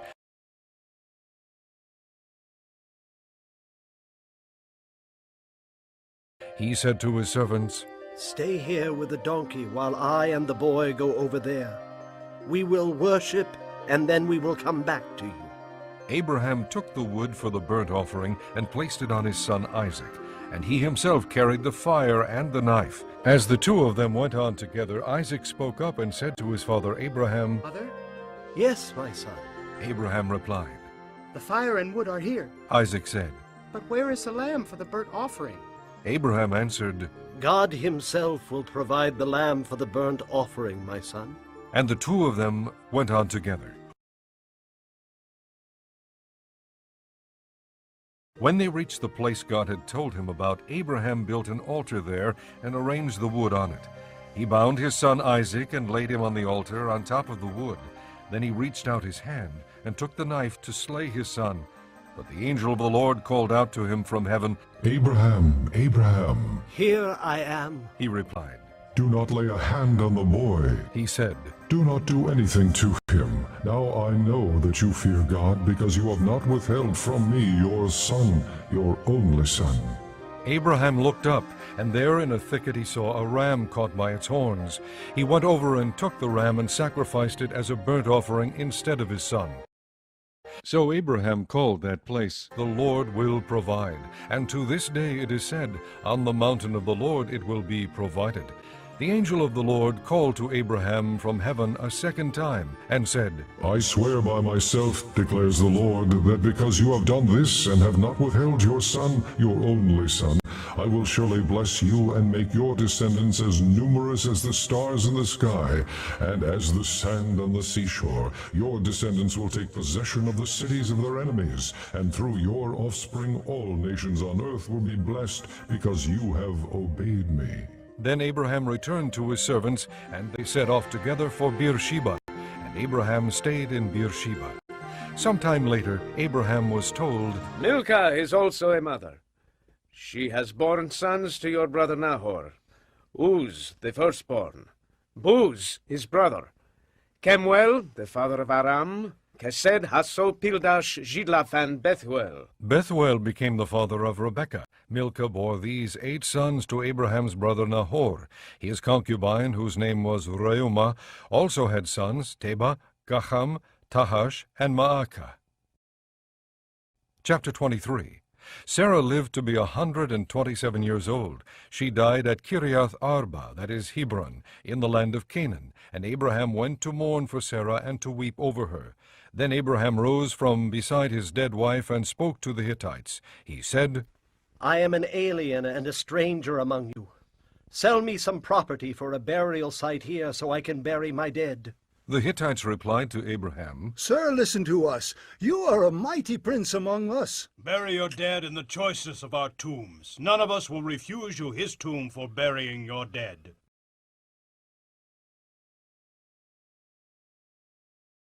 Then Abraham rose and bowed down before the people of the land, the Hittites. He said to them, If you are willing to let me bury my dead, then listen to me, and intercede with Ephron, son of Zohar, on my behalf. So he will sell me the cave of Machpelah, which belongs to him, and is at the end of his field. Ask him to sell it to me, for the full price as a burial site among you. Ephron the Hittite was sitting among his people, and he replied to Abraham in the hearing of all the Hittites who had come to the gate of his city. No, my lord. He said, Listen to me. I give you the field, and I give you the cave that is in it. I give it to you in the presence of my people. Bury your dead. Again Abraham bowed down before the people of the land, and he said to Ephron in their hearing, Listen to me, if you will. I will pay the price of the field. Accept it from me so I can bury my dead there. Ephron answered Abraham, Listen to me, my lord. The land is worth 400 shekels of silver. But what is that between me and you? Bury your dead. Abraham agreed to Ephron's terms and weighed out for him the price he had named in the hearing of the Hittites, 400 shekels of silver, according to the weight current among the merchants.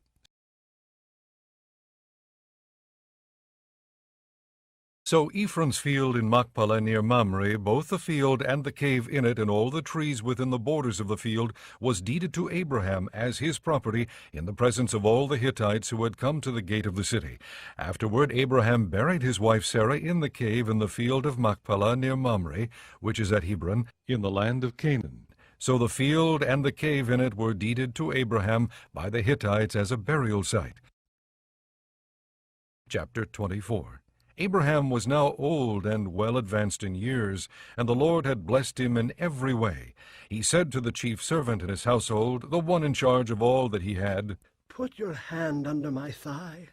I want you to swear by the Lord, the God of heaven and the God of earth, that you will not get a wife for my son from the daughters of the Canaanites among whom I am living, but will go to my country and my own relatives and get a wife for my son Isaac. The servant asked him, What if the woman is unwilling to come back with me to this land? Shall I then take your son back to the country you came from? Make sure that you do not take my son back there. Abraham said, The Lord, the God of heaven, who brought me out of my father's household and my native land, and who spoke to me and promised me on oath, saying, To your offspring I will give this land. He will send his angel before you, so that you can get a wife for my son from there.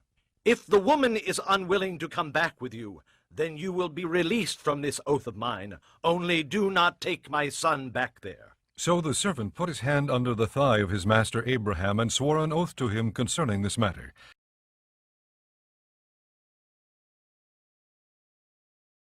Then the servant took 10 of his master's camels and left, taking with him all kinds of good things from his master. He set out for Aram Naharaim, and made his way to the town of Nahor. He had the camels kneel down near the well outside the town. It was toward evening, the time the women go out to draw water.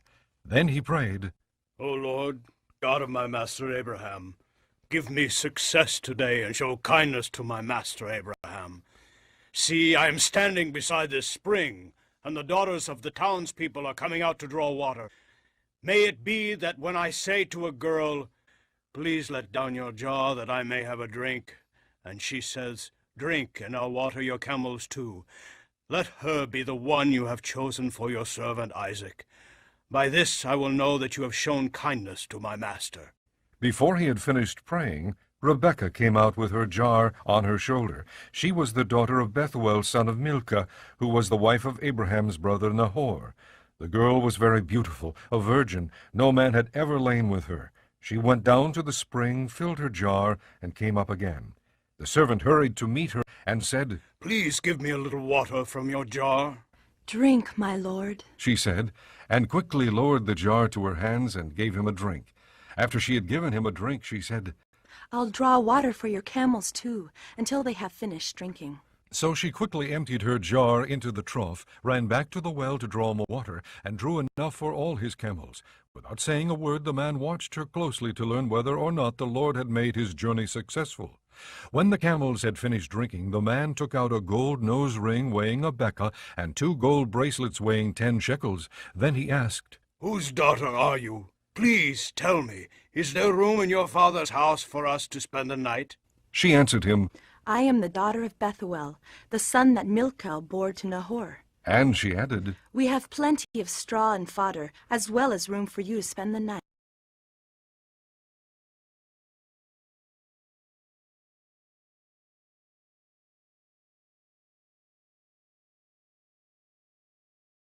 Then the man bowed down and worshipped the Lord, saying, Praise be to the Lord, the God of my master Abraham, who has not abandoned his kindness and faithfulness to my master. As for me, the Lord has led me on a journey to the house of my master's relatives. The girl ran and told her mother's household about these things. Now Rebekah had a brother named Laban, and he hurried out to the man at the spring. As soon as he had seen the nose ring and the bracelets on his sister's arms, and had heard Rebekah tell what the man said to her, he went out to the man and found him standing by the camels near the spring.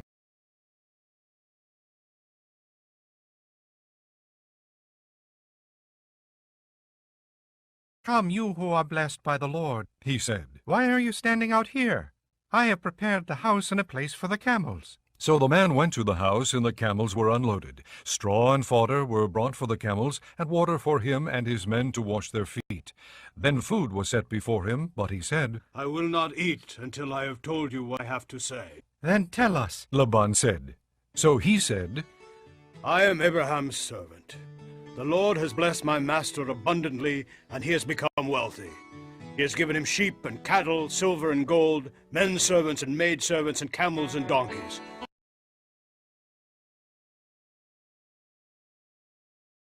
My master's wife Sarah has borne him a son in her old age, and he has given him everything he owns.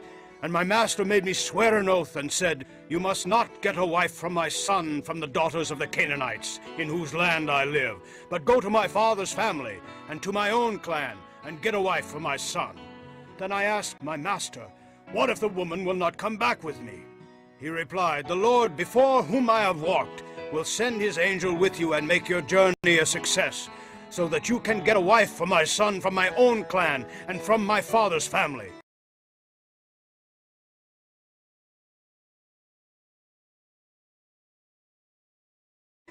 Then, when you go to my clan, you will be released from my oath, even if they refuse to give her to you. You will be released from my oath. When I came to the spring today, I said, O Lord God of my master Abraham, if you will, please grant success to the journey on which I have come. See, I am standing beside this spring. If a maiden comes out to draw water, and I say to her, Please let me drink a little water from your jar, and if she says to me, Drink, and I'll draw water for your camels too, let her be the one the Lord has chosen for my master's son.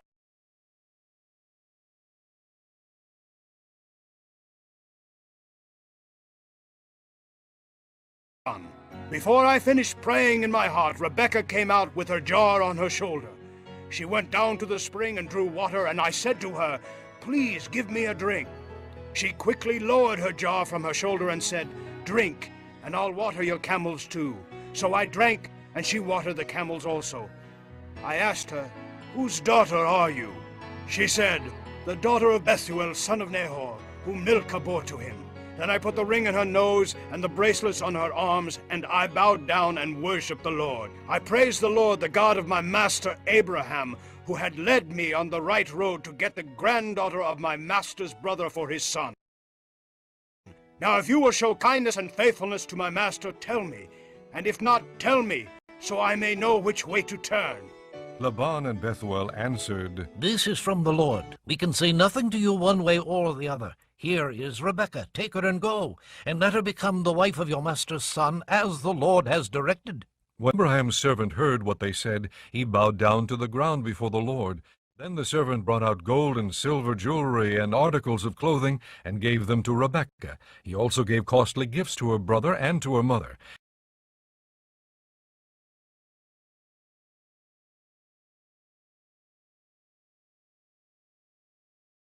Then he and the men who were with him ate and drank and spent the night there. When they got up the next morning, he said, Send me on my way to my master. But her brother and her mother replied, Let the girl remain with us 10 days or so, then you may go. But he said to them, Do not detain me. Now that the Lord has granted success to my journey, send me on my way so I may go to my master. Then they said, Let's call the girl and ask her about it. So they called Rebekah and asked her, Will you go with this man? I will go. She said.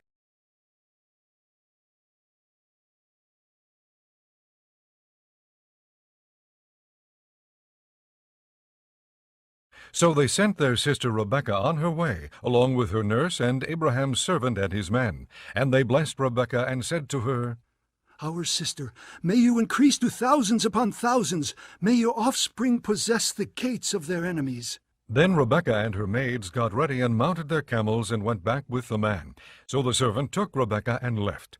Now Isaac had come from Beer Lahai Roi, for he was living in the Negev. He went out to the field one evening to meditate, and as he looked up he saw camels approaching. Chapter 25. Abraham took another wife whose name was Keturah. She bore him Zimran, Jokshan, Medan, Midian, Ishbak, and Shua. Jokshan was the father of Sheba and Dedan. The descendants of Dedan were the Ashurites, the Letushites, and the Leumites. The sons of Midian were Ephah, Epher, Hanoch, Abida, and Eldah. All these were descendants of Keturah.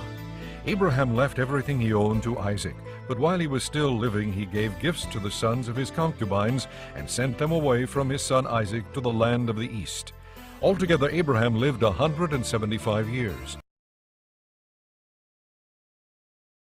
Then Abraham breathed his last and died at a good old age, an old man and full of years, and he was gathered to his people. His sons Isaac and Ishmael buried him in the cave of Machpelah near Mamre in the field of Ephron, son of Zohar the Hittite, the field Abraham had bought from the Hittites. There Abraham was buried with his wife Sarah. After Abraham's death, God blessed his son Isaac, who then lived near Beer Lahai Roi. This is the account of Abraham's son Ishmael, whom Sarah's maidservant Hagar the Egyptian bore to Abraham. These are the names of the sons of Ishmael, listed in the order of their birth. Nebaioth, the firstborn of Ishmael, Kedar, Adbeel, Mibsam, Mishma, Duma, Massa, Hadad, Tema, Chetur, Naphish, and Kedema. These were the sons of Ishmael, and these are the names of the 12 tribal rulers according to their settlements and camps. Altogether Ishmael lived 137 years. He breathed his last and died, and he was gathered to his people. His descendants settled in the area from Havilah to Shur, near the border of Egypt as you go toward Ashur, and they lived in hostility toward all their brothers. This is the account of Abraham's son Isaac. Abraham became the father of Isaac,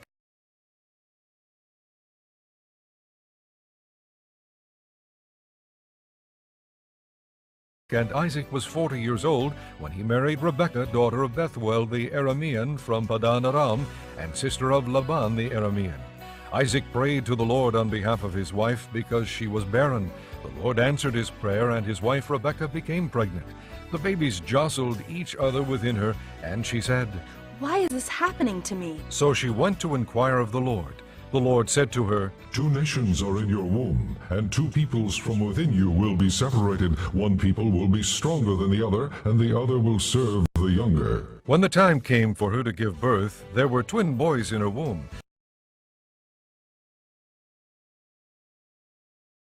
The first to come out was red, and his whole body was like a hairy garment, so they named him Esau. After this, his brother came out, with his hand grasping Esau's heel, so he was named Jacob. Isaac was 60 years old when Rebekah gave birth to them. The boys grew up, and Esau became a skillful hunter, a man of the open country, while Jacob was a quiet man staying among the tents. Isaac, who had a taste for wild game, loved Esau, but Rebekah loved Jacob. Once, when Jacob was cooking some stew, Esau came in from the open country, famished. He said to Jacob, "Quick, let me have some of that red stew. I am famished."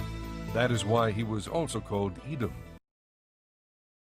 Jacob replied, "First, sell me your birthright." "Look, I am about to die." Esau said. "What good is the birthright to me?" But Jacob said, "Swear to me first." So he swore an oath to him, selling his birthright to Jacob. Then Jacob gave Esau some bread and some lentil stew. He ate and drank, and then got up and left. So Esau despised his birthright. Chapter 26. Now there was a famine in the land, besides the earlier famine of Abraham's time, and Isaac went to Abimelech, king of the Philistines, in Gerar.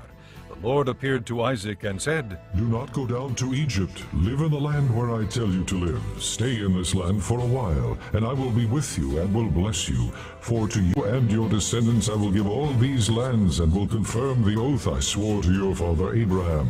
I will make your descendants as numerous as the stars in the sky, and will give them all these lands, and through your offspring all nations on earth will be blessed.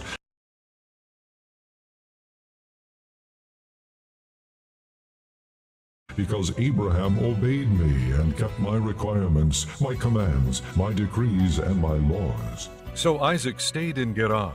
When the men of that place asked him about his wife, he said, She is my sister. because he was afraid to say, she is my wife.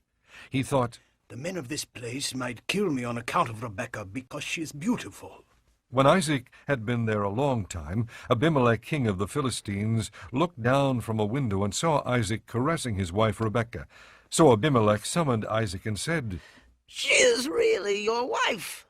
Why did you say she is my sister? Isaac answered him, Because I thought I might lose my life on account of her. Then Abimelech said, What is this you have done to us?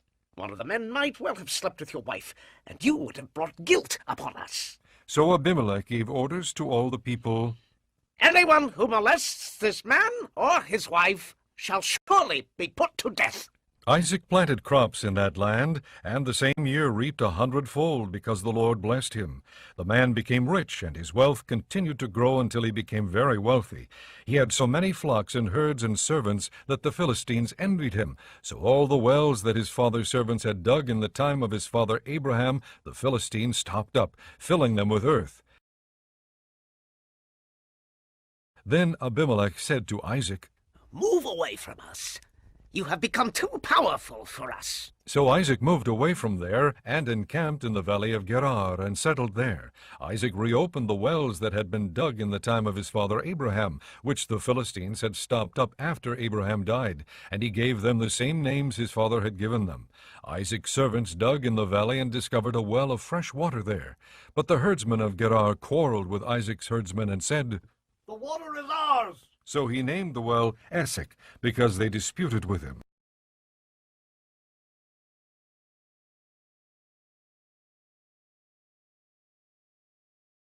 Then they dug another well, but they quarreled over that one also. So he named it Sitnah. He moved on from there and dug another well, and no one quarreled over it.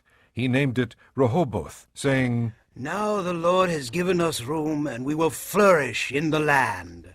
From there he went up to Beersheba. At night the Lord appeared to him and said, I am the God of your father Abraham. Do not be afraid, for I am with you. I will bless you and will increase the number of your descendants for the sake of my servant Abraham. Isaac built an altar there and called on the name of the Lord. There he pitched his tent, and there his servants dug a well. Meanwhile Abimelech had come to him from Gerar, with Ahuzath, his personal adviser, and Phicol, the commander of his forces. Isaac asked them, Why have you come to me, since you were hostile to me and sent me away? They answered, We saw clearly that the Lord was with you, so we said there ought to be a sworn agreement between us and you. Let us make a treaty with you, that you will do us no harm, just as we did not molest you, but always treated you well, and sent you away in peace. And now you are blessed by the Lord. Isaac then made a feast for them, and they ate and drank. Early the next morning the men swore an oath to each other. Then Isaac sent them on their way, and they left him in peace. That day Isaac's servants came and told him about the well they had dug. They said, We found water. He called it Sheba, and to this day the name of the town has been Beersheba. When Esau was 40 years old, he married Judith, daughter of Beeri the Hittite, and also Basemath, daughter of Elon the Hittite. They were a source of grief to Isaac and Rebekah. Chapter 27. When Isaac was old and his eyes were so weak that he could no longer see, he called for Esau his older son and said to him, My son, here I am. He answered. Isaac said, I am now an old man and don't know the day of my death. Now then get your weapons, your quiver and bow, and go out to the open country to hunt some wild game for me.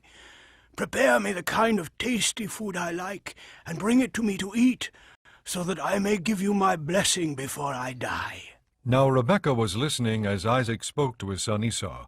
When Esau left for the open country to hunt game and bring it back, Rebekah said to her son Jacob, Look, I overheard your father say to your brother Esau, Bring me some game and prepare me some tasty food to eat, so that I may give you my blessing in the presence of the Lord before I die. Now, my son, listen carefully and do what I tell you. Go out to the flock and bring 2 choice young goats, so I can prepare some tasty food for your father, just the way he likes it. Then, take it to your father to eat, so that he may give you his blessing before he dies." Jacob said to Rebekah his mother, "But my brother Esau is a hairy man, and I'm a man with smooth skin. What if my father touches me? I would appear to be tricking him and would bring down a curse on myself rather than a blessing." His mother said to him, "My son, let the curse fall on me. Just do what I say. Go and get them for me." So he went and got them and brought them to his mother, and she prepared some tasty food just the way his father liked it. Then Rebekah took the best clothes of Esau, her older son, which she had in the house, and put them on her younger son Jacob. She also covered his hands and the smooth part of his neck with the goatskins. Then she handed to her son Jacob the tasty food and the bread she had made.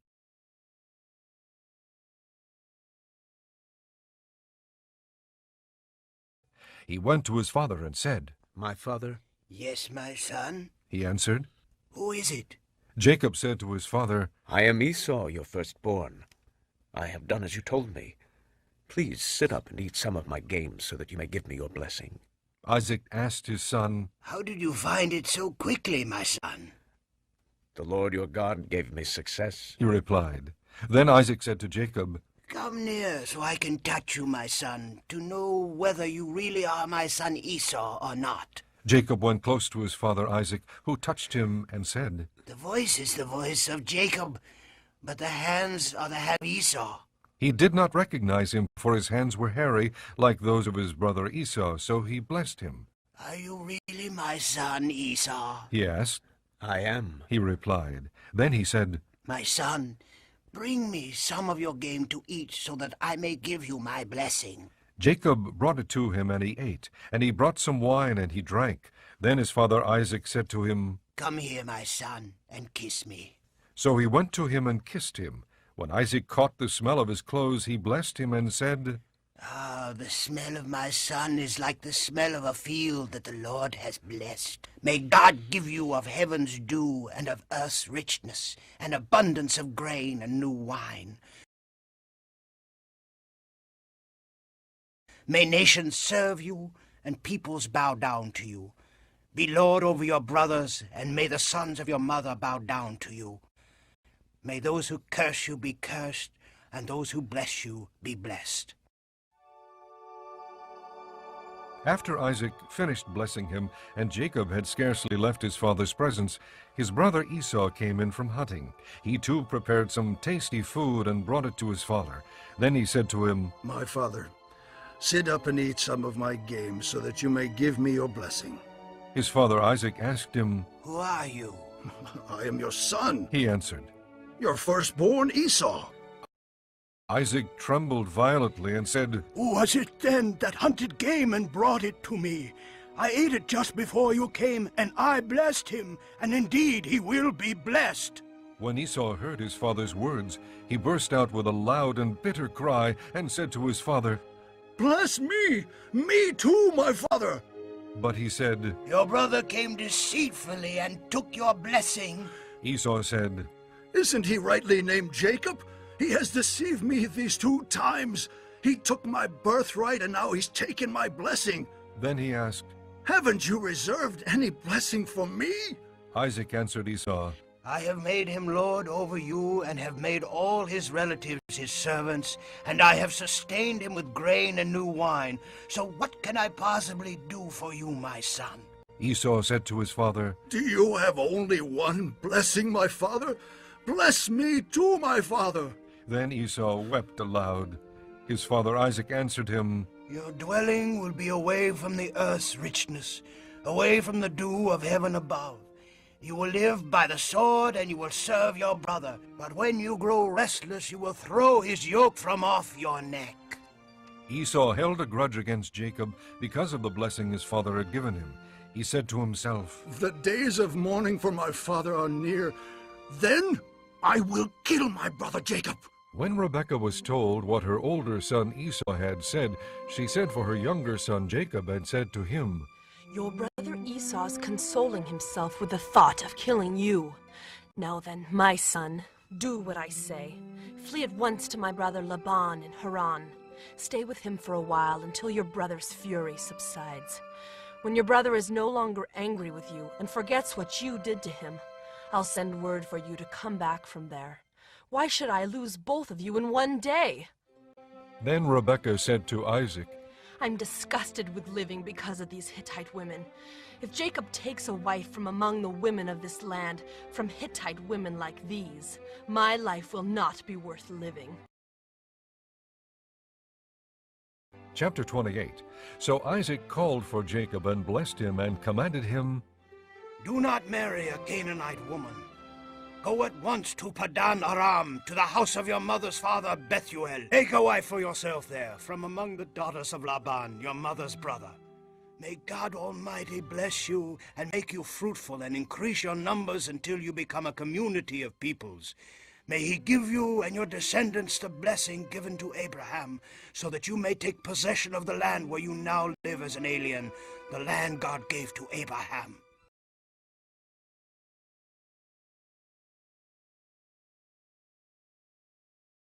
Then Isaac sent Jacob on his way, and he went to Padan Aram, to Laban son of Bethuel the Aramean, the brother of Rebekah, who was the mother of Jacob and Esau. Now Esau learned that Isaac had blessed Jacob and had sent him to Padan Aram to take a wife from there, and that when he blessed him he commanded him, Do not marry a Canaanite woman, and that Jacob had obeyed his father and mother, and had gone to Padan Aram.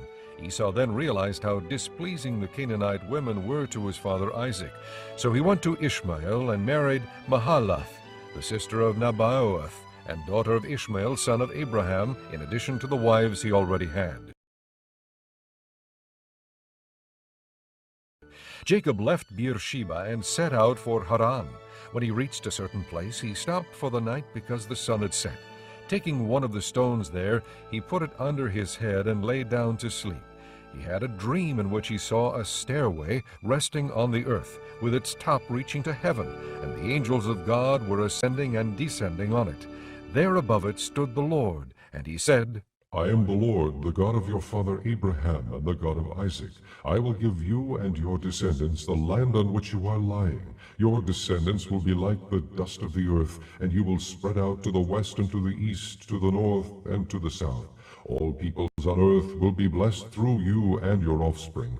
I am with you and will watch over you wherever you go, and I will bring you back to this land. I will not leave you until I have done what I have promised you. When Jacob awoke from his sleep, he thought, Surely the Lord is in this place, and I was not aware of it. He was afraid and said, How awesome is this place! This is none other than the house of God. This is the gate of heaven. Early the next morning, Jacob took the stone he had placed under his head and set it up as a pillar and poured oil on top of it. He called that place Bethel, though the city used to be called Luz.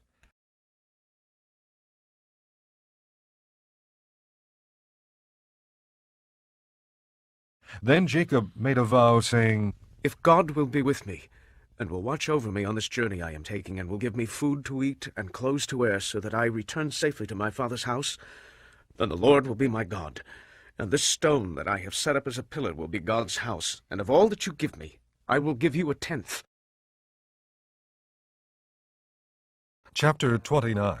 Then Jacob continued on his journey and came to the land of the eastern peoples. There he saw a well in the field with 3 flocks of sheep lying near it, because the flocks were watered from that well. The stone over the mouth of the well was large. When all the flocks were gathered there, the shepherds would roll the stone away from the well's mouth and water the sheep. Then they would return the stone to its place over the mouth of the well. Jacob asked the shepherds, My brothers, where are you from? We're from Haran, they replied. He said to them, Do you know Laban, Nahor's grandson? Yes, we know him, they answered.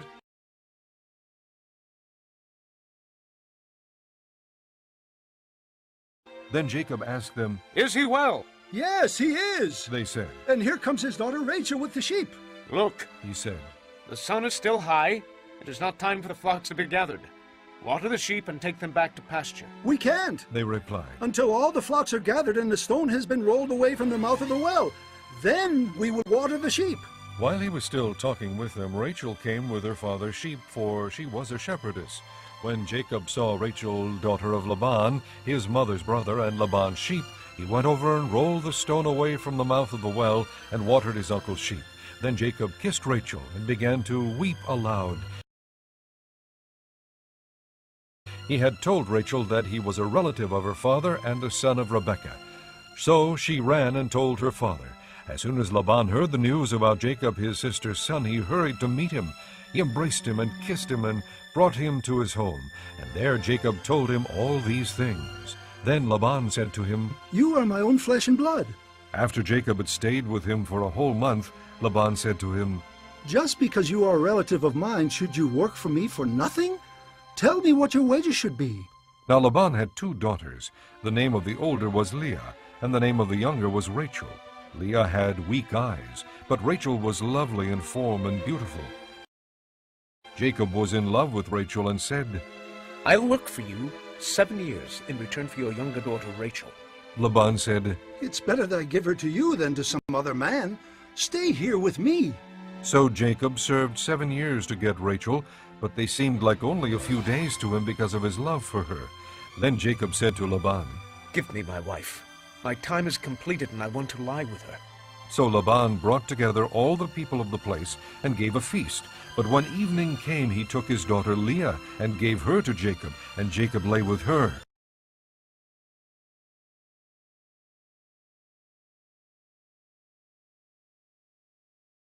And Laban gave his servant girl Zilpah to his daughter as her maidservant. When morning came, there was Leah. So Jacob said to Laban, "What is this you have done to me? I served you for Rachel, didn't I? Why have you deceived me?" Laban replied, "It is not our custom here to give the younger daughter in marriage before the older one. Finish this daughter's bridal week. Then we will give you the younger one also, in return for another 7 years of work." And Jacob did so. He finished the week with Leah, and then Laban gave him his daughter Rachel to be his wife. Laban gave his servant girl Bilhah to his daughter Rachel as her maidservant. Jacob lay with Rachel also, and he loved Rachel more than Leah, and he worked for Laban another 7 years. When the Lord saw that Leah was not loved, he opened her womb, but Rachel was barren. Leah became pregnant and gave birth to a son. She named him Reuben, for she said, "It is because the Lord has seen my misery. Surely my husband will love me now." She conceived again, and when she gave birth to a son, she said, "Because the Lord heard that I am not loved, he gave me this one too." So she named him Simeon.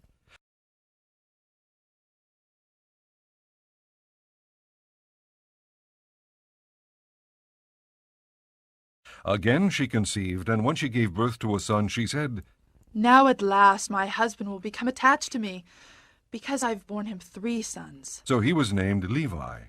She conceived again, and when she gave birth to a son, she said, "This time I will praise the Lord." So she named him Judah. Then she stopped having children. Chapter 30. When Rachel saw that she was not bearing Jacob any children, she became jealous of her sister. So she said to Jacob, "Give me children, or I'll die."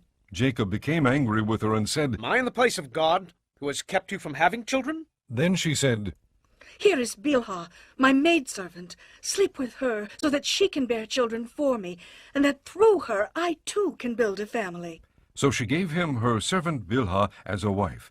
Jacob slept with her, and she became pregnant and bore him a son. Then Rachel said, "God has vindicated me.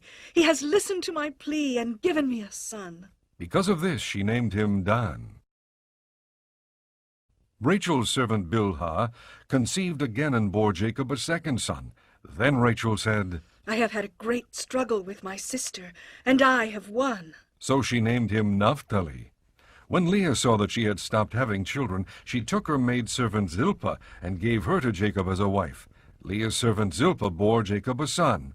Then Leah said, "What good fortune!" So she named him Gad. Leah's servant Zilpah bore Jacob a second son. Then Leah said, "How happy I am! The women will call me happy." So she named him Asher.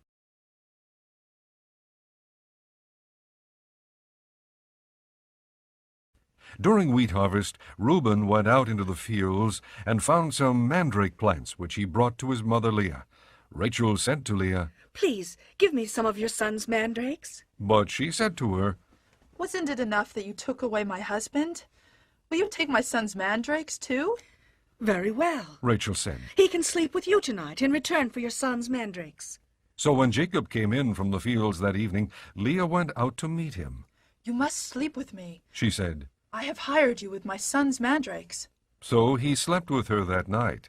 God listened to Leah, and she became pregnant and bore Jacob a fifth son. Then Leah said, God has rewarded me for giving my maidservant to my husband. So she named him Issachar. Leah conceived again and bore Jacob a sixth son. Then Leah said, God has presented me with a precious gift. This time my husband will treat me with honor, because I have borne him 6 sons. So she named him Zebulun. Sometime later she gave birth to a daughter and named her Dinah. Then God remembered Rachel. He listened to her and opened her womb. She became pregnant and gave birth to a son and said, God has taken away my disgrace. She named him Joseph and said, May the Lord add to me another son. After Rachel gave birth to Joseph, Jacob said to Laban, Send me on my way so I can go back to my own homeland. Give me my wives and children for whom I have served you, and I will be on my way. You know how much work I've done for you. But Laban said to him, If I have found favor in your eyes, please stay. I have learned by divination that the Lord has blessed me because of you. He added, Name your wages, and I will pay them. Jacob said to him, You know how I have worked for you, and how your livestock has fared under my care. The little you had before I came has increased greatly, and the Lord has blessed you wherever I have been. But now when may I do something for my own household? What shall I give you? He asked. Don't give me anything. Jacob replied, But if you will do this one thing for me, I will go on tending your flocks and watching over them. Let me go through all your flocks today and remove from them every speckled or spotted sheep, every dark-colored lamb, and every spotted or speckled goat. They will be my wages, and my honesty will testify for me in the future. Whenever you check on the wages, you have paid me. Any goat in my possession that is not speckled or spotted, or any lamb that is not dark-colored, will be considered stolen. Agreed, said Laban. Let it be as you have said.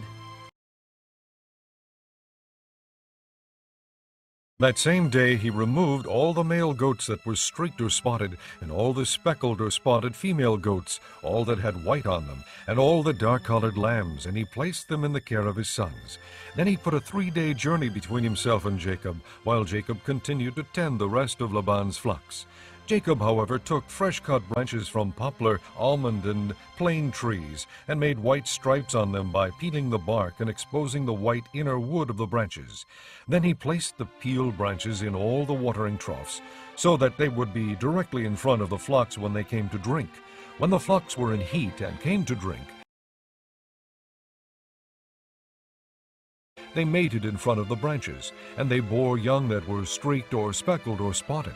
Jacob set apart the young of the flock by themselves, but made the rest face the streaked and dark-colored animals that belonged to Laban. Thus he made separate flocks for himself, and did not put them with Laban's animals. Whenever the stronger females were in heat, Jacob would place the branches in the troughs in front of the animals, so they would mate near the branches. Chapter 31. Jacob heard that Laban's sons were saying, Jacob has taken everything our father owned and has gained all this wealth from what belonged to our father. And Jacob noticed that Laban's attitude toward him was not what it had been. Then the Lord said to Jacob, Go back to the land of your fathers and to your relatives, and I will be with you. So Jacob sent word to Rachel and Leah to come out to the fields where his flocks were. He said to them, I see that your father's attitude toward me is not what it was before. But the God of my father has been with me.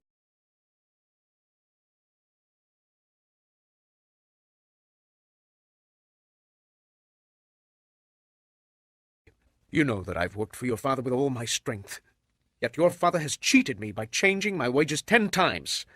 However, God has not allowed him to harm me. If he said the speckled ones will be your wages, then all the flocks gave birth to speckled young. And if he said the streaked ones will be your wages, then all the flocks bore streaked young. So God has taken away your father's livestock and has given them to me. In breeding season, I once had a dream in which I looked up and saw that the male goats mating with a flock were streaked, speckled, or spotted. The angel of God said to me in the dream, "Jacob." I answered, "Here I am."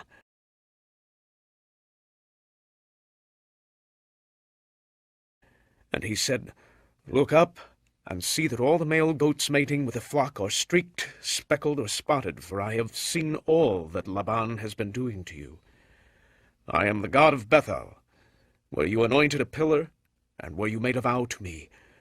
Now leave this land at once, and go back to your native land." Then Rachel and Leah replied, Do we still have any share in the inheritance of our father's estate? Does he not regard us as foreigners? Not only has he sold us, but he has used up what was paid for us. Surely all the wealth that God took away from our father belongs to us and our children. So do whatever God has told you. Then Jacob put his children and his wives on camels, and he drove all his livestock ahead of him, along with all the goods he had accumulated in Padan Aram, to go to his father Isaac in the land of Canaan. When Laban had gone to shear his sheep, Rachel stole her father's household gods. Moreover, Jacob deceived Laban the Aramean by not telling him he was running away. So he fled with all he had, and crossing the river, he headed for the hill country of Gilead. On the third day, Laban was told that Jacob had fled, taking his relatives with him. He pursued Jacob for 7 days and caught up with him in the hill country of Gilead.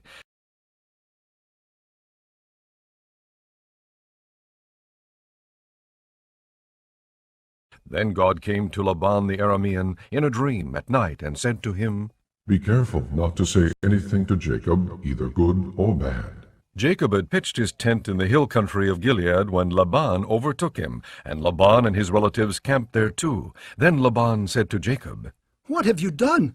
You've deceived me, and you've carried off my daughters like captives in war. Why did you run off secretly and deceive me? Why didn't you tell me so I could send you away with joy and singing to the music of tambourines and harps? You didn't even let me kiss my grandchildren and my daughters goodbye. You have done a foolish thing. I have the power to harm you. But last night the God of your father said to me, Be careful not to say anything to Jacob, either good or bad. Now you have gone off because you long to return to your father's house. But why did you steal my gods? Jacob answered Laban, I was afraid because I thought you would take your daughters away from me by force. But if you find anyone who has your gods, he shall not live.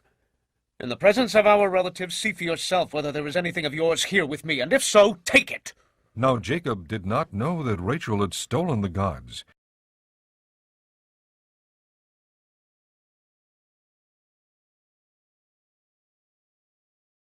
So Laban went into Jacob's tent and into Leah's tent and into the tent of the 2 maidservants, but he found nothing.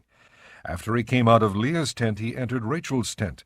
Now Rachel had taken the household gods and put them inside her camel's saddle and was sitting on them. Laban searched through everything in the tent but found nothing. Rachel said to her father, Don't be angry, my lord, that I cannot stand up in your presence. I'm having my period. So he searched, but could not find the household gods. Jacob was angry and took Laban to task. What is my crime? He asked Laban. What sin have I committed that you hunt me down?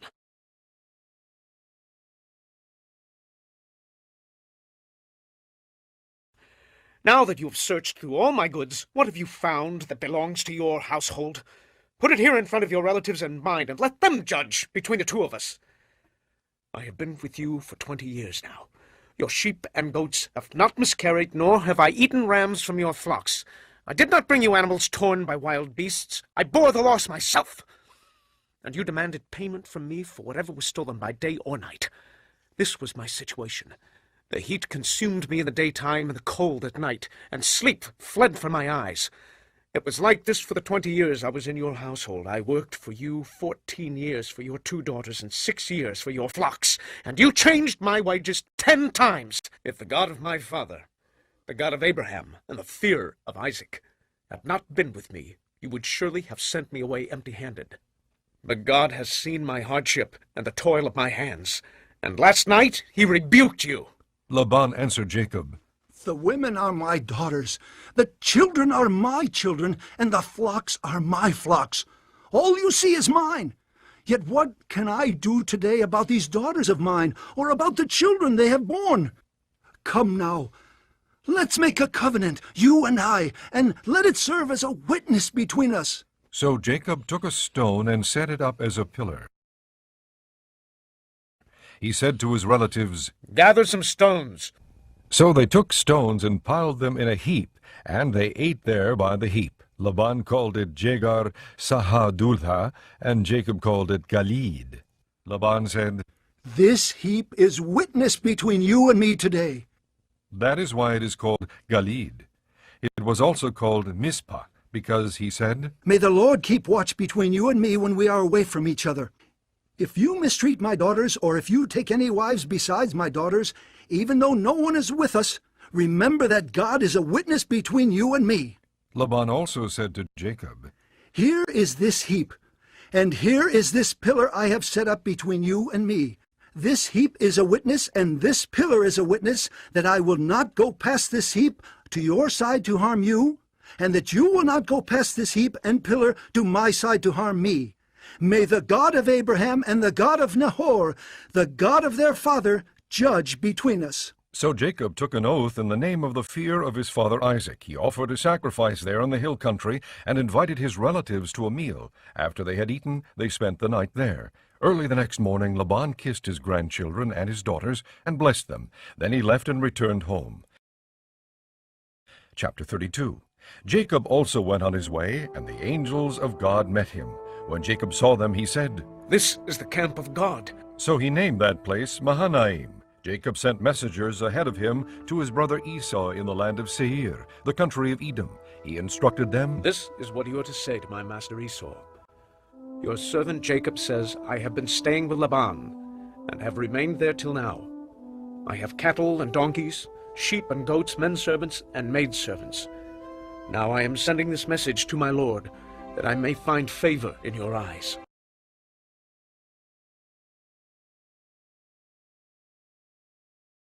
When the messengers returned to Jacob, they said, "We went to your brother Esau, and now he is coming to meet you, and 400 men are with him."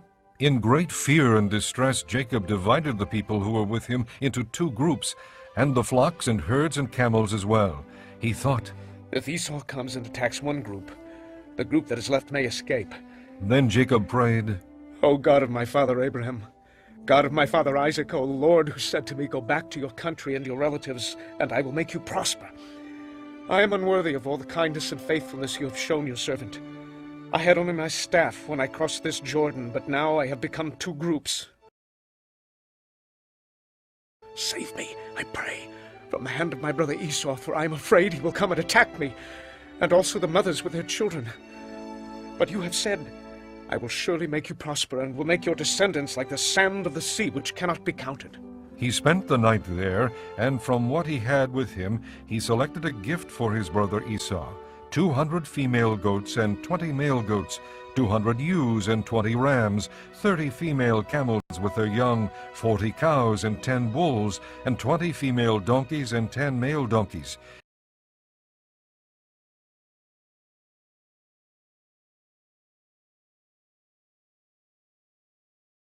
He put them in the care of his servants, each herd by itself, and said to his servants, "Go ahead of me, and keep some space between the herds." He instructed the one in the lead, "When my brother Esau meets you and asks, 'To whom do you belong, and where are you going, and who owns all these animals in front of you?' then you are to say, 'They belong to your servant Jacob. They are a gift sent to my lord Esau, and he is coming behind us.'"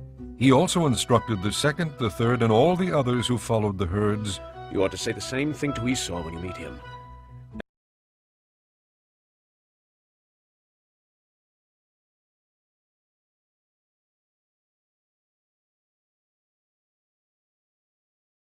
Be sure to say, 'Your servant Jacob is coming behind us.'" For he thought, "I will pacify him with these gifts I am sending on ahead. Later, when I see him, perhaps he will receive me." So Jacob's gifts went on ahead of him, but he himself spent the night in the camp.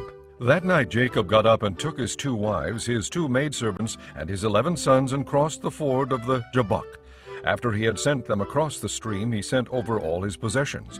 So Jacob was left alone, and a man wrestled with him till daybreak. When the man saw that he could not overpower him, he touched the socket of Jacob's hip, so that his hip was wrenched as he wrestled with the man. Then the man said, Let me go, for it is daybreak. But Jacob replied, Will not let you go unless you bless me. The man asked him, What is your name? Jacob, he answered. Then the man said, Your name will no longer be Jacob, but Israel, because you have struggled with God and with men and have overcome. Jacob said, Please, tell me your name. But he replied, Why do you ask my name? Then he blessed him there. So Jacob called the place Peniel, saying, It is because I saw God face to face, and yet my life was spared. The sun rose above him as he passed Peniel, and he was limping because of his hip. Therefore, to this day, the Israelites do not eat the tendon attached to the socket of the hip, because the socket of Jacob's hip was touched near the tendon. Chapter 33. Jacob looked up, and there was Esau coming with his 400 men. So he divided the children among Leah, Rachel, and the 2 maidservants. He put the maidservants and their children in front, Leah and her children next, and Rachel and Joseph in the rear. He himself went on ahead and bowed down to the ground 7 times as he approached his brother. But Esau ran to meet Jacob and embraced him. He threw his arms around his neck and kissed him, and they wept. Then Esau looked up and saw the women and children. Who are these with you? He asked. Jacob answered, They are the children God has graciously given your servant.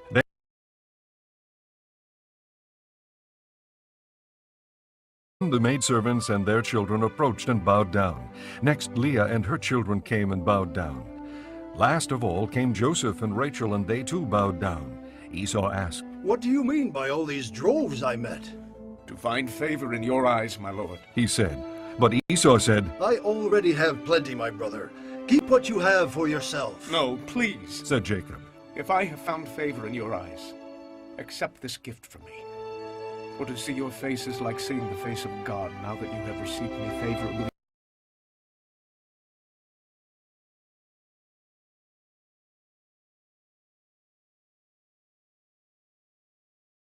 Please accept the present that was brought to you, for God has been gracious to me, and I have all I need. And because Jacob insisted, Esau accepted it. Then Esau said, Let us be on our way. I'll accompany you. But Jacob said to him, My lord knows that the children are tender, and that I must care for the ewes and cows that are nursing their young. If they are driven hard just one day, all the animals will die.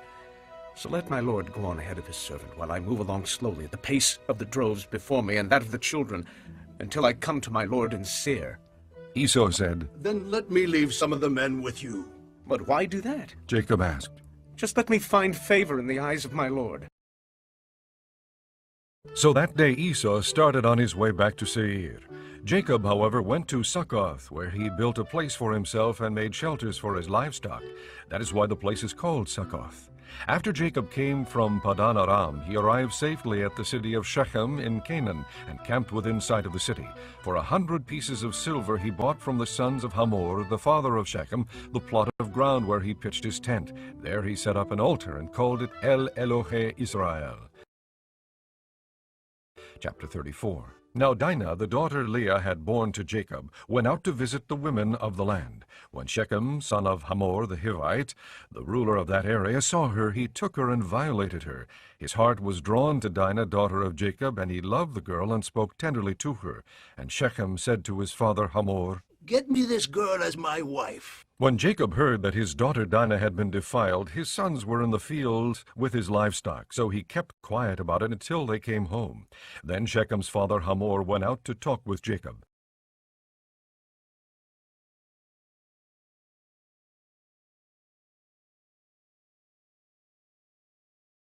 Now Jacob's sons had come in from the fields as soon as they heard what had happened. They were filled with grief and fury, because Shechem had done a disgraceful thing in Israel by lying with Jacob's daughter, a thing that should not be done. But Hamor said to them, My son Shechem has his heart set on your daughter. Please give her to him as his wife. Intermarry with us. Give us your daughters and take our daughters for yourselves. You can settle among us. The land is open to you. Live in it, trade in it, and acquire property in it. Then Shechem said to Dinah's father and brothers, Let me find favor in your eyes, and I will give you whatever you ask. Make the price for the bride and the gift I am to bring as great as you like, and I'll pay whatever you ask me. Only give me the girl as my wife. Because their sister Dinah had been defiled, Jacob's sons replied deceitfully as they spoke to Shechem and his father Hamor. They said to them, We can't do such a thing. We can't give our sister Dan who is not circumcised. That would be a disgrace to us. We will give our consent to you on one condition only, that you become like us by circumcising all your males. Then we will give you our daughters, and take your daughters for ourselves. We'll settle among you and become one people with you.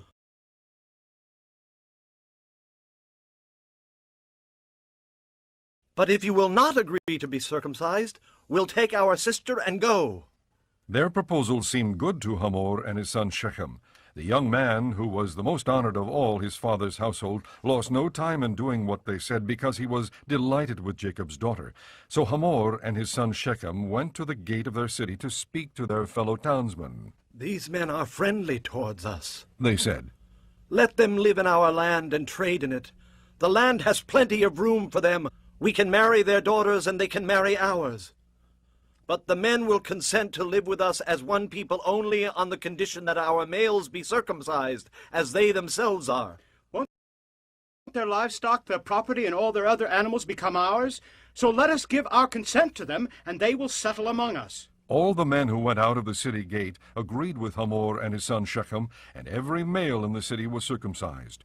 3 days later, while all of them were still in pain, 2 of Jacob's sons, Simeon and Levi, Dinah's brothers, took their swords and attacked the unsuspecting city, killing every male. They put Hamor and his son Shechem to the sword and took Dinah from Shechem's house and left. The sons of Jacob came upon the dead bodies and looted the city where their sister had been defiled.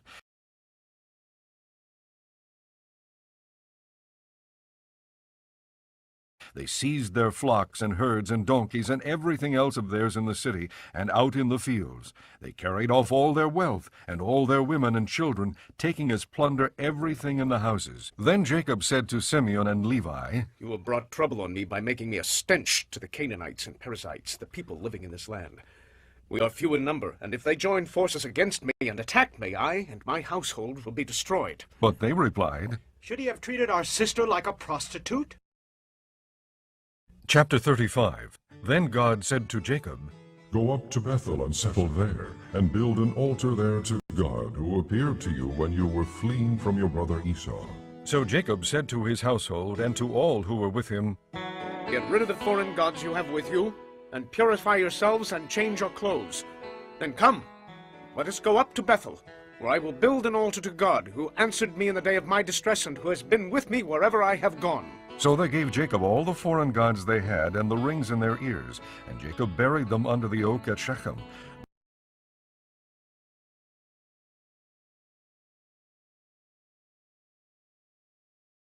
Then they set out, and the terror of God fell upon the towns all around them, so that no one pursued them. Jacob and all the people with him came to Luz, that is Bethel, in the land of Canaan. There he built an altar, and he called the place El Bethel, because it was there that God revealed himself to him when he was fleeing from his brother. Now Deborah, Rebekah's nurse, died and was buried under the oak below Bethel, so it was named Alon Bakuth. After Jacob returned from Padan Aram, God appeared to him again and blessed him. God said to him, Your name is Jacob, but you will no longer be called Jacob. Your name will be Israel. So he named him Israel.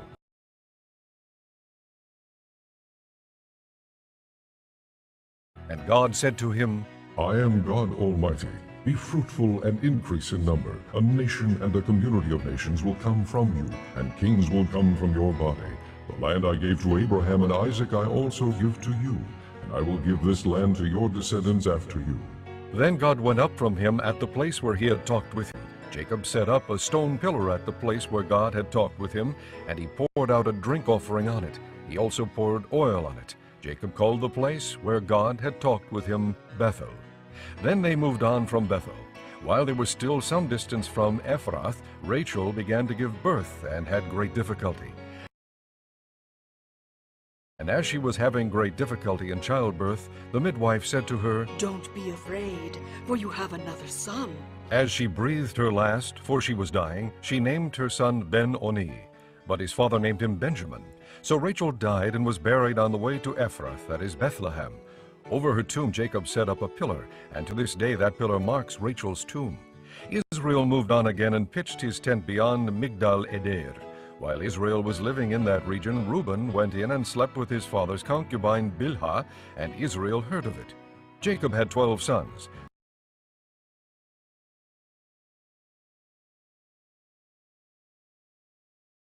The sons of Leah, Reuben, the firstborn of Jacob, Simeon, Levi, Judah, Issachar, and Zebulun. The sons of Rachel, Joseph and Benjamin. The sons of Rachel's maidservant Bilhah, Dan and Naphtali. The sons of Leah's maidservant Zilpah, Gad and Asher. These were the sons of Jacob who were born to him in Padan Aram. Jacob came home to his father Isaac in Mamre near Kiriath Arba, that is Hebron, where Abraham and Isaac had stayed. Isaac lived 180 years. Then he breathed his last and died and was gathered to his people, old and full of years. And his sons Esau and Jacob buried him. Chapter 36. This is the account of Esau, that is Edom. Esau took his wives from the women of Canaan, Ada, daughter of Elon the Hittite, and Oholibamah, daughter of Anna, and granddaughter of Zibeon the Hivite, also Basemath, daughter of Ishmael, and sister of Nebaioth. Ada bore Eliphaz to Esau, Basemath bore Reuel, and Oholibamah bore Jeush, Jalam, and Korah. These were the sons of Esau who were born to him in Canaan. Esau took his wives and sons and daughters and all the members of his household, as well as his livestock and all his other animals and all the goods he had acquired in Canaan, and moved to a land some distance from his brother Jacob. Their possessions were too great for them to remain together. The land where they were staying could not support them both because of their livestock. So Esau, that is Edom, settled in the hill country of Seir. This is the account of Esau, the father of the Edomites in the hill country of Seir.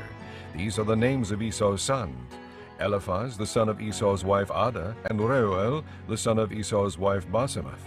The sons of Eliphaz, Teman, Omar, Zepho, Gatam, and Kenaz. Esau's son Eliphaz also had a concubine named Timnah, who bore him Amalek. These were grandsons of Esau's wife Ada.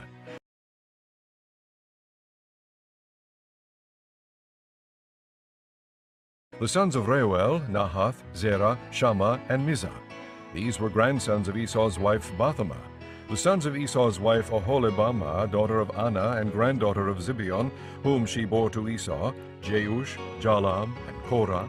These were the chiefs among Esau's descendants. The sons of Eliphaz, the firstborn of Esau, chiefs Teman, Omar, Zepho, Kenaz, Korah, Gatam, and Amalek. These were the chiefs descended from Eliphaz in Edom. They were grandsons of Ada. The sons of Esau's son Reuel, chiefs Nahath, Zerah, Shammah, and Mizah. These were the chiefs descended from Reuel in Edom. They were grandsons of Esau's wife Basemath. The sons of Esau's wife Oholibamah, chiefs Jeus, Jalam, and Korah. These were the chiefs descended from Esau's wife Oholibamah, daughter of Anna. These were the sons of Esau, that is Edom, and these were their chiefs. These were the sons of Seir the Horite, who were living in the region: Lotan, Shobal, Zibeon, Anna, Dishon, Ezer, and Dishan. These sons of Seir in Edom were Horite chiefs. The sons of Lotan, Hori and Homan. Timnah was Lotan's sister. The sons of Shobal, Alvan, Manahath, Ebal, Shepho, and Onam.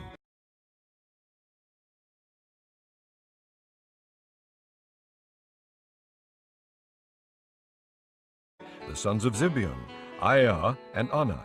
This is the Anna who discovered the hot springs in the desert while he was grazing the donkeys of his father Zibeon. The children of Anna, Dishon and Oholibamah, daughter of Anna. The sons of Dishon, Hemdan, Eshban, Ithran, and Kiran. The sons of Ezer, Bilhan, Zaavan, and Akan. The sons of Dishan, Uz, and Aran. These were the Horite chiefs: Lotan, Shobal, Zibeon, Anna, Dishon, Ezer, and Dishan. These were the Horite chiefs according to their divisions in the land of Seir. These were the kings who reigned in Edom before any Israelite king reigned. Bela, son of Beor, became king of Edom. His city was named Dinhabah. When Bela died, Jobab, son of Zerah from Bozrah, succeeded him as king. When Jobab died, Husham from the land of the Temanites succeeded him as king. When Husham died, Hadad, son of Bedad, who defeated Midian in the country of Moab, succeeded him as king. His city was named Avith. When Hadad died, Samlah from Masrekah succeeded him as king.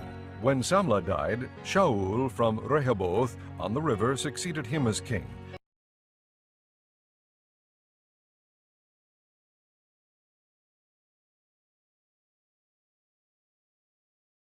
When Shaul died, Baal-Hanan, son of Achbor, succeeded him as king. When Baal-Hanan, son of Achbor, died, Hadad succeeded him as king. His city was named Pau, and his wife's name was Mehetabel, daughter of Matred, the daughter of Mezabhad. These were the chiefs descended from Esau by name according to their clans and regions: Timnah, Alva, Jeheth, Oholibamah, Elah, Hinon, Kenaz, Teman, Mibzar, Magdiel, and Iram. These were the chiefs of Edom according to their settlements in the land they occupied. This was Esau, the father of the Edomites. Chapter 37. Jacob lived in the land where his father had stayed, the land of Canaan. This is the account of Jacob. Joseph, a young man of 17, was tending the flocks with his brothers, the sons of Bilhah and the sons of Zilpah, his father's wives, and he brought their father a bad report about them. Now Israel loved Joseph more than any of his other sons, because he had been born to him in his old age, and he made a richly ornamented robe for him. When his brothers saw that their father loved him more than any of them, they hated him and could not speak a kind word to him.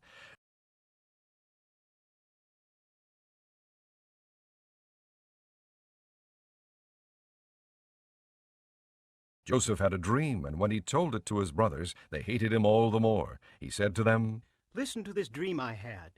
We were binding sheaves of grain out in the field when suddenly my sheaf rose and stood upright, while your sheaves gathered around mine and bowed down to it."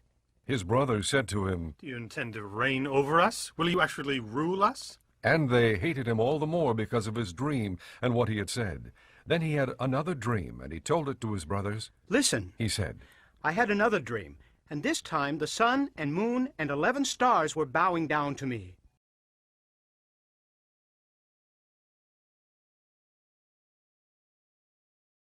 When he told his father as well as his brothers, his father rebuked him and said, "What is this dream you had? Will your mother and I and your brothers actually come and bow down to the ground before you?" His brothers were jealous of him, but his father kept the matter in mind. Now his brothers had gone to graze their father's flocks near Shechem, and Israel said to Joseph, "As you know, your brothers are grazing the flocks near Shechem. Come, I'm going to send you to them." "Very well," he replied.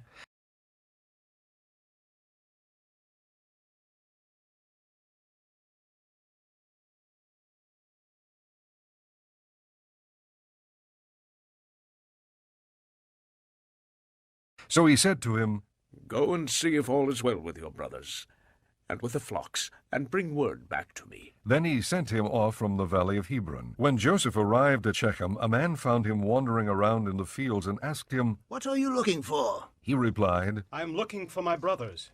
Can you tell me where they are grazing their flocks?" "They have moved on from here." The man answered. "I heard them say, 'Let's go to Dothan.'" So Joseph went after his brothers and found them near Dothan. But they saw him in the distance, and before he reached them, they plotted to kill him. "Here comes that dreamer," they said to each other.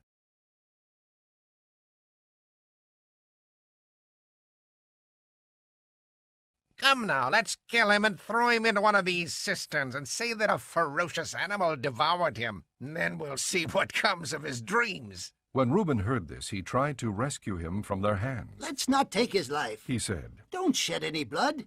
Throw him into this cistern here in the desert, but don't lay a hand on him." Reuben said this to rescue him from them and take him back to his father. So when Joseph came to his brothers, they stripped him of his robe, the richly ornamented robe he was wearing, and they took him and threw him into the cistern. Now the cistern was empty, there was no water in it.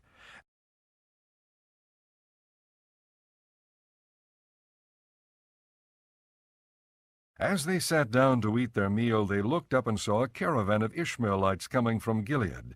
Their camels were loaded with spices, balm, and myrrh, and they were on their way to take them down to Egypt. Judah said to his brothers, "What will we gain if we kill our brother and cover up his blood? Come, let's sell him to the Ishmaelites and not lay our hands on him. After all, he is our brother, our own flesh and blood." His brothers agreed. So when the Midianite merchants came by, his brothers pulled Joseph up out of the cistern and sold him for 20 shekels of silver to the Ishmaelites, who took him to Egypt.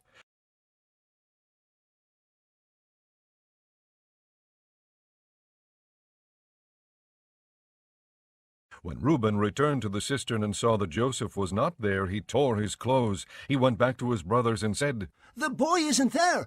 Where can I turn now?" Then they got Joseph's robe, slaughtered a goat, and dipped the robe in the blood. They took the ornamented robe back to their father and said, "We found this. Examine it to see whether it is your son's robe." He recognized it and said, "It is my son's robe. Some ferocious animal has devoured him. Joseph has surely been torn to pieces." Then Jacob tore his clothes, put on sackcloth, and mourned for his son many days.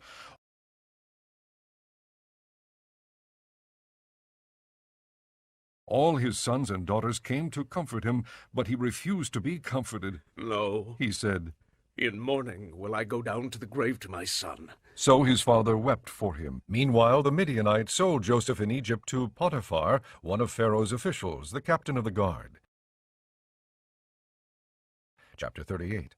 At that time Judah left his brothers and went down to stay with a man of Adullam named Hira. There Judah met the daughter of a Canaanite man named Shua. He married her and lay with her. She became pregnant and gave birth to a son who was named She conceived again and gave birth to a son and named him Onan. She gave birth to still another son and named him Shelah. It was at Chizib that she gave birth to him. Judah got a wife for his firstborn, and her name was Tamar. But Judah's firstborn, was wicked in the Lord's sight, so the Lord put him to death.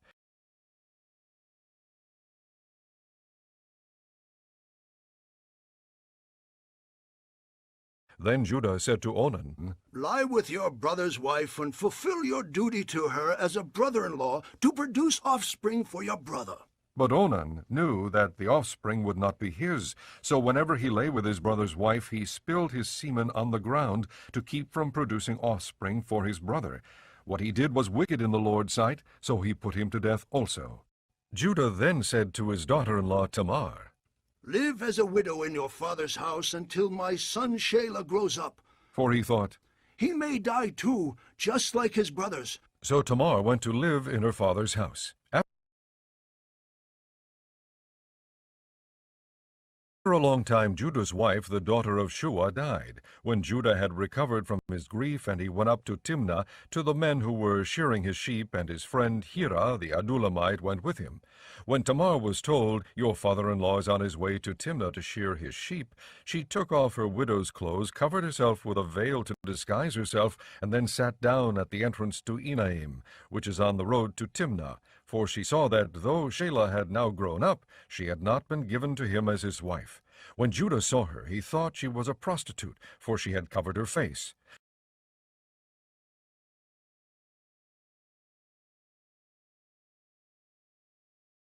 Not realizing that she was his daughter-in-law, he went over to her by the roadside and said, "Come now, let me sleep with you." "And what will you give me to sleep with you?"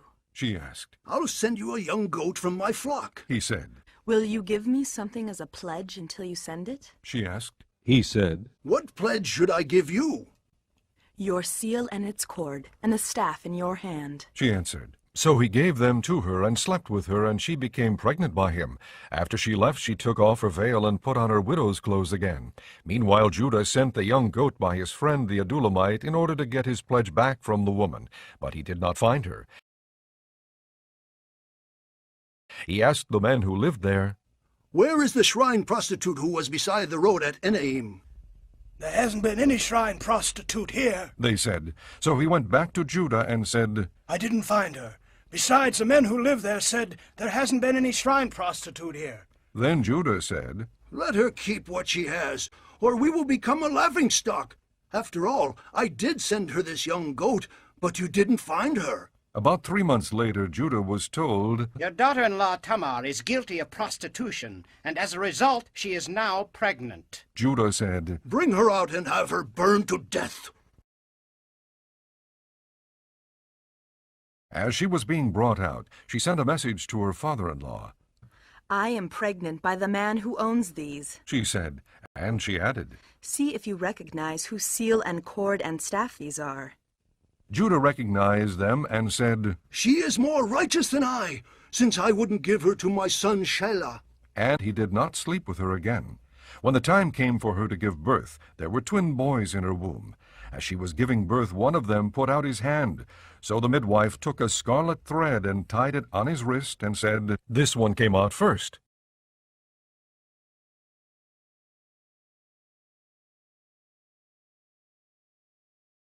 But when he drew back his hand, his brother came out, and she said, So this is how you have broken out.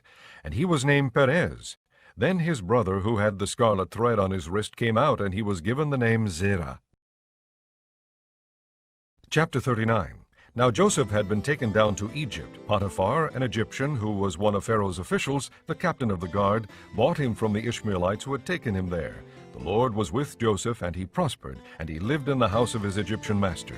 When his master saw that the Lord was with him, and that the Lord gave him success in everything he did, Joseph found favor in his eyes and became his attendant. Potiphar put him in charge of his household, and he entrusted to his care everything he owned.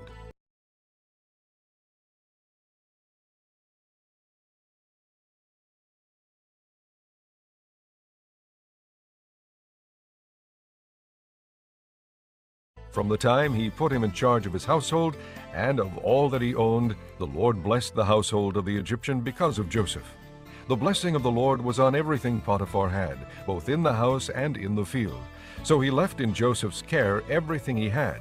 With Joseph in charge, he did not concern himself with anything except the food he ate. Now Joseph was well built and handsome, and after a while his master's wife took notice of Joseph and said, Come to bed with me.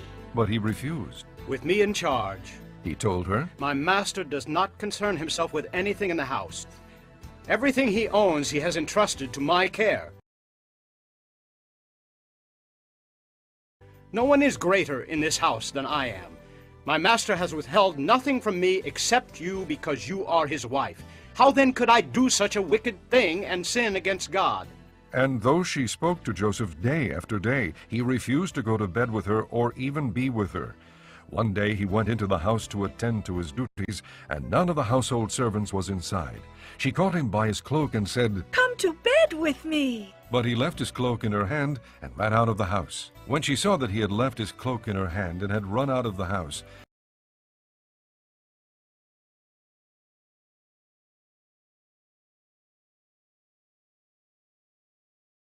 she called her household servants.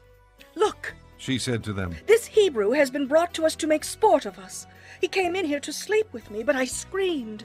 When he heard me scream for help, he left his cloak beside me and ran out of the house. She kept his cloak beside her until his master came home.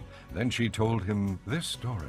That Hebrew slave you brought us came to me to make sport of me. But as soon as I screamed for help, he left his cloak beside me and ran out of the house. When his master heard the story, his wife told him, saying, This is how your slave treated me. He burned with anger.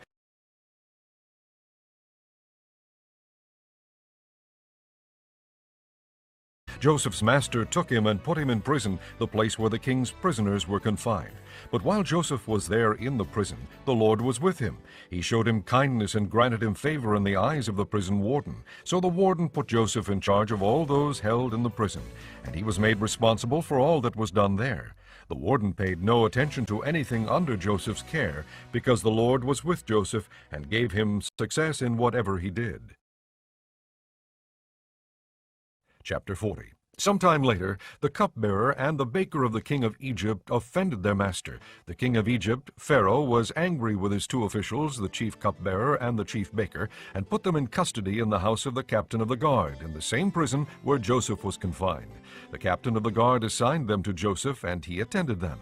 After they had been in custody for some time, each of the two men, the cupbearer and the baker of the king of Egypt, who were being held in prison, had a dream the same night, and each dream had a meaning of its own.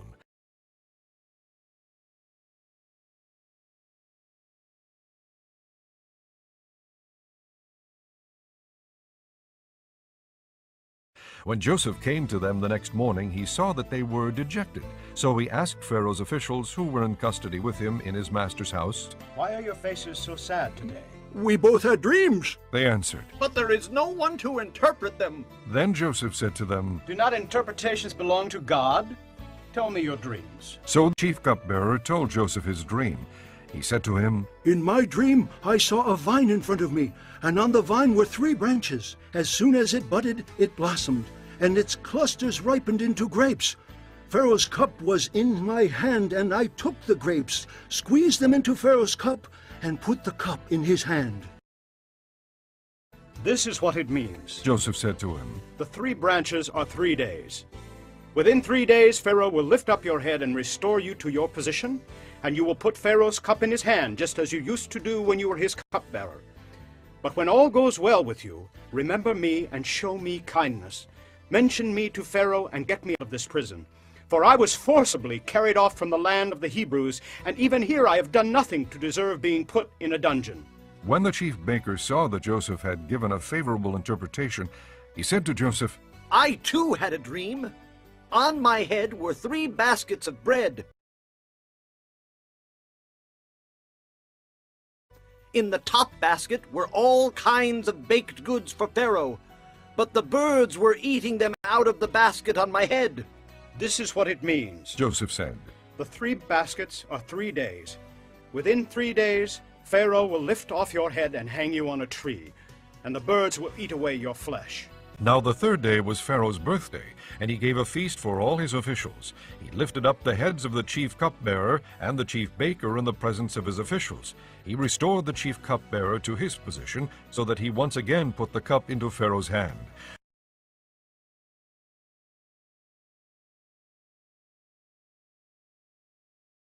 But he hanged the chief baker, just as Joseph had said to them in his interpretation. The chief cupbearer, however, did not remember Joseph. He forgot him.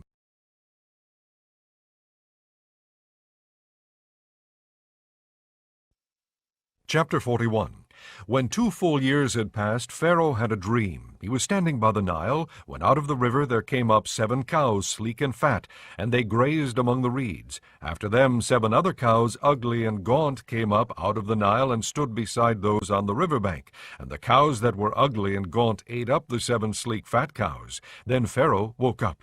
He fell asleep again and had a second dream. 7 heads of grain, healthy and good, were growing on a single stalk.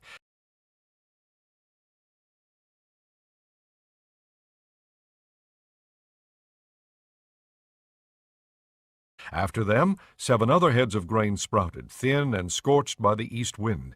The thin heads of grain swallowed up the 7 healthy, full heads. Then Pharaoh woke up. It had been a dream. In the morning his mind was troubled, so he sent for all the magicians and wise men of Egypt. Pharaoh told them his dreams, but no one could interpret them for him. Then the chief cupbearer said to Pharaoh, Today I am reminded of my shortcomings. Pharaoh was once angry with his servants, and he imprisoned me and the chief baker in the house of the captain of the guard. Each of us had a dream the same night, and each dream had a meaning of its own. Now a young Hebrew was there with us, a servant of the captain of the guard. We told him our dreams, and he interpreted them for us, giving each man the interpretation of his dream. And things turned out exactly as he interpreted them to us. I was restored to my position, and the other man was hanged. So Pharaoh sent for Joseph, and he was quickly brought from the dungeon. When he had shaved and changed his clothes, he came before Pharaoh. Pharaoh said to Joseph, I had a dream, and no one can interpret it. But I have heard it said of you that when you hear a dream, you can interpret it. I cannot do it. Joseph replied to Pharaoh, But God will give Pharaoh the answer he desires. Then Pharaoh said to Joseph, In my dream, I was standing on the bank of the Nile, when out of the river they came up 7 cows, fat and sleek, and they grazed among the reeds. After them 7 other cows came up, scrawny and very ugly and lean. I had never seen such ugly cows in all the land of Egypt. The lean, ugly cows ate up the 7 fat cows that came up first. But even after they ate them, no one could tell that they had done so. They looked just as ugly as before. Then I woke up. In my dreams I also saw 7 heads of grain, full and good, growing on a single stalk. After them 7 other heads sprouted, withered and thin and scorched by the east wind. The thin heads of grain swallowed up the 7 good heads. I told this to the magicians, but none could explain it to me. Then Joseph said to Pharaoh, The dreams of Pharaoh are one and the same. God has revealed to Pharaoh what he is about to do. The 7 good cows are 7 years, and the 7 good heads of grain are 7 years. It is one and the same dream. The 7 lean, ugly cows that came up afterward are 7 years, and so are the 7 worthless heads of grain scorched by the east wind. They are 7 years of famine. It is just as I said to Pharaoh. God has shown Pharaoh what he is about to do. 7 years of great abundance are coming throughout the land of Egypt, but 7 years of famine will follow them. Then all the abundance in Egypt will be forgotten, and the famine will ravage the land. The abundance in the land will not be remembered, because the famine that follows it will be so severe. The reason the dream was given to Pharaoh in 2 forms is that the matter has been firmly decided by God, and God will do it soon. And now let Pharaoh look for a discerning and wise man and put him in charge of the land of Egypt. Let Pharaoh appoint commissioners over the land to take 1/5 of the harvest of Egypt during the 7 years of abundance. They should collect all the food of these good years that are coming and store up the grain under the authority of Pharaoh to be kept in the cities for food. This food should be held in reserve for the country to be used during the 7 years of famine that will come upon Egypt, so that the country may not be ruined by the famine. The plan seemed good to Pharaoh and to all his officials. So Pharaoh asked them, Can we find anyone like this man, one in whom is the Spirit of God? Then Pharaoh said to Joseph, Since God has made all this known to you, there is no one so discerning and wise as you. You shall be in charge of my palace, and all my people are to submit to your orders. Only with respect to the throne will I be greater than you. So Pharaoh said to Joseph, I hereby put you in charge of the whole land of Egypt. Then Pharaoh took his signet ring from his finger and put it on Joseph's finger. He dressed him in robes of fine linen and put a gold chain around his neck. He had him ride in a chariot as his second in command, and men shouted before him, Make way! Thus he put him in charge of the whole land of Egypt. Then Pharaoh said to Joseph, I am Pharaoh, but without your word no one will lift hand or foot in all Egypt. Pharaoh gave Joseph the name Zaphanath-Paneah, and gave him Asenath, daughter of Potipherah, priest of On, to be his wife. And Joseph went throughout the land of Egypt. Joseph was 30 years old when he entered the service of Pharaoh, king of Egypt, and Joseph went out from Pharaoh's presence and traveled throughout Egypt. During the 7 years of abundance the land produced plentifully. Joseph collected all the food produced in those 7 years of abundance in Egypt and stored it in the cities. In each city he put the food grown in the fields surrounding it. Joseph stored up huge quantities of grain like the sand of the sea. It was so much that he stopped keeping records because it was beyond measure. Before the years of famine came, 2 sons were born to Joseph by Asenath, daughter of Potipherah, priest of On.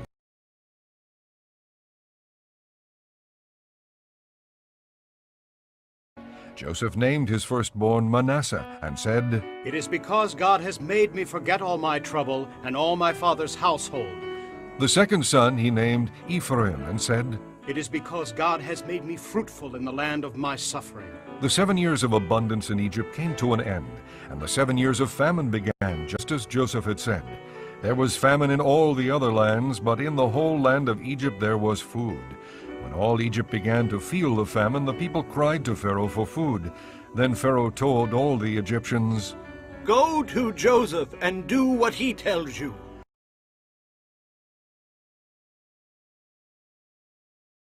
When the famine had spread over the whole country, Joseph opened the storehouses and sold grain to the Egyptians, for the famine was severe throughout Egypt. And all the countries came to Egypt to buy grain from Joseph, because the famine was severe in all the world. Chapter 42.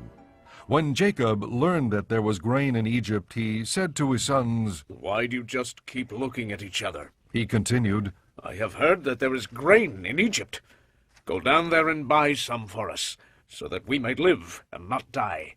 Then 10 of Joseph's brothers went down to buy grain from Egypt. But Jacob did not send Benjamin, Joseph's brother, with the others, because he was afraid that harm might come to him. So Israel's sons were among those who went to buy grain, for the famine was in the land of Canaan also. Now Joseph was the governor of the land, the one who sold grain to all its people. So when Joseph's brother arrived, they bowed down to him with their faces to the ground. As soon as Joseph saw his brothers, he recognized them, but he pretended to be a stranger and spoke harshly to them. "Where do you come from?" He asked. "From the land of Canaan." They replied. "To buy food." Although Joseph recognized his brothers, they did not recognize him. Then he remembered his dreams about them and said to them, "You are spies.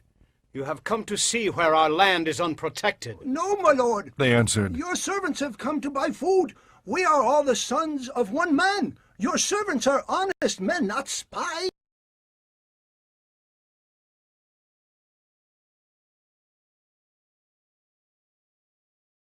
"No," he said to them. "You have come to see where our land is unprotected." But they replied, "Your servants were 12 brothers, the sons of one man who lives in the land of Canaan.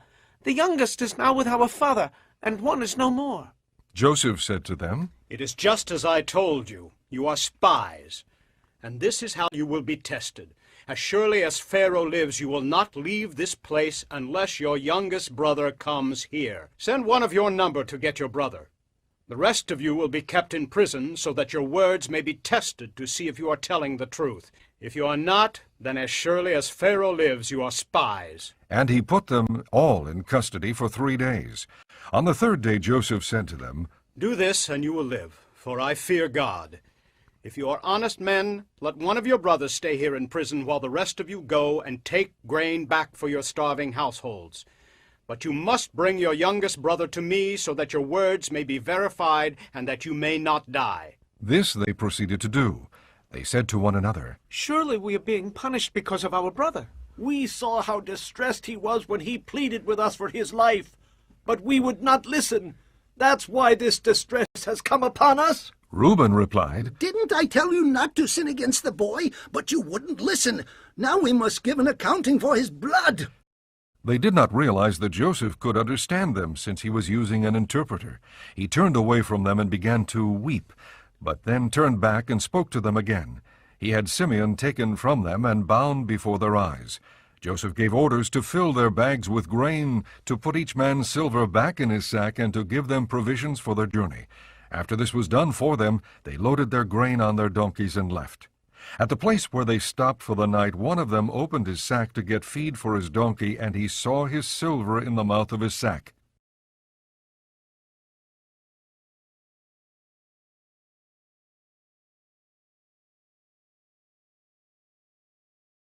"My silver has been returned," he said to his brothers. "Here it is in my sack." Their hearts sank, and they turned to each other trembling and said, "What is this that God has done to us?"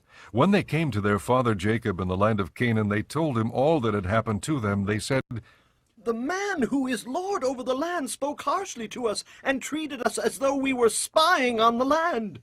But we said to him, 'We are honest men, we are not spies. We were 12 brothers, sons of one father. One is no more, and the youngest is now with our father in Canaan.'"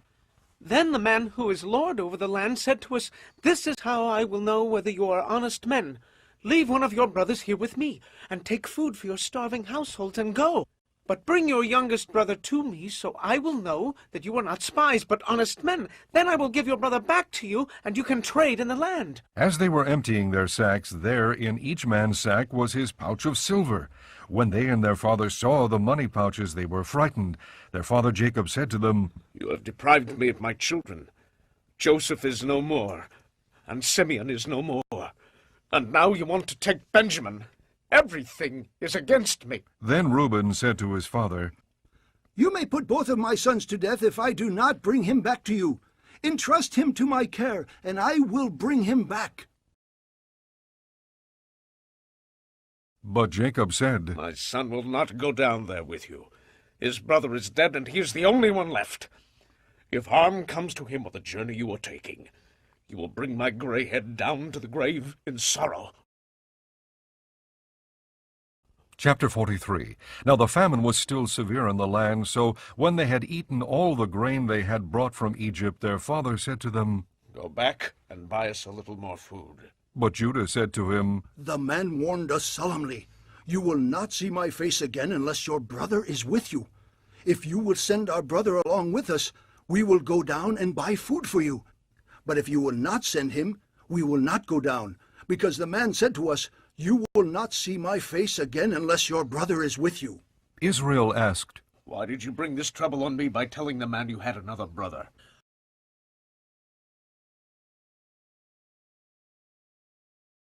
The man questioned us closely about ourselves and our family. Is your father still living, he asked us. Do you have another brother? We simply answered his questions. How were we to know he would say, Bring your brother down here? Then Judah said to Israel his father, Send the boy along with me, and we will go at once, so that we and you and our children may live and not die. I myself will guarantee his safety. You can hold me personally responsible for him. If I do not bring him back to you and set him here before you, I will bear the blame before you all my life. As it is, if we had not delayed, we could have gone and returned twice. Then their father Israel said to them, If it must be, then do this. Put some of the best products of the land in your bags, and take them down to the man as a gift. A little balm, and a little honey, some spices and myrrh, some pistachio nuts and almonds. Take double the amount of silver with you, for you must return the silver that was put back into the mouths of your sacks. Perhaps it was a mistake. Take your brother also, and go back to the man at once. And may God Almighty grant you mercy before the man, so that he will let your other brother and Benjamin come back with you. As for me, if I am bereaved, I am bereaved. So the men took the gifts and double the amount of silver, and Benjamin also. They hurried down to Egypt and presented themselves to Joseph. When Joseph saw Benjamin with them, he said to the steward of his house, Take these men to my house, slaughter an animal, and prepare dinner. They are to eat with me at noon. The man did as Joseph told him, and took the men to Joseph's house. Now the men were frightened when they were taken to his house. They thought, We were brought here because of the silver that was put back into our sacks the first time. He wants to attack us and overpower us and seize us as slaves and take our donkeys.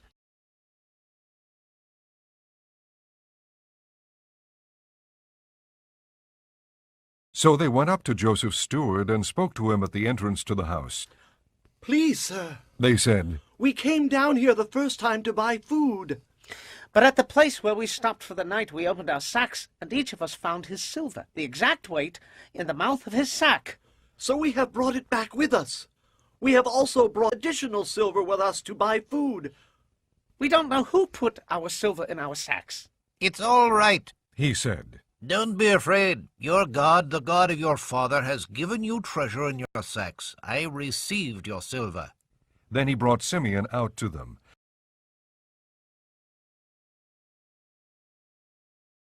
The steward took the men into Joseph's house, gave them water to wash their feet, and provided fodder for their donkeys. They prepared their gifts for Joseph's arrival at noon, because they had heard that they were to eat there.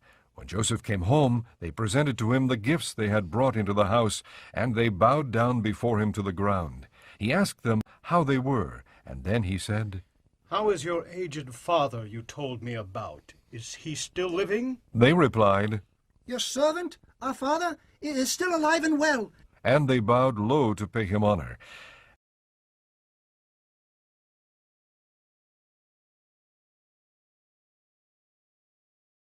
As he looked about and saw his brother Benjamin, his own mother's son, he asked, Is this your youngest brother, the one you told me about? And he said, God be gracious to you, my son. Deeply moved at the sight of his brother, Joseph hurried out and looked for a place to weep. He went into his private room and wept there. After he had washed his face, he came out and, controlling himself, said, Serve the food. They served him by himself, the brothers by themselves, and the Egyptians who ate with him by themselves, because Egyptians could not eat with Hebrews, for that is detestable to Egyptians.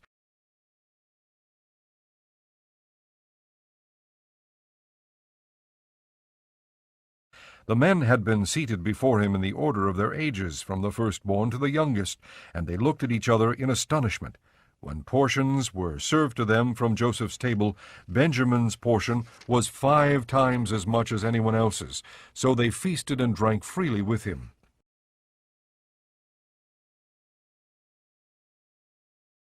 Chapter 44. Now Joseph gave these instructions to the steward of his house. Fill the men's sacks with as much food as they can carry, and put each man's silver in the mouth of his sack. Then put my cup, the silver one, in the mouth of the youngest one's sack, along with the silver for his grain. And he did as Joseph said. As morning dawned, the men were sent on their way with their donkeys. They had not gone far from the city when Joseph said to his steward, Go after those men at once, and when you catch up with them, say to them, Why have you repaid good with evil? Isn't this the cup my master drinks from and also uses for divination? This is a wicked thing you have done. When he caught up with them, he repeated these words to them. But they said to him, Why does my lord say such things? Far be it from your servants to do anything like that. We even brought back to you from the land of Canaan the silver we found inside the mouths of our sacks. So why would we steal silver or gold from your master's house? If any of your servants is found to have it, he will die, and the rest of us will become my lord's slaves. Very well, then, he said. Let it be as you say. Whoever is found to have it will become my slave. The rest of you will be free from blame. Each of them quickly lowered his sack to the ground and opened it. Then the steward proceeded to search, beginning with the oldest and ending with the youngest, and the cup was found in Benjamin's sack. At this they tore their clothes. Then they all loaded their donkeys and returned to the city. Joseph was still in the house when Judah and his brothers came in, and they threw themselves to the ground before him. Joseph said to them, What is this you have done? Don't you know that a man like me can find things out by divination? What can we say to my lord? Judah replied, What can we say? How can we prove our innocence? God has uncovered your servant's guilt. We are now my lord's slaves, we ourselves and the one who was found to have the cup. But Joseph said, Far be it from me to do such a thing. Only the man who was found to have the cup will become my slave. The rest of you, go back to your father in peace. Then Judah went up to him and said, Please, my lord, let your servant speak a word to my lord. Do not be angry with your servant, though you are equal to Pharaoh himself. My lord asked his servants, Do you have a father or a brother? And we answered, We have an aged father, and there is a young son born to him in his old age. His brother is dead, and he is the only one of his mother's sons left, and his father loves him. Then you said to your servants, Bring him down to me, so I can see him for myself. And we said to my lord, The boy cannot leave his father. If he leaves him, his father will die. But you told your servants, Unless your youngest brother comes down with you, you will not see my face again. When we went back to your servant, my father, we told him what my lord had said. Then our father said, Go back and buy a little more food. But we said, We cannot go down. Only if our youngest brother is with us will we go. We cannot see the man's face unless our youngest brother is with us. Your servant, my father, said to us, You know that my wife bore me 2 sons. One of them went away from me, and I said, He has surely been torn to pieces, and I have not seen him since. If you take this one from me too, and harm comes to him, you will bring my gray head down to the grave in misery. So now, if the boy is not with us when I go back to your servant my father, and if my father, whose life is closely bound up with the boy's life, sees that the boy isn't there, he will die. Your servants will bring the gray head of our father down to the grave in sorrow. Your servant guaranteed the boy's safety to my father. I said, If I do not bring him back to you, I will bear the blame before you, my father, all my life. Now then, please let your servant remain here as my lord's slave in place of the boy, and let the boy return with his brothers. How can I go back to my father if the boy is not with me? No, do not let me see the misery that would come upon my father. Chapter 45. Then Joseph could no longer control himself before all his attendants, and he cried out, "Have everyone leave my presence." So there was no one with Joseph when he made himself known to his brothers. And he wept so loudly that the Egyptians heard him, and Pharaoh's household heard about it. Joseph said to his brothers, "I am Joseph. Is my father still living?" But his brothers were not able to answer him because they were terrified at his presence. Then Joseph said to his brothers, "Come close to me." When they had done so, he said, "I am your brother Joseph, the one you sold into Egypt."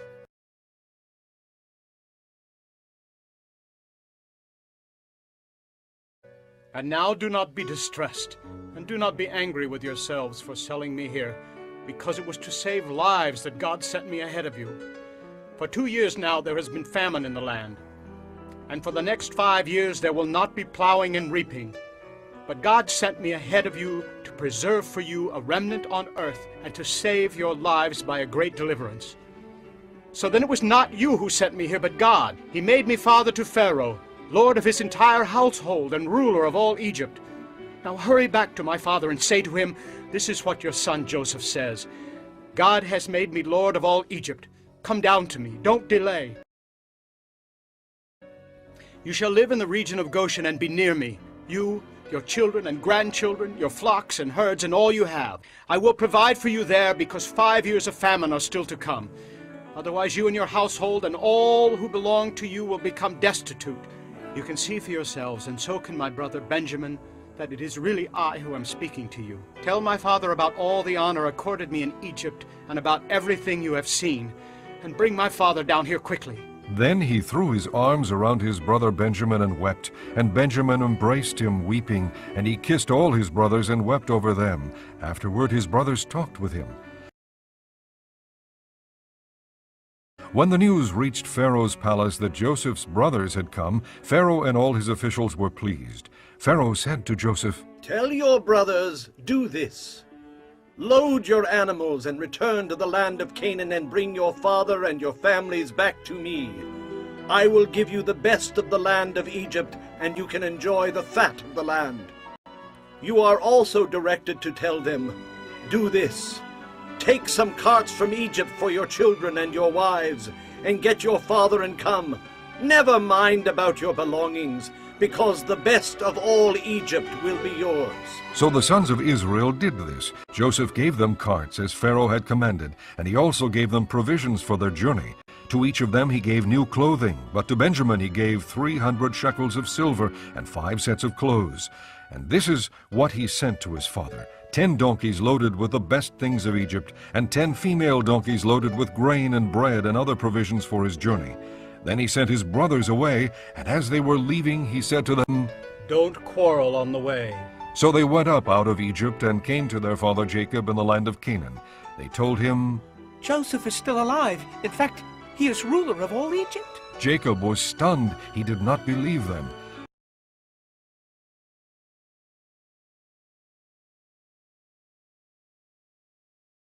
But when they told him everything Joseph had said to them, and when he saw the carts Joseph had sent to carry him back, the spirit of their father Jacob revived, and Israel said, "I am convinced my son Joseph is still alive. I will go and see him before I die." Chapter 46. So Israel set out with all that was his, and when he reached Beersheba, he offered sacrifices to the God of his father Isaac. And God spoke to Israel in a vision at night and said, "Jacob, Jacob." "Here I am," he replied. "I am God, the God of your father." He said, "Do not be afraid to go down to Egypt, for I will make you into a great nation there. I will go down to Egypt with you, and I will surely bring you back again, and Joseph's own hand will close your eyes." Then Jacob left Beersheba, and Israel's sons took their father Jacob, and their children and their wives in the carts that Pharaoh had sent to transport him. They also took with them their livestock and the possessions they had acquired in Canaan, and Jacob and all his offspring went to Egypt. He took with him to Egypt his sons and grandsons, and his daughters and granddaughters, all his offspring. These are the names of the sons of Israel, Jacob and his descendants, who went to Egypt: Reuben, the firstborn of Jacob, the sons of Reuben, Hanok, Palu, Hezron, and Carmi, the sons of Simeon, Jemuel, Jamin, Ohad, Jachin, Zohar, and Shaul, the son of a Canaanite woman, the sons of Levi, Gershon, Kohath, and Merari.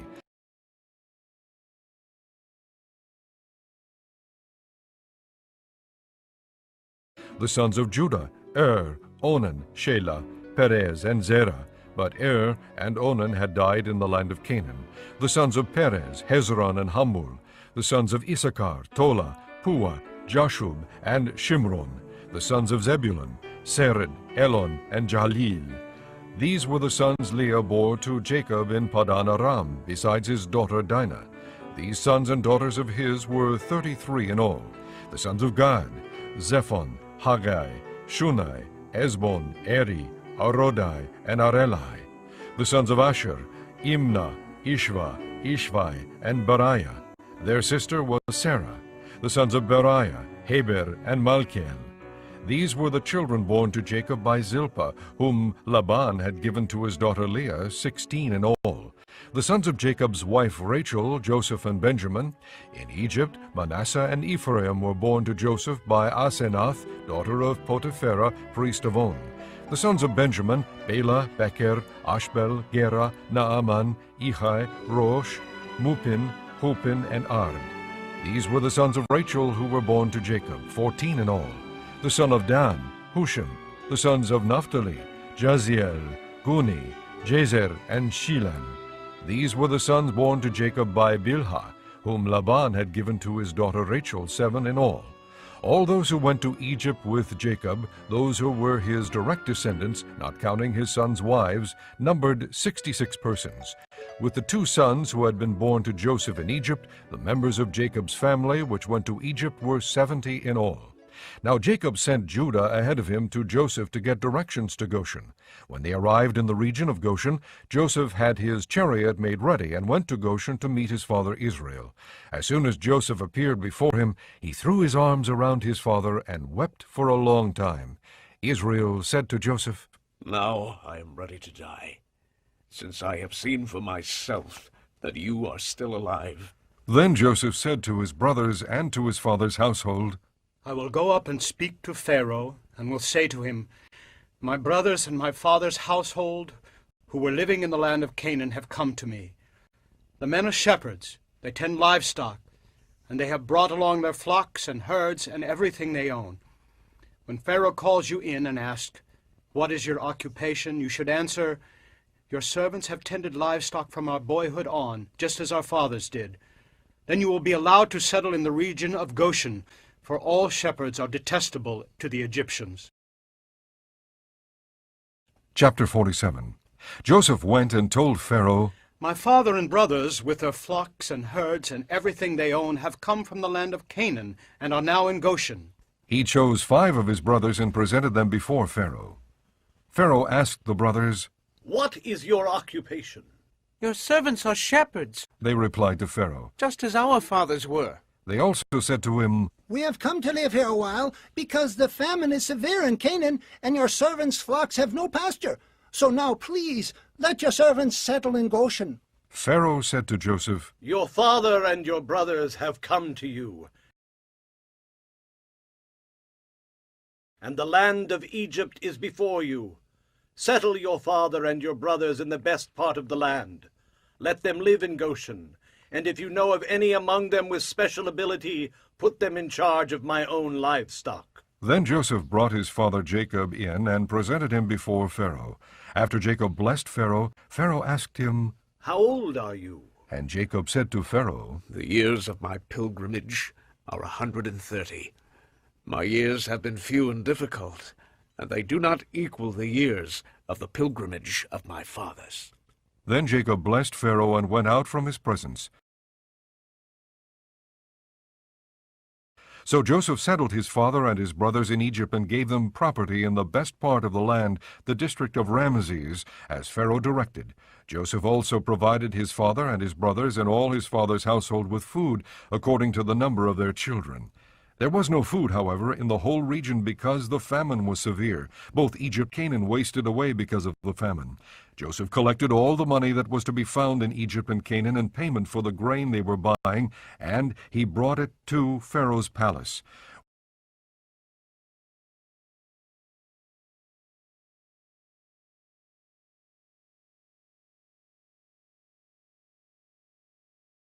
When the money of the people of Egypt and Canaan was gone, all Egypt came to Joseph and said, "Give us food! Why should we die before your eyes? Our money is used up!" Then bring your livestock. said Joseph. I will sell you food in exchange for your livestock, since your money is gone. So they brought their livestock to Joseph, and he gave them food in exchange for their horses, their sheep and goats, their cattle and donkeys.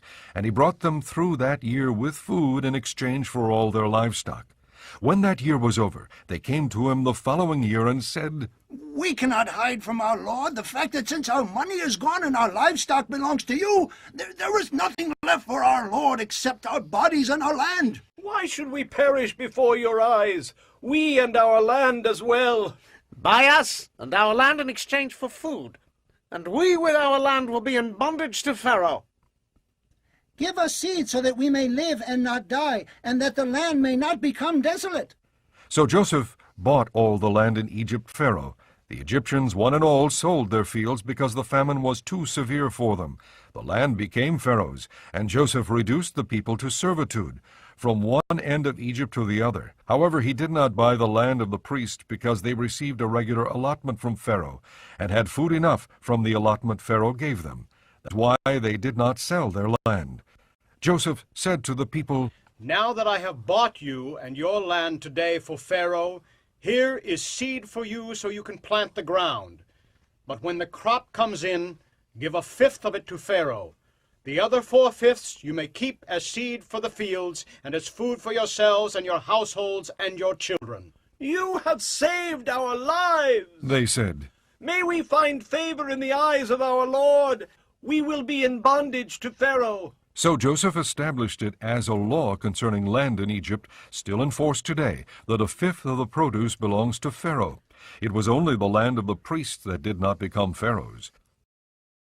Now the Israelites settled in Egypt in the region of Goshen. They acquired property there and were fruitful and increased greatly in number. Jacob lived in Egypt 17 years, and the years of his life were 147.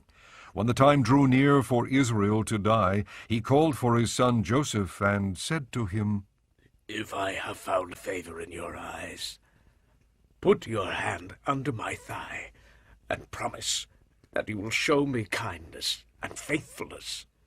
Do not bury me in Egypt, but when I rest with my fathers, carry me out of Egypt and bury me where they are buried. I will do as you say, he said. Swear to me, he said. Then Joseph swore to him, and Israel worshipped as he leaned on the top of his staff. Chapter 48. Sometime later, Joseph was told, Your father is ill. So he took his 2 sons, Manasseh and Ephraim, along with him. When Jacob was told, Your son Joseph has come to you, Israel rallied his strength and sat up on the bed. Jacob said to Joseph, God Almighty appeared to me at Luz in the land of Canaan, and there he blessed me and said to me, I am going to make you fruitful and will increase your numbers. I will make you a community of peoples, and I will give this land as an everlasting possession to your descendants after you. Now then, your 2 sons born to you in Egypt before I came to you here will be reckoned as mine. Ephraim and Manasseh will be mine, just as Reuben and Simeon are mine. Any children born to you after them will be yours.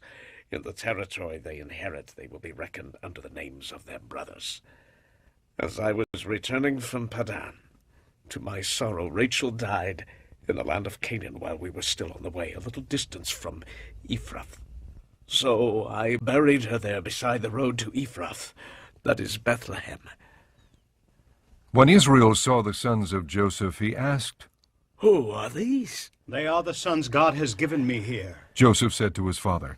Then Israel said, Bring them to me, so I may bless them. Now Israel's eyes were failing because of old age, and he could hardly see. So Joseph brought his sons close to him, and his father kissed them and embraced them. Israel said to Joseph, I never expected to see your face again. And now God has allowed me to see your children too. Then Joseph removed them from Israel's knees and bowed down with his face to the ground. And Joseph took both of them, Ephraim on his right toward Israel's left hand, and Manasseh on his left toward Israel's right hand, and brought them close to him. But Israel reached out his right hand and put it on Ephraim's head, though he was the younger, and crossing his arms he put his left hand on Manasseh's head, even though Manasseh was the firstborn. Then he blessed Joseph and said, May the God before whom my fathers Abraham and Isaac walked, the God who has been my shepherd all my life to this day, the angel who has delivered me from all harm, may he bless these boys. May they be called by my name and the names of my fathers Abraham and Isaac, and may they increase greatly upon the earth. When Joseph saw his father placing his right hand on Ephraim's head, he was displeased. So he took hold of his father's hand to move it from Ephraim's head to Manasseh's head. Joseph said to him, No, my father. This one is the firstborn. Put your right hand on his head. But his father refused and said, I know, my son, I know. He too will become a people, and he too will become great. Nevertheless, his younger brother will be greater than he, and his descendants will become a group of nations.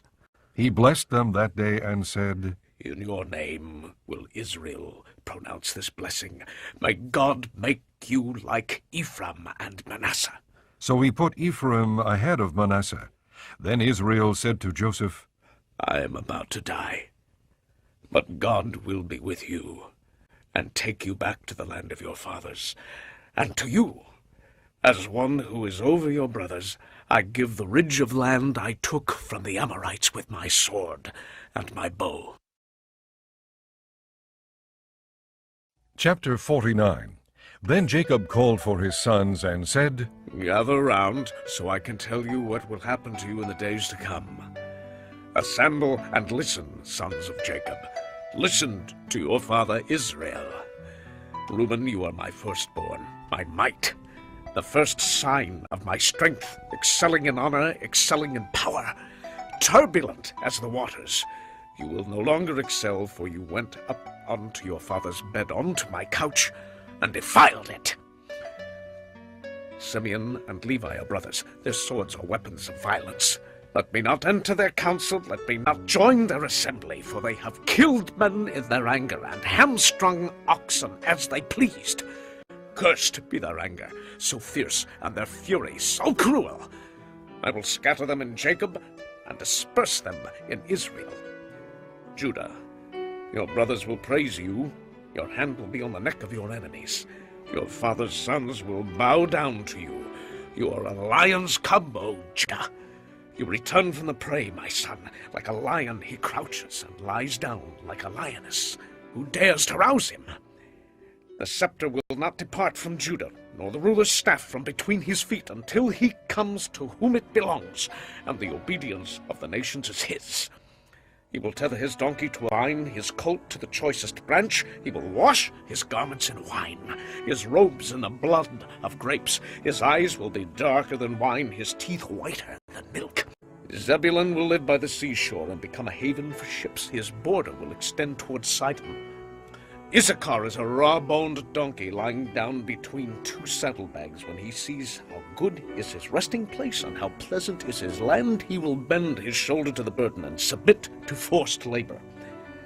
Dan will provide justice for his people as one of the tribes of Israel.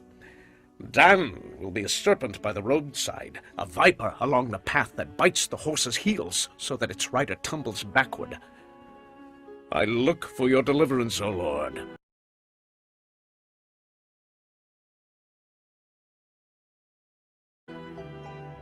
God will be attacked by a band of raiders, but he will attack them at their heels. Asher's food will be rich. He will provide delicacies fit for a king. Naphtali is a doe set free that bears beautiful fawns. Joseph is a fruitful vine near a spring whose branches climb over a wall. With bitterness archers attacked him. They shot at him with hostility, but his bow remained steady.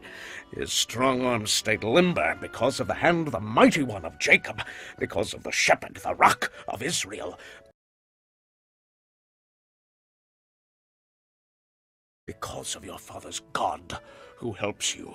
Because of the Almighty, who blesses you with blessings of the heavens above, blessings of the deep that lies below, blessings of the breast and womb. Your father's blessings are greater than the blessings of the ancient mountains, than the bounty of the age-old hills. Let all these rest on the head of Joseph, on the brow of the prince among his brothers. Benjamin is a ravenous wolf. In the morning he devours the prey, in the evening he divides the plunder. All these are the 12 tribes of Israel, and this is what their father said to them when he blessed them, giving each the blessing appropriate to him. Then he gave them these instructions. I am about to be gathered to my people. Bury me with my fathers in the cave in the field of Ephron the Hittite, the cave in the field of Machpelah near Mamre in Canaan, which Abraham bought as a burial place from Ephron the Hittite, along with the field. There Abraham and his wife Sarah were buried. There Isaac and his wife Rebekah were buried. And there I buried Leah. The field and the cave in it were bought from the Hittites. When Jacob had finished giving instructions to his sons, he drew his feet up into the bed, breathed his last, and was gathered to his people. Chapter 50. Joseph threw himself upon his father and wept over him and kissed him. Then Joseph directed the physicians in his service to embalm his father Israel. So the physicians embalmed him, taking a full 40 days, for that was the time required for embalming. And the Egyptians mourned for him 70 days. When the days of mourning had passed, Joseph said to Pharaoh's court, If I have found favor in your eyes, speak to Pharaoh for me. Tell him, my father made me swear an oath and said, I am about to die, bury me in the tomb I dug for myself in the land of Canaan. Now let me go up and bury my father, then I will return. Pharaoh said, Go up and bury your father, as he made you swear to do. So Joseph went up to bury his father. All Pharaoh's officials accompanied him, the dignitaries of his court and all the dignitaries of Egypt, besides all the members of Joseph's household and his brothers and those belonging to his father's household. Only their children and their flocks and herds were left in Goshen. Chariots and horsemen also went up with him. It was a very large company.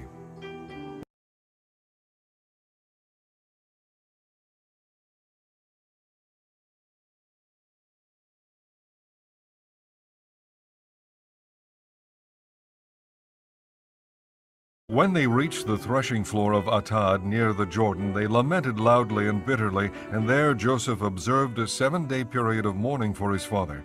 When the Canaanites who lived there saw the mourning at the threshing floor of Atad, they said, The Egyptians are holding a solemn ceremony of mourning. That is why that place near the Jordan is called Abel Misraim. So Jacob's sons did as he had commanded them. They carried him to the land of Canaan and buried him in the cave in the field of Machpelah near Mamre, which Abraham had bought as a burial place from Ephron the Hittite, along with the field.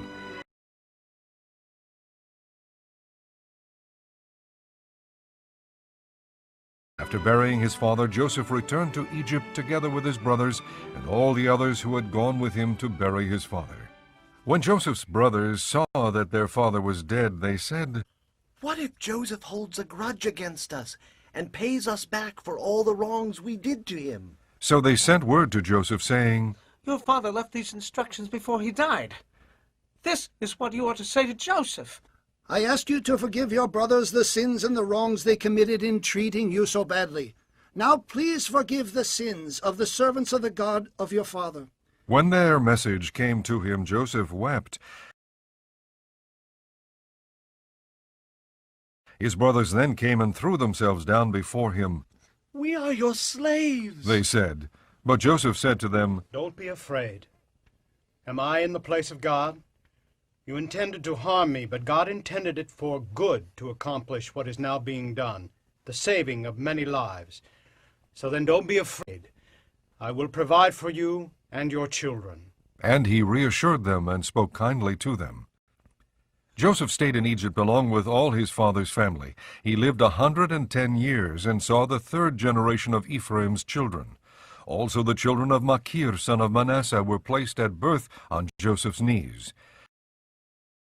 Then Joseph said to his brothers, I am about to die, but God will surely come to your aid and take you up out of this land to the land he promised on oath to Abraham, Isaac, and Jacob. And Joseph made the sons of Israel swear an oath, and said, God will surely come to your aid, and then you must carry my bones up from this place. So Joseph died at the age of 110, and after they embalmed him, he was placed in a coffin in Egypt. Leviticus chapter 1.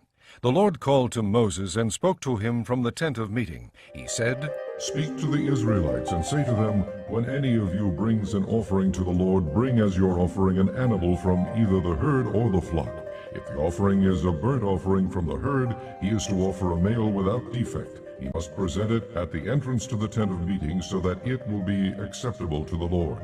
He is to lay his hand on the head of the burnt offering, and it will be accepted on his behalf to make atonement for him.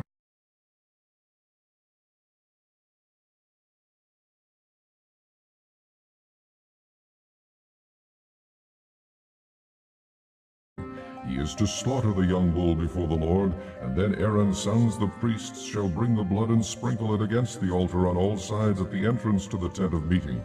He is to skin the burnt offering and cut it into pieces. The sons of Aaron, the priest, are to put fire on the altar and arrange wood on the fire. Then Aaron's sons, the priests, shall arrange the pieces, including the head and the fat, on the burning wood that is on the altar. He is to wash the inner parts and the legs with water, and the priest is to burn all of it on the altar. It is a burnt offering, an offering made by fire, an aroma pleasing to the Lord. If the offering is a burnt offering from the flock, from either the sheep or the goats, he is to offer a male without defect. He is to slaughter it at the north side of the altar before the Lord, and Aaron's sons, the priests, shall sprinkle its blood against the altar on all sides. He is to cut it into pieces, and the priest shall arrange them, including the head and the fat, on the burning wood that is on the altar. He is to wash the inner parts and the legs with water, and the priest is to bring all of it and burn it on the altar. It is a burnt offering, an offering made by fire, an aroma pleasing to the Lord. If the offering to the Lord is a burnt offering of birds, he is to offer a dove or a young pigeon. The priest shall bring it to the altar, wring off the head, and burn it on the altar. Its blood shall be drained out on the side of the altar. He is to remove the crop with its contents, and throw it to the east side of the altar where the ashes are. He shall tear it open by the wings, not severing it completely, and then the priest shall burn it on the wood that is on the fire on the altar. It is a burnt offering, an offering made by fire, an aroma pleasing to the Lord. Chapter 2. When someone brings a grain offering to the Lord, his offering is to be of fine flour. He is to pour oil on it, put incense on it, and take it to Aaron's sons the priests. The priest shall take a handful of the fine flour and oil, together with all the incense, and burn this as a memorial portion on the altar, an offering made by fire, an aroma pleasing to the Lord. The rest of the grain offering belongs to Aaron and his sons. It is a most holy part of the offerings made to the Lord by fire. If you bring a grain offering baked in an oven, it is to consist of fine flour, cakes made without yeast and mixed with oil, or wafers made without yeast and spread with oil. If your grain offering is prepared on a griddle, it is to be made of fine flour mixed with oil and without yeast. Crumble it and pour oil on it. It is a grain offering. If your grain offering is cooked in a pan, it is to be made of fine flour and oil. Bring the grain offering made of these things to the Lord. Present it to the priest, who shall take it to the altar. He shall take out the memorial portion from the grain offering and burn it on the altar as an offering made by fire, an aroma pleasing to the Lord. The rest of the grain offering belongs to Aaron and his sons. It is a most holy part of the offerings made to the Lord by fire.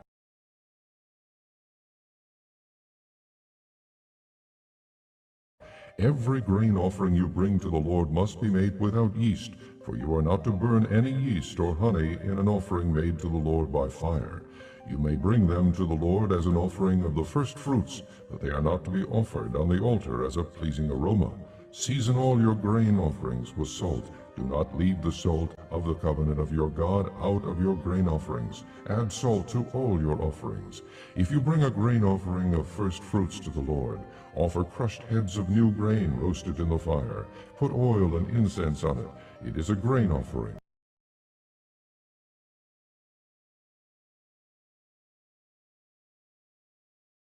The priest shall burn the memorial portion of the crushed grain and the oil, together with all the incense, as an offering made to the Lord by fire. Chapter 3. If someone's offering is a fellowship offering, and he offers an animal from the herd, whether male or female, he is to present before the Lord an animal without defect. He is to lay his hand on the head of his offering and slaughter it at the entrance to the tent of meeting. Then Aaron's sons, the priest, shall sprinkle the blood against the altar on all sides. From the fellowship offering he is to bring a sacrifice made to the Lord by fire. All the fat that covers the inner parts or is connected to them, both kidneys with the fat on them near the loins, and the covering of the liver, which he will remove with the kidneys.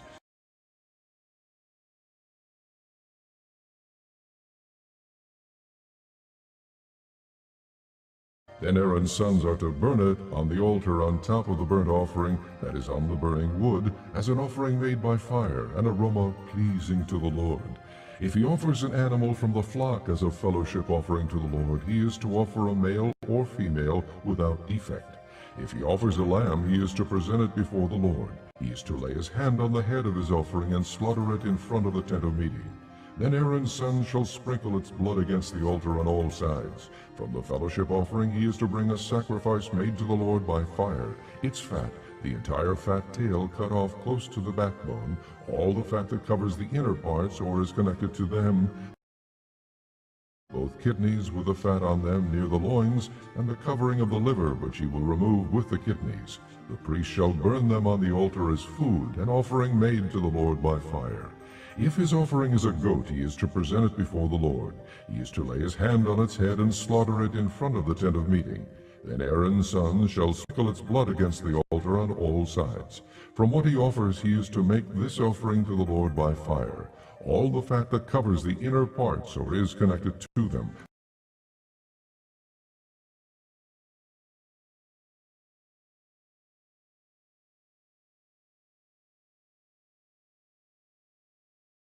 both kidneys with the fat on them near the loins, and the covering of the liver, which he will remove with the kidneys.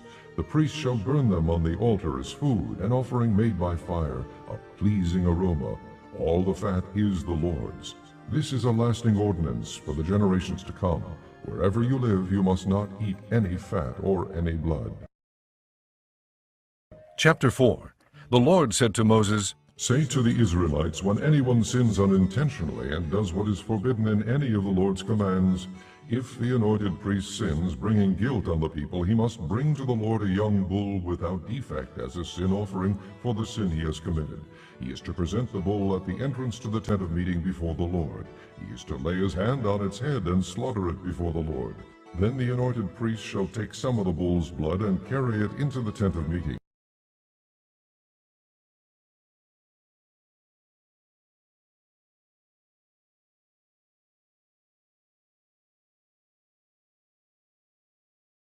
He is to dip his finger into the blood and sprinkle some of it 7 times before the Lord in front of the curtain of the sanctuary. The priest shall then put some of the blood on the horns of the altar of fragrant incense that is before the Lord in the tent of meeting. The rest of the bull's blood he shall pour out at the base of the altar of burnt offering at the entrance to the tent of meeting. He shall remove all the fat from the bull of the sin offering, the fat that covers the inner parts or is connected to them, both kidneys with the fat on them near the loins, and the covering of the liver, which he will remove with the kidneys, just as the fat is removed from the ox sacrificed as a fellowship offering. Then the priest shall burn them on the altar of burnt offering.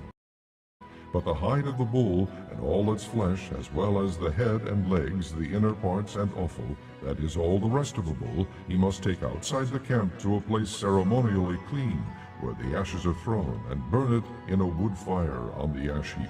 If the whole Israelite community sins unintentionally and does what is forbidden in any of the Lord's commands, even though the community is unaware of the matter, they are guilty. When they become aware of the sin they committed, the assembly must bring a young bull as a sin offering and present it before the tent of meeting.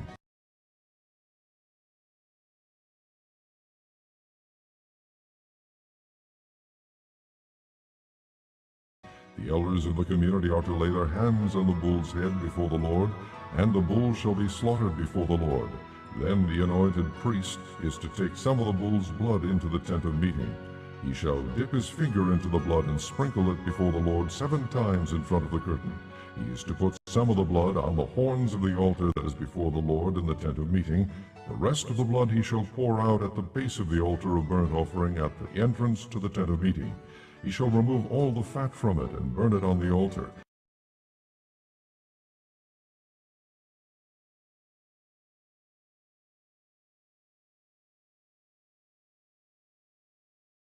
And do with this bull just as he did with the bull for the sin offering. In this way the priest will make atonement for them, and they will be forgiven. Then he shall take the bull outside the camp, and burn it as he burned the first bull. This is the sin offering for the community. When a leader sins unintentionally and does what is forbidden in any of the commands of the Lord his God, he is guilty. When he is made aware of the sin he committed, he must bring as his offering a male goat without defect. He is to lay his hand on the goat's head and slaughter it at the place where the burnt offering is slaughtered before the Lord. It is a sin offering.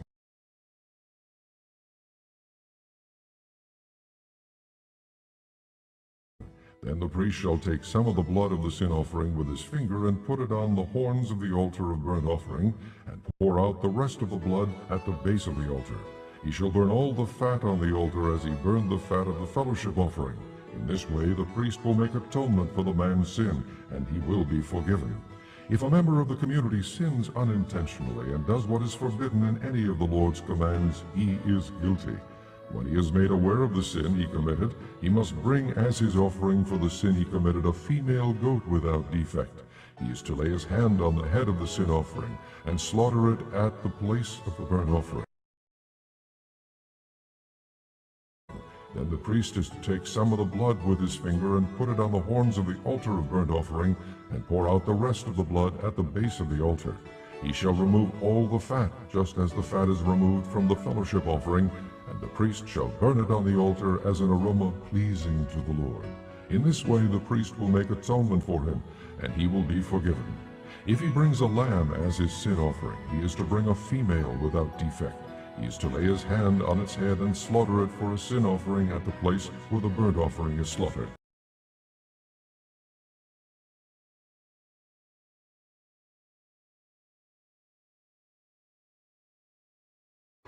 Then the priest shall take some of the blood of the sin offering with his finger, and put it on the horns of the altar of burnt offering, and pour out the rest of the blood at the base of the altar.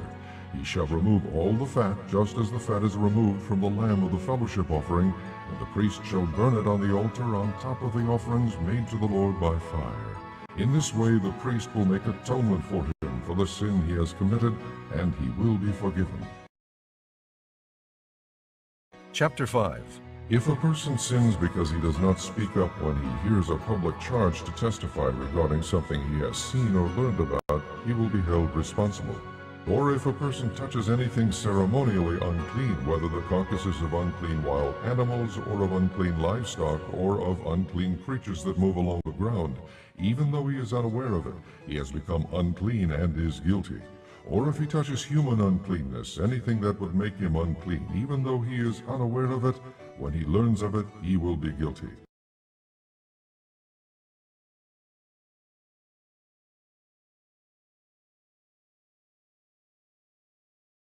Or if a person thoughtlessly takes an oath to do anything, whether good or evil, in any matter one might carelessly swear about, even though he is unaware of it, in any case when he learns of it, he will be guilty. When anyone is guilty of any of these ways, he must confess in what way he has sinned, and as a penalty for the sin he has committed, he must bring to the Lord a female lamb or goat from the flock as a sin offering, and the priest shall make atonement for him for his sin. If he cannot afford a lamb, he is to bring 2 doves or 2 young pigeons to the Lord as a penalty for his sin, one for a sin offering and the other for a burnt offering. He is to bring them to the priest, who shall first offer the one for the sin offering. He is to wring its head from its neck, not severing it completely, and is to sprinkle some of the blood of the sin offering against the side of the altar. The rest of the blood must be drained out at the base of the altar. It is a sin offering. The priest shall then offer the other burnt offering in the prescribed way, and make atonement for him for the sin he has committed, and he will be forgiven. If, however, he cannot afford 2 doves or 2 young pigeons, he is to bring as an offering for his sin 1/10 of an ephah of fine flour for a sin offering. He must not put oil or incense on it, because it is a sin offering. He is to bring it to the priest, who shall take a handful of it as a memorial portion and burn it on the altar on top of the offerings made to the Lord by fire. It is a sin offering. In this way the priest will make atonement for him for any of these sins he has committed, and he will be forgiven. The rest of the offering will belong to the priest, as in the case of a grain offering. The Lord said to Moses, When a person commits a violation and sins unintentionally in regard to any of the Lord's holy things, he is to bring to the Lord as a penalty a ram from the flock, one without defect, and of the proper value in silver according to the sanctuary shekel. It is a guilt offering. He must make restitution for what he has failed to do in regard to the holy things.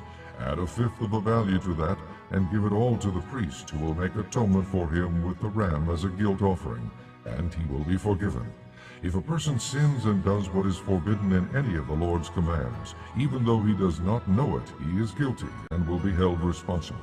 He is to bring to the priest as a guilt offering a ram from the flock, one without defect and of the proper value.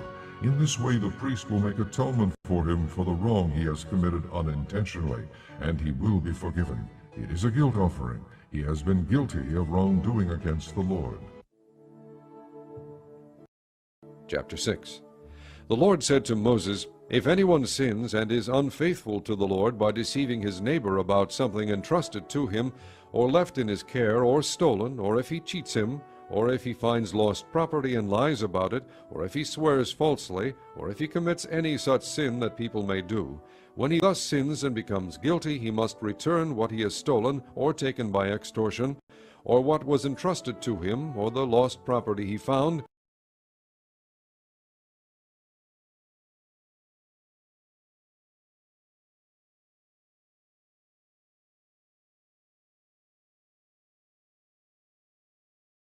or whatever it was he swore falsely about. He must make restitution in full, add 1/5 of the value to it, and give it all to the owner on the day he presents his guilt offering.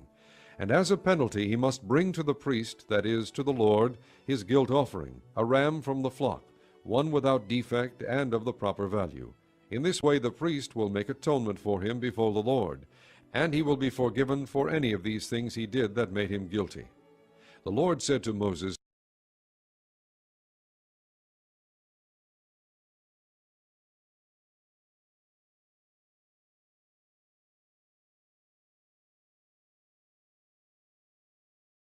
Give Aaron and his sons this command. These are the regulations for the burnt offering. The burnt offering is to remain on the altar hearth throughout the night till morning, and the fire must be kept burning on the altar. The priest shall then put on his linen clothes with linen undergarments next to his body, and shall remove the ashes of the burnt offering that the fire has consumed on the altar, and place them beside the altar. Then he is to take off these clothes and put on others, and carry the ashes outside the camp to a place that is ceremonially clean. The fire on the altar must be kept burning. It must not go out. Every morning the priest is to add firewood and arrange the burnt offering on the fire, and burn the fat of the fellowship offerings on it. The fire must be kept burning on the altar continuously. It must not go out. These are the regulations for the grain offering. Aaron's sons are to bring it before the Lord in front of the altar. The priest is to take a handful of fine flour and oil, together with all the incense on the grain offering, and burn the memorial portion on the altar as an aroma pleasing to the Lord. Aaron and his sons shall eat the rest of it, but it is to be eaten without yeast in a holy place. They are to eat it in the courtyard of the tent of meeting. It must not be baked with yeast. I have given it as their share of the offerings made to me by fire. Like the sin offering and the guilt offering, it is most holy. Any male descendant of Aaron may eat it. It is his regular share of the offerings made to the Lord by fire for the generations to come. Whatever touches them will become holy. The Lord also said to Moses, This is the offering Aaron and his sons are to bring to the Lord on the day he is anointed, 1/10 of an ephah of fine flour as a regular grain offering, half of it in the morning and half in the evening. Prepare it with oil on a griddle. Bring it well mixed, and present the grain offering broken in pieces as an aroma pleasing to the Lord. The son who is to succeed him as anointed priest shall prepare it. It is the Lord's regular share, and is to be burned completely. Every grain offering of a priest shall be burned completely, it must not be eaten. The Lord said to Moses, Say to Aaron and his sons, These are the regulations for the sin offering. The sin offering is to be slaughtered before the Lord in the place the burnt offering is slaughtered. It is most holy. The priest who offers it shall eat it. It is to be eaten in a holy place in the courtyard of the tent of meeting.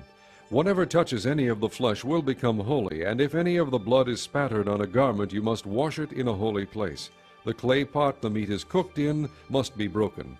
But if it is cooked in a bronze pot, the pot is to be scoured and rinsed with water.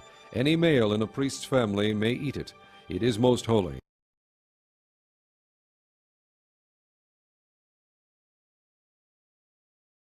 But any sin offering whose blood is brought into the tent of meeting to make atonement in the holy place must not be eaten. It must be burned. Chapter 7. These are the regulations for the guilt offering, which is most holy. The guilt offering is to be slaughtered in the place where the burnt offering is slaughtered, and its blood is to be sprinkled against the altar on all sides. All its fat shall be offered, the fat tail and the fat that covers the inner parts, both kidneys with the fat on them near the loins, and the covering of the liver, which is to be removed with the kidneys. The priest shall burn them on the altar as an offering made to the Lord by fire. It is a guilt offering. Any male in a priest's family may eat it, but it must be eaten in a holy place. It is most holy.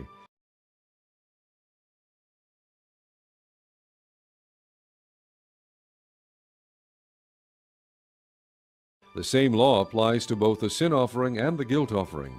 They belong to the priest who makes atonement with them. The priest who offers a burnt offering for anyone may keep its hide for himself. Every grain offering baked in an oven or cooked in a pan or on a griddle belongs to the priest who offers it, and every grain offering, whether mixed with oil or dry, belongs equally to all the sons of Aaron. These are the regulations for the fellowship offering a person may present to the Lord.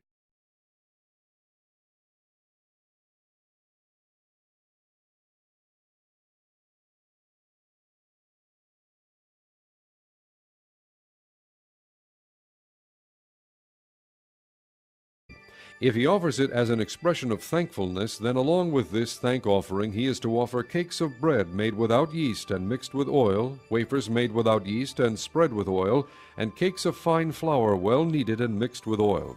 Along with his fellowship offering of thanksgiving he is to present an offering with cakes of bread made with yeast. He is to bring one of each kind as an offering, a contribution to the Lord. It belongs to the priest who sprinkles the blood of the fellowship offering.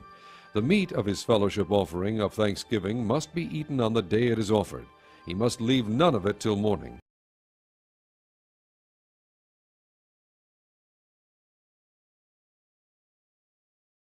If, however, his offering is the result of a vow or is a free will offering, the sacrifice shall be eaten on the day he offers it, but anything left over may be eaten on the next day.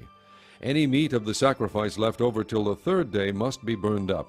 If any meat of the fellowship offering is eaten on the third day, it will not be accepted. It will not be credited to the one who offered it, for it is impure. The person who eats any of it will be held responsible. Meat that touches anything ceremonially unclean must not be eaten. It must be burned up. As for other meat, anyone ceremonially clean may eat it.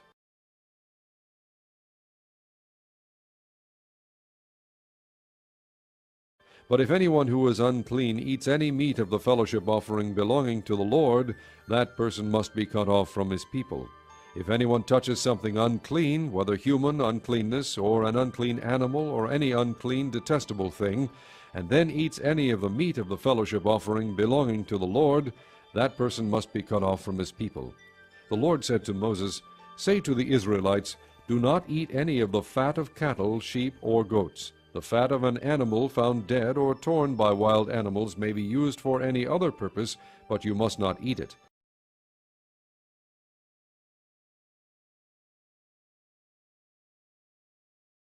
Anyone who eats the fat of an animal from which an offering by fire may be made to the Lord must be cut off from his people.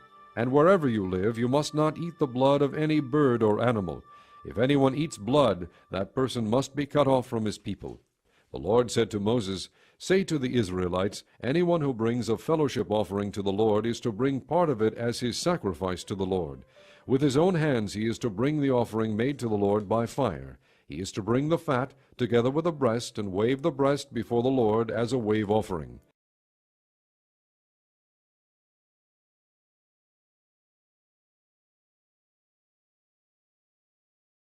The priest shall burn the fat on the altar, but the breast belongs to Aaron and his sons. You are to give the right thigh of your fellowship offerings to the priest as a contribution.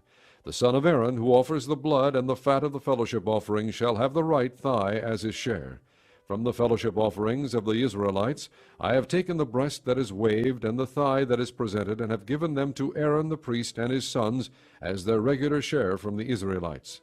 This is the portion of the offerings made to the Lord by fire that were allotted to Aaron and his sons on the day they were presented to serve the Lord as priests.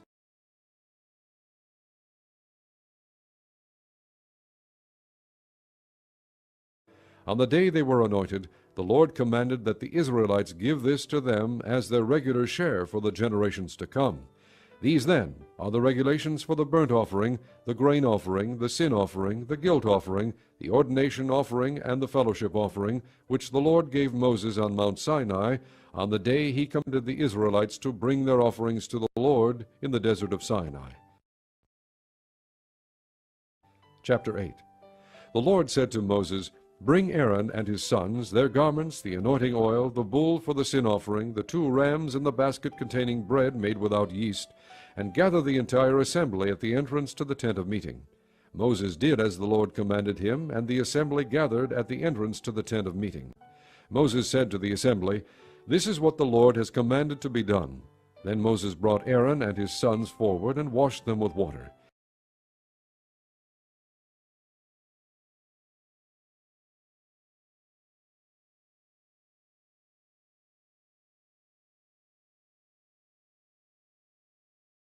He put the tunic on Aaron, tied the sash around him, clothed him with the robe, and put the ephod on him. He also tied the ephod to him by its skillfully woven waistband, so it was fastened on him. He placed the breastpiece on him, and put the Urim and Thummim in the breastpiece. Then he placed the turban on Aaron's head, and set the gold plate, the sacred diadem, on the front of it, as the Lord commanded Moses. Then Moses took the anointing oil, and anointed the tabernacle and everything in it, and so consecrated them. He sprinkled some of the oil on the altar 7 times, anointing the altar and all its utensils, and the basin with its stand, to consecrate them.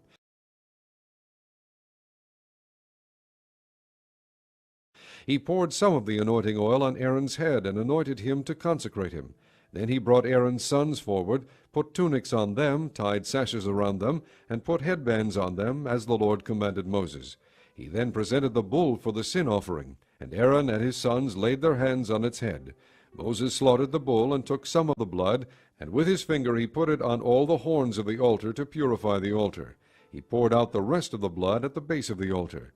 So he consecrated it to make atonement for it.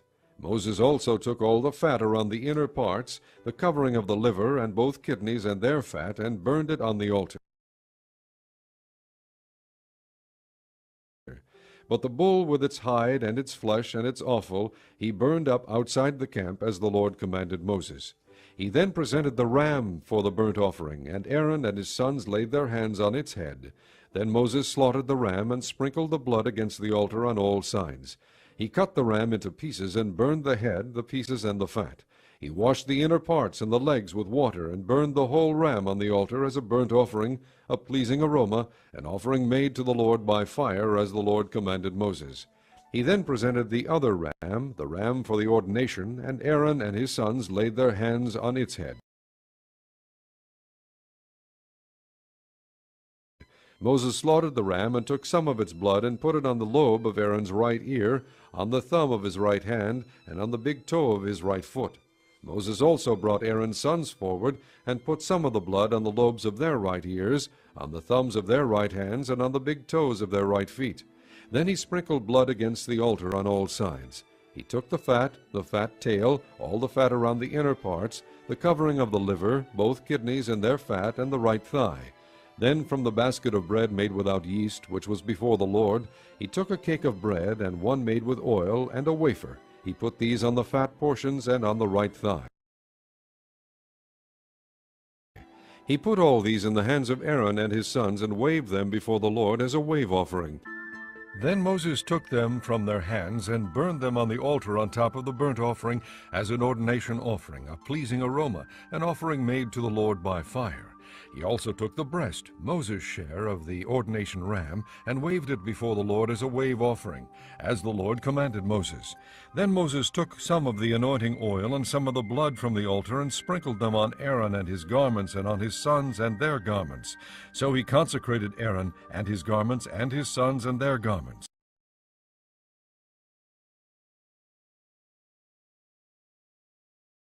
Moses then said to Aaron and his sons, Cook the meat at the entrance to the tent of meeting, and eat it there with the bread from the basket of ordination offerings, as I commanded, saying, Aaron and his sons are to eat it. Then burn up the rest of the meat and the bread. Do not leave the entrance to the tent of meeting for 7 days, until the days of your ordination are completed, for your ordination will last 7 days. What has been done today was commanded by the Lord, to make atonement for you.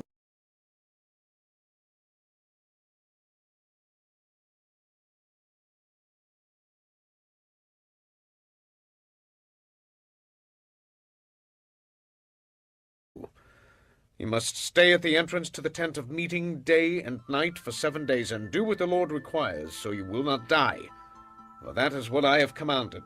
So Aaron and his sons did everything the Lord commanded through Moses. Chapter 9.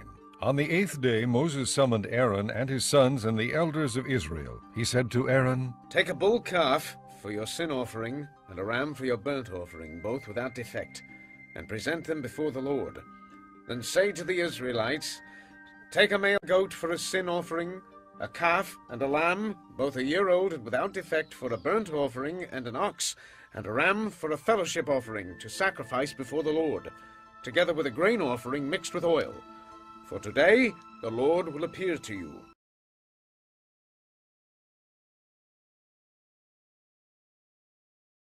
They took the things Moses commanded to the front of the tent of meeting, and the entire assembly came near and stood before the Lord. Then Moses said, This is what the Lord has commanded you to do, so that the glory of the Lord may appear to you. Moses said to Aaron, Come to the altar and sacrifice your sin offering and your burnt offering, and make atonement for yourself and the people. Sacrifice the offering that is for the people, and make atonement for them as the Lord has commanded. So Aaron came to the altar and slaughtered the calf as a sin offering for himself.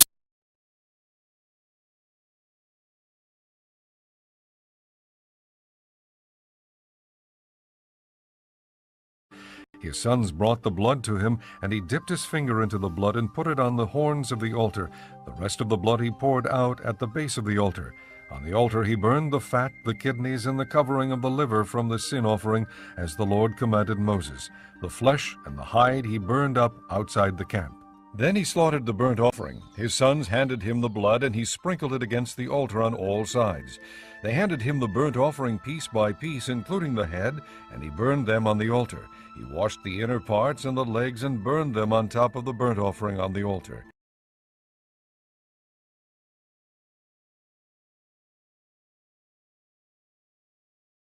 Aaron then brought the offering that was for the people. He took the goat for the people's sin offering and slaughtered it, and offered it for a sin offering as he did with the first one. He brought the burnt offering and offered it in the prescribed way. He also brought the grain offering, took a handful of it, and burned it on the altar in addition to the morning's burnt offering. He slaughtered the ox and the ram as the fellowship offering for the people. His sons handed him the blood, and he sprinkled it against the altar on all sides. But the fat portions of the ox and the ram, the fat tail, the layer of fat, the kidneys, and the covering of the liver, these they laid on the breasts, and then Aaron burned the fat on the altar.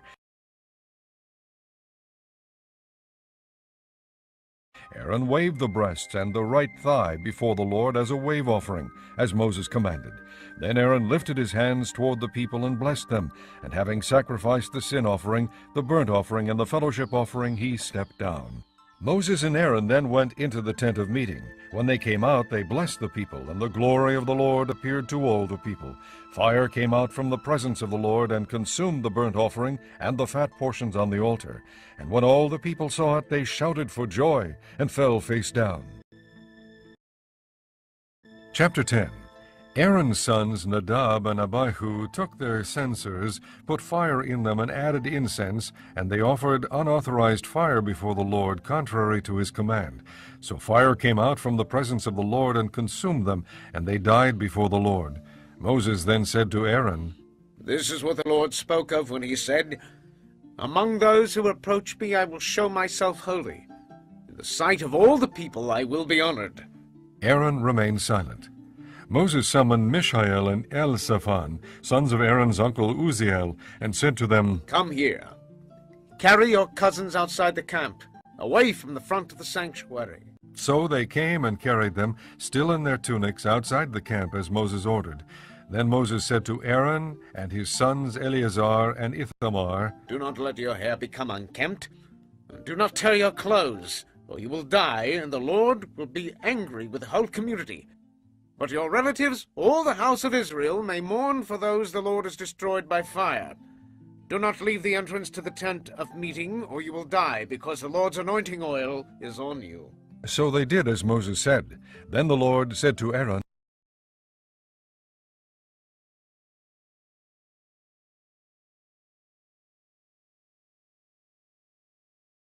You and your sons are not to drink wine or other fermented drink whenever you go into the tent of meeting, or you will die.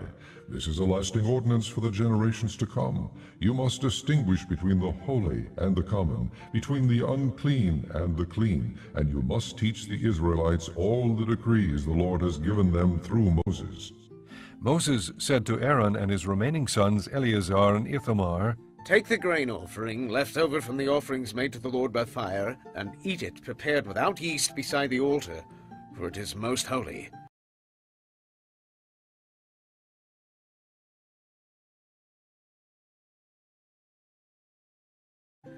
Eat it in a holy place, because it is your share and your son's share of the offerings made to the Lord by fire. For so I have been commanded.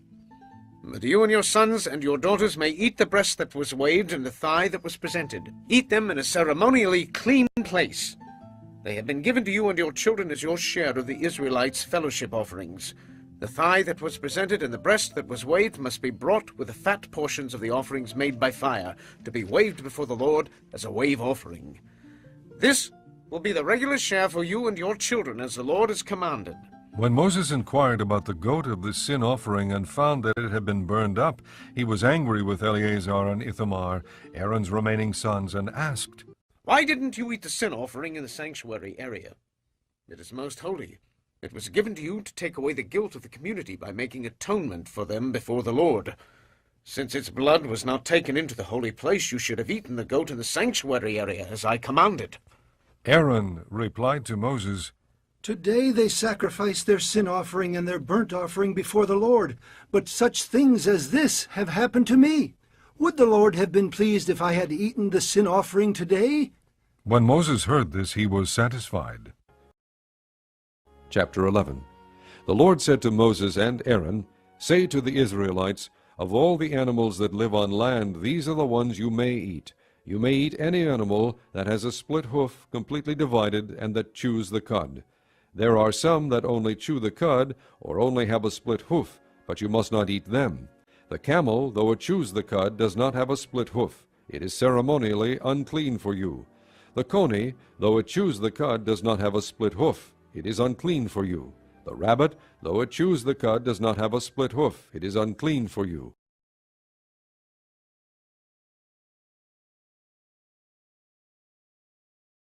And the pig, though it has a split hoof completely divided, does not chew the cud. It is unclean for you.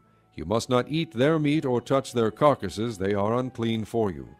Of all the creatures living in the water of the seas and the streams, you may eat any that have fins and scales. But all creatures in the seas or streams that do not have fins and scales, whether among all the swarming things or among all the other living creatures in the water, you are to detest. And since you are to detest them, you must not eat their meat, and you must detest their carcasses.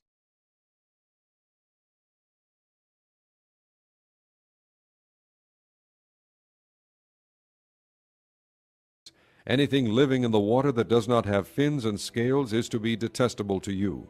These are the birds you are to detest and not eat, because they are detestable: the eagle, the vulture, the black vulture, the red kite, any kind of black kite, any kind of raven, the horned owl, the screech owl, the gull, any kind of hawk, the little, the cormorant, the great owl, the white owl, the desert owl, the osprey, the stork, any kind of heron, the hoopoe, and the bat. All flying insects that walk on all fours are to be detestable to you.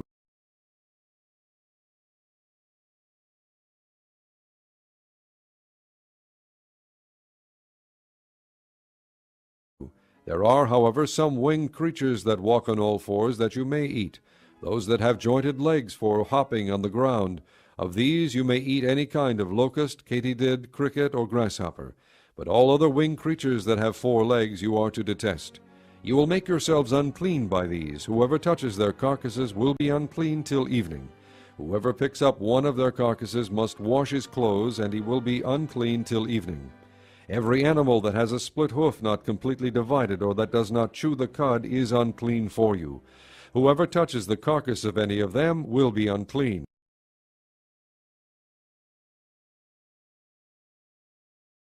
Of all the animals that walk on all fours, those that walk on their paws are unclean for you. Whoever touches their carcasses will be unclean till evening. Anyone who picks up their carcasses must wash his clothes, and he will be unclean till evening. They are unclean for you. Of the animals that move about on the ground, these are unclean for you: the weasel, the rat, any kind of great lizard, the gecko, the monitor lizard, the wall lizard, the skink, and the chameleon. Of all those that move along the ground, these are unclean for you. Whoever touches them when they are dead will be unclean till evening.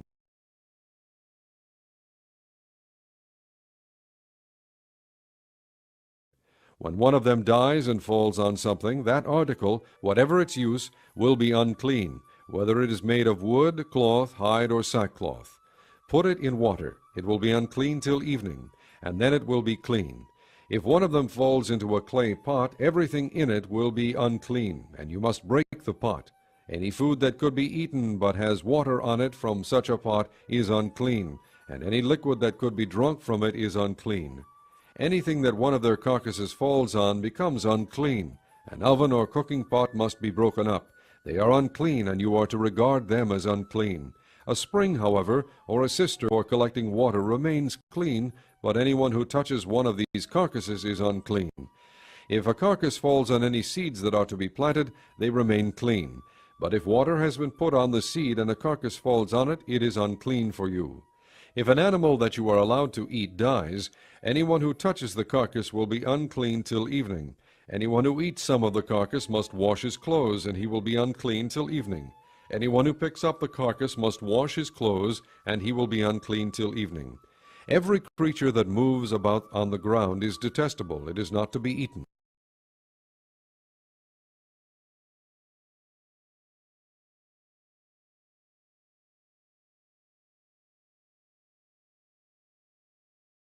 You are not to eat any creature that moves about on the ground. Whether it moves on its belly, or walks on all fours, or on many feet, it is detestable. Do not defile yourselves by any of these creatures. Do not make yourselves unclean by means of them, or be made unclean by them. I am the Lord your God. Consecrate yourselves and be holy, because I am holy. Do not make yourselves unclean by any creature that moves about on the ground. I am the Lord who brought you up out of Egypt to be your God. Therefore be holy, because I am holy.